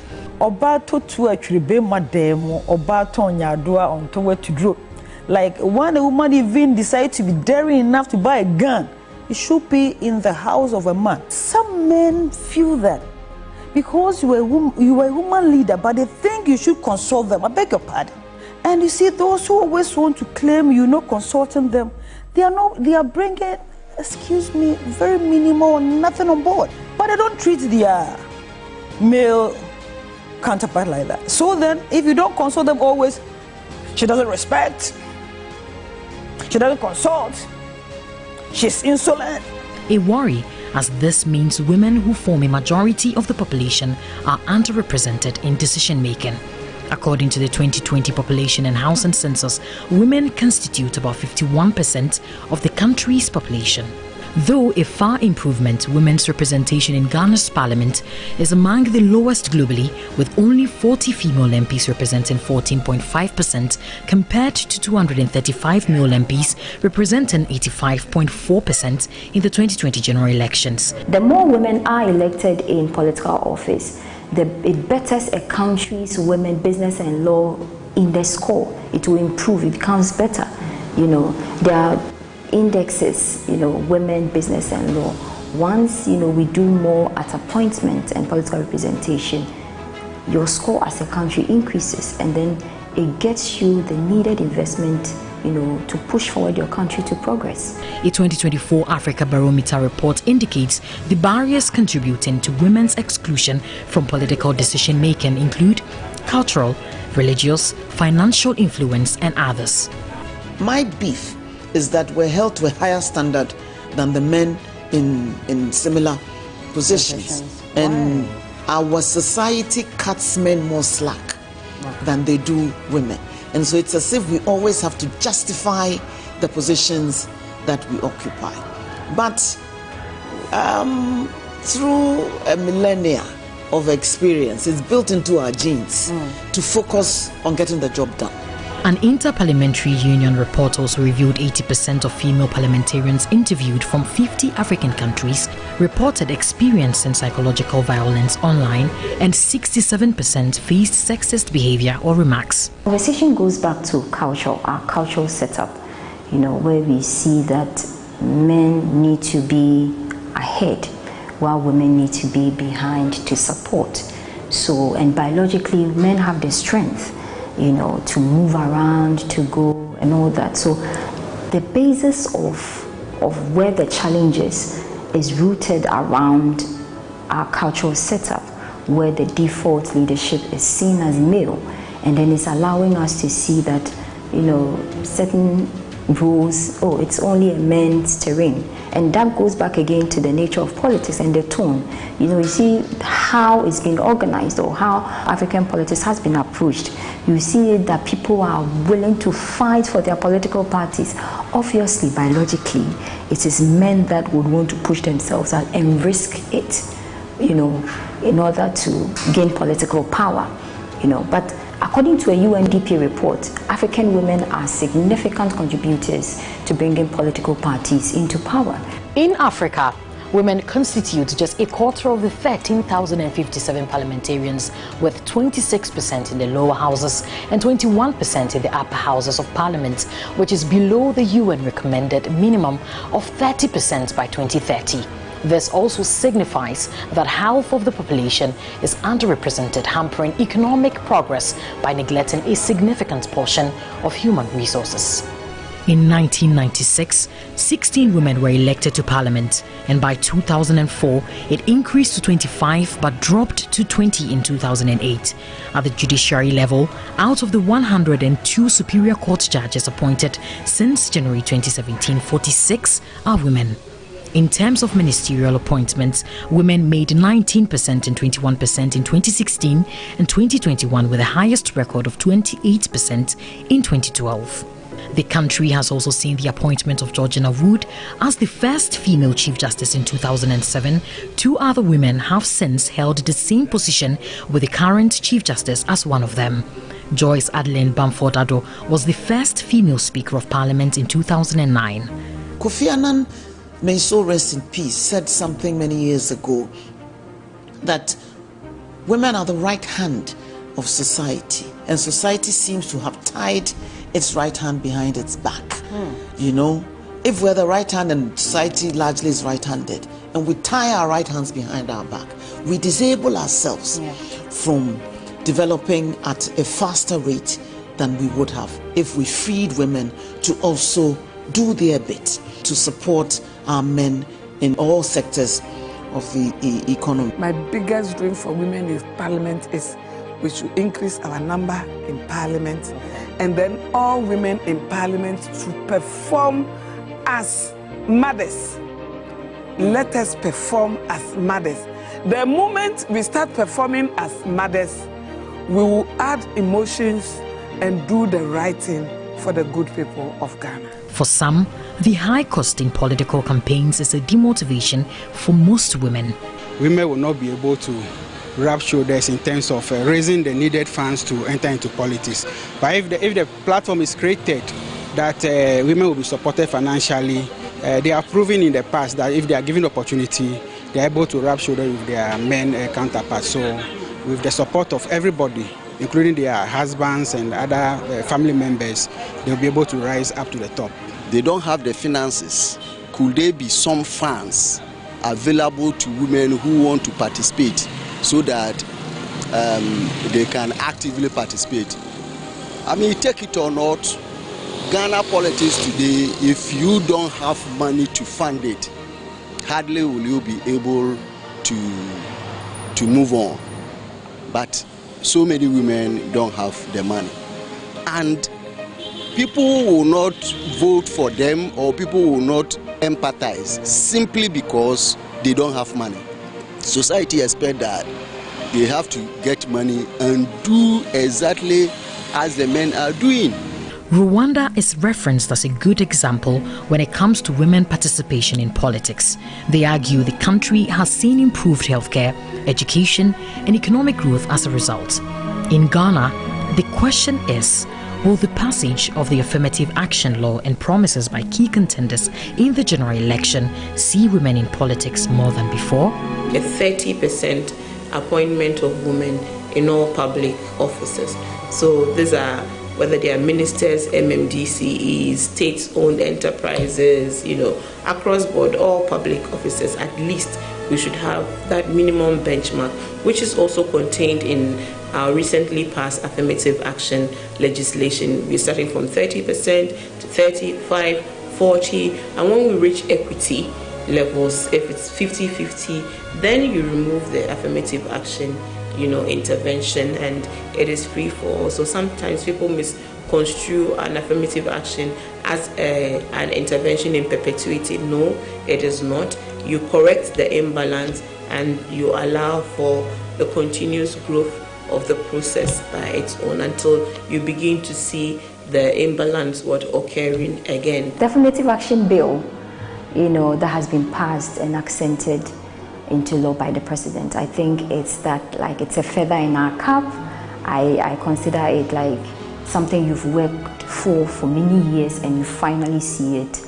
I think it excites you, and then it gives you the opportunity that, Ghana is one of the countries that have joined other countries globally to work towards achieving gender equality. I think that it will help us, put gender issues into proper perspective.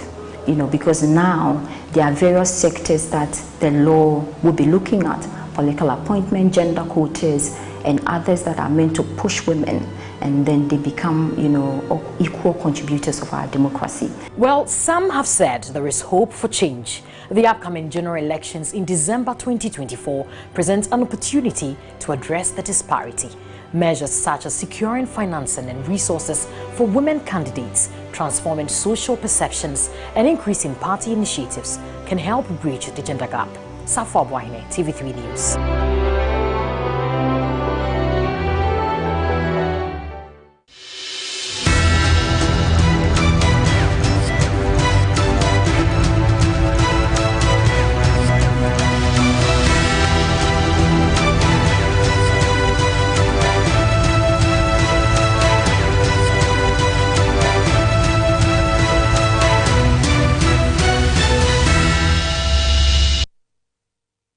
We're about wrapping up our session, the midnight watch here on your Election Command Center.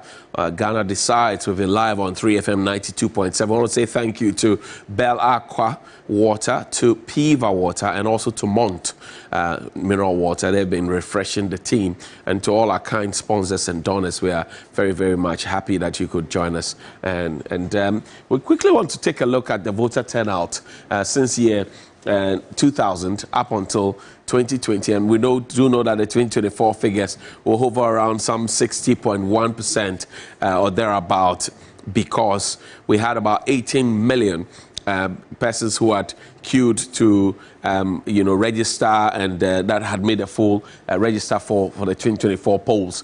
But in 2000, we had 61.7% of the number of people who registered to vote turning up to go and queue and vote.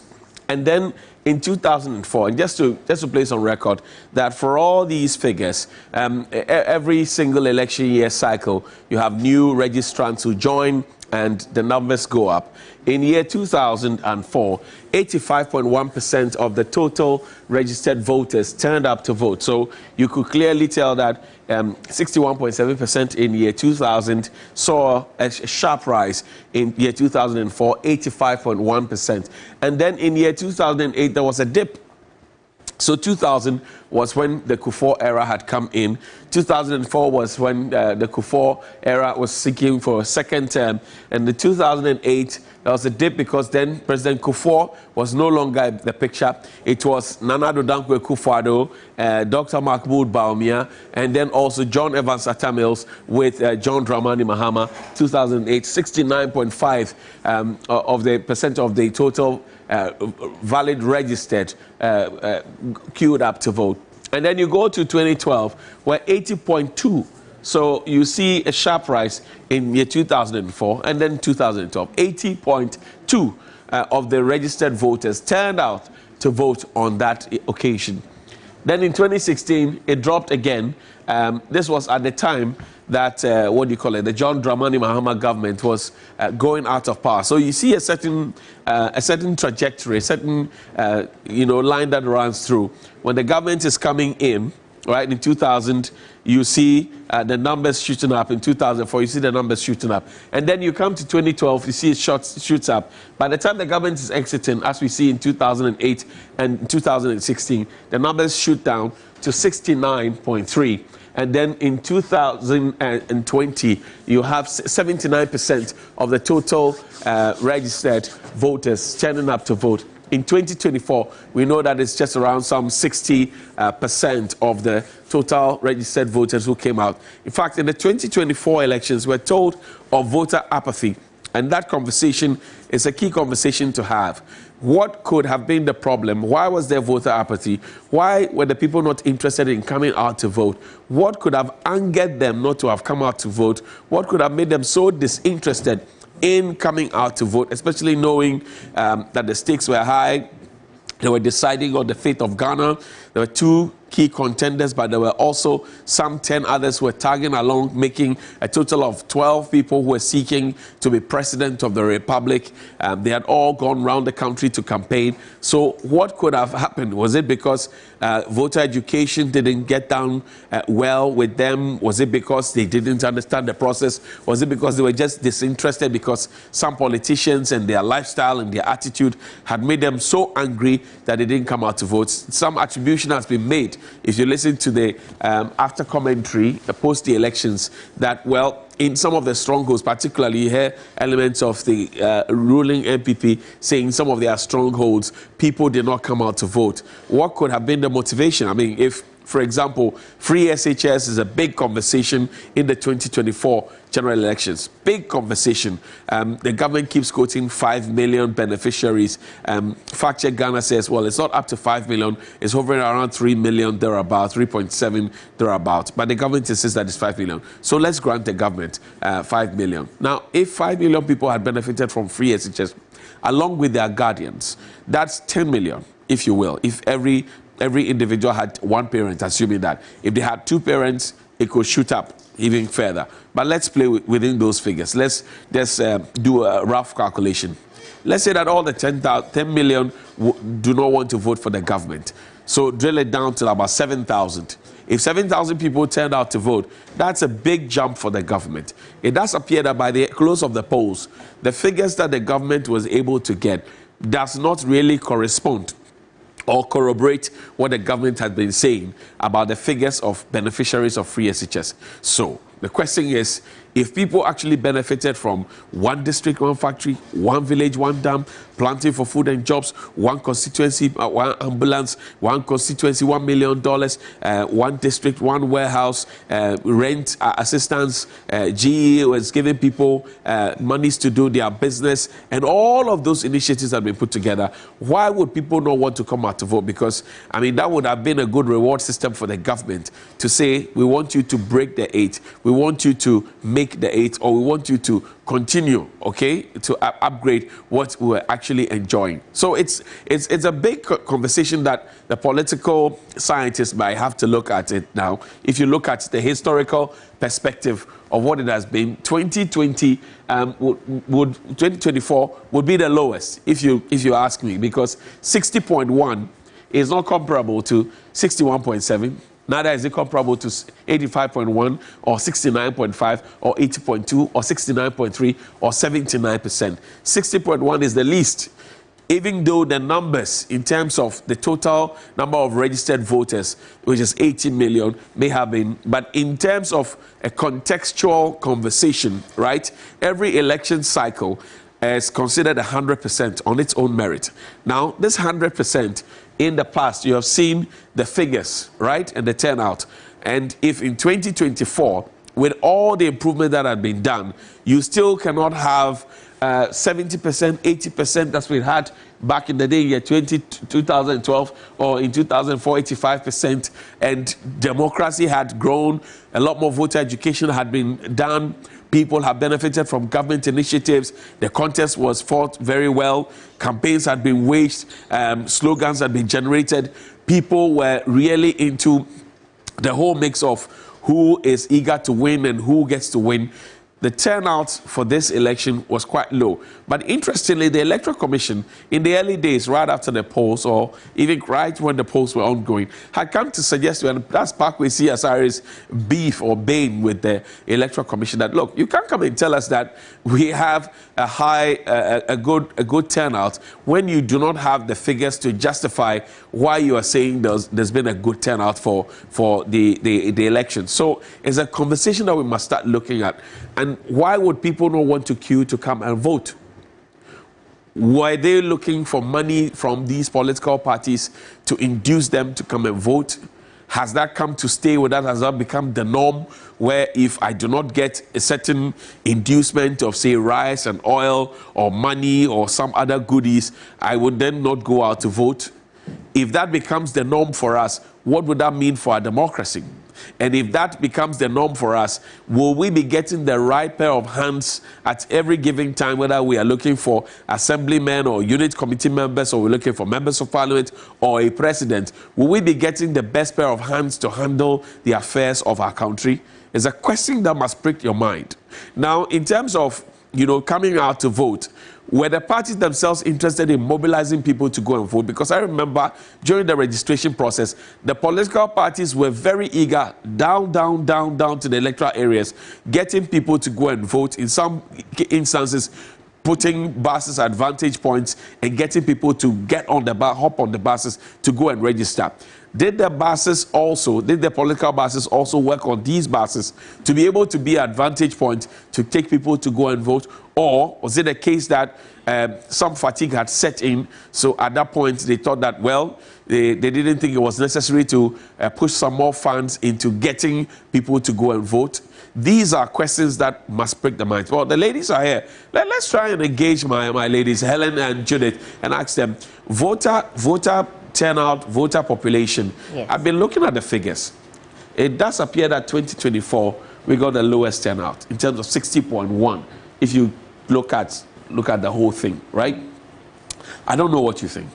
What's on your mind? I know when we engaged Mr. Nyako, EN Analytics Consulting, he had something to say about whenever there's a new voters register, some names are obviously expunged from the records, and that has some effect on the voter turnout. I don't know if that is corroborated by what we see here. So 2008, 16, and then subsequently 2024. But 2024, though, remains the lowest. To have had about 6 million people not turn up to vote, that's quite a number. If you have 80 million on your electoral roll and you have about 6 million not turning up to vote, that's something to be worried about. Yes, it's really something to be worried about. For me, I believe that they just didn't come out and vote for the NPP.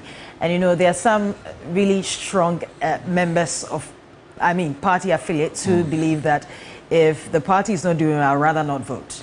I've had rather than give your votes to an opposing rather than party. give the vote to an opposing party, they'd rather not vote. I've had people tell me that. And so there's that crop of people who decided just not to vote because, number one, they do not believe that their party has performed well. They do not believe they will perform well if they give them the nod. And they do not believe in the opposition as well. And so, I just believe that. But so then, if that be the case, that's just one scenario. Yes. There are those also who will be looking out for handouts, some goodies to motivate them to go and vote. Yes. I was in the newsroom the other time. Somebody called one of our colleagues and said, I want money to go back to to the Ashanti region to go and vote. And he says, wow, how is that supposed to be my problem? Yeah. He says, oh, but you're my uncle and I want to go and vote. He said, but that's not supposed to be, my problem, really. Yeah. I mean, so there are those who are there who genuinely do not have the wherewithal, they don't have the means, so they'll be looking forward to getting some money to go and vote. There are those who also want to be motivated, that they want you to pay for them to go and vote for you, motivate them to go and vote for you. As to whether they go and vote for you or not, that's another conversation. And then there are those who just go and pick the cards, the voter ID cards, and they want to use it for either bank transaction or some other, national business that requires an ID card, or just to let people know that I have a voter's ID card. If I ever change my mind at any point, I will go and vote. Right? Or that those who might have misplaced their cards, who may think that, okay, well, if I go to the police station, it's going to be a tall order trying to find my name. And that's why I expected the National Commission on Civic Education and the Electoral Commission to have come to the center to do a lot of voter education, right? The job of these two institutions is to enlighten the people. I have always asked the question why the NCC, in fact, the NCC is doing very well these days. That's right. But the Electoral Commission largely comes alive a few weeks to the election, goes to sleep a few weeks after the elections, right? Yeah. But we have had a conversation in this country when we said we're going to do a continuous registration of persons who want to get on the register. That's right. So you don't need to wait until there's an election coming up before you go and put your name on the register. We've had that conversation as a country, which is in force. So voter education should be an ongoing process. Right. I mean, I don't think that if the Electoral Commission walks up to a media house to say, we want to do voter education to help reduce spoiled or rejected ballots, to help, chase out voter apathy and all of that. I'm not sure a media house will sack the Electoral Commission, because the NCC does get some free airtime at media houses. So that voter education, I think the Electoral Commission itself must concern itself with it. I mean, it's strange to have 80 million people on a register and 6 million do not turn out to vote. 6 million was what 6 million was what actually won the elections for both the NDC and the MPP in the last election. In fact, Nanado had a little over 6 million in the last election. 6 million is quite a number. Yeah. Huge indeed. Interesting times have to go. Team Another epic shift done. Well, today, on the stream, we didn't have a lot of coffee, but a lot of you. Ellen, you want to go? You want to go and today, sleep? Today I drank the coffee right from the start of the shift. I couldn't even wait till like 2 because Right. I don't take coffee. I don't. Where's the energy coming from? I don't take coffee. Water, a lot of water. You drink a lot of water. He's naturally a lot of water, a lot of biting. A lot of water. He's been biting a lot. A lot of water. Water is good. Water is good energy. Water, cloves, some ginger, some lemon, some biting, some honey, some biting. Well, all of that will come together to help you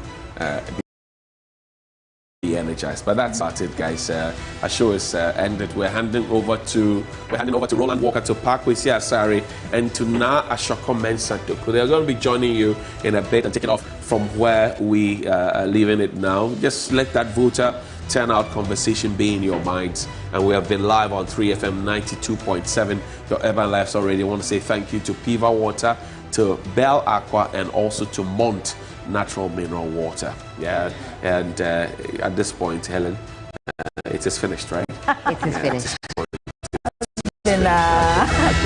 Team.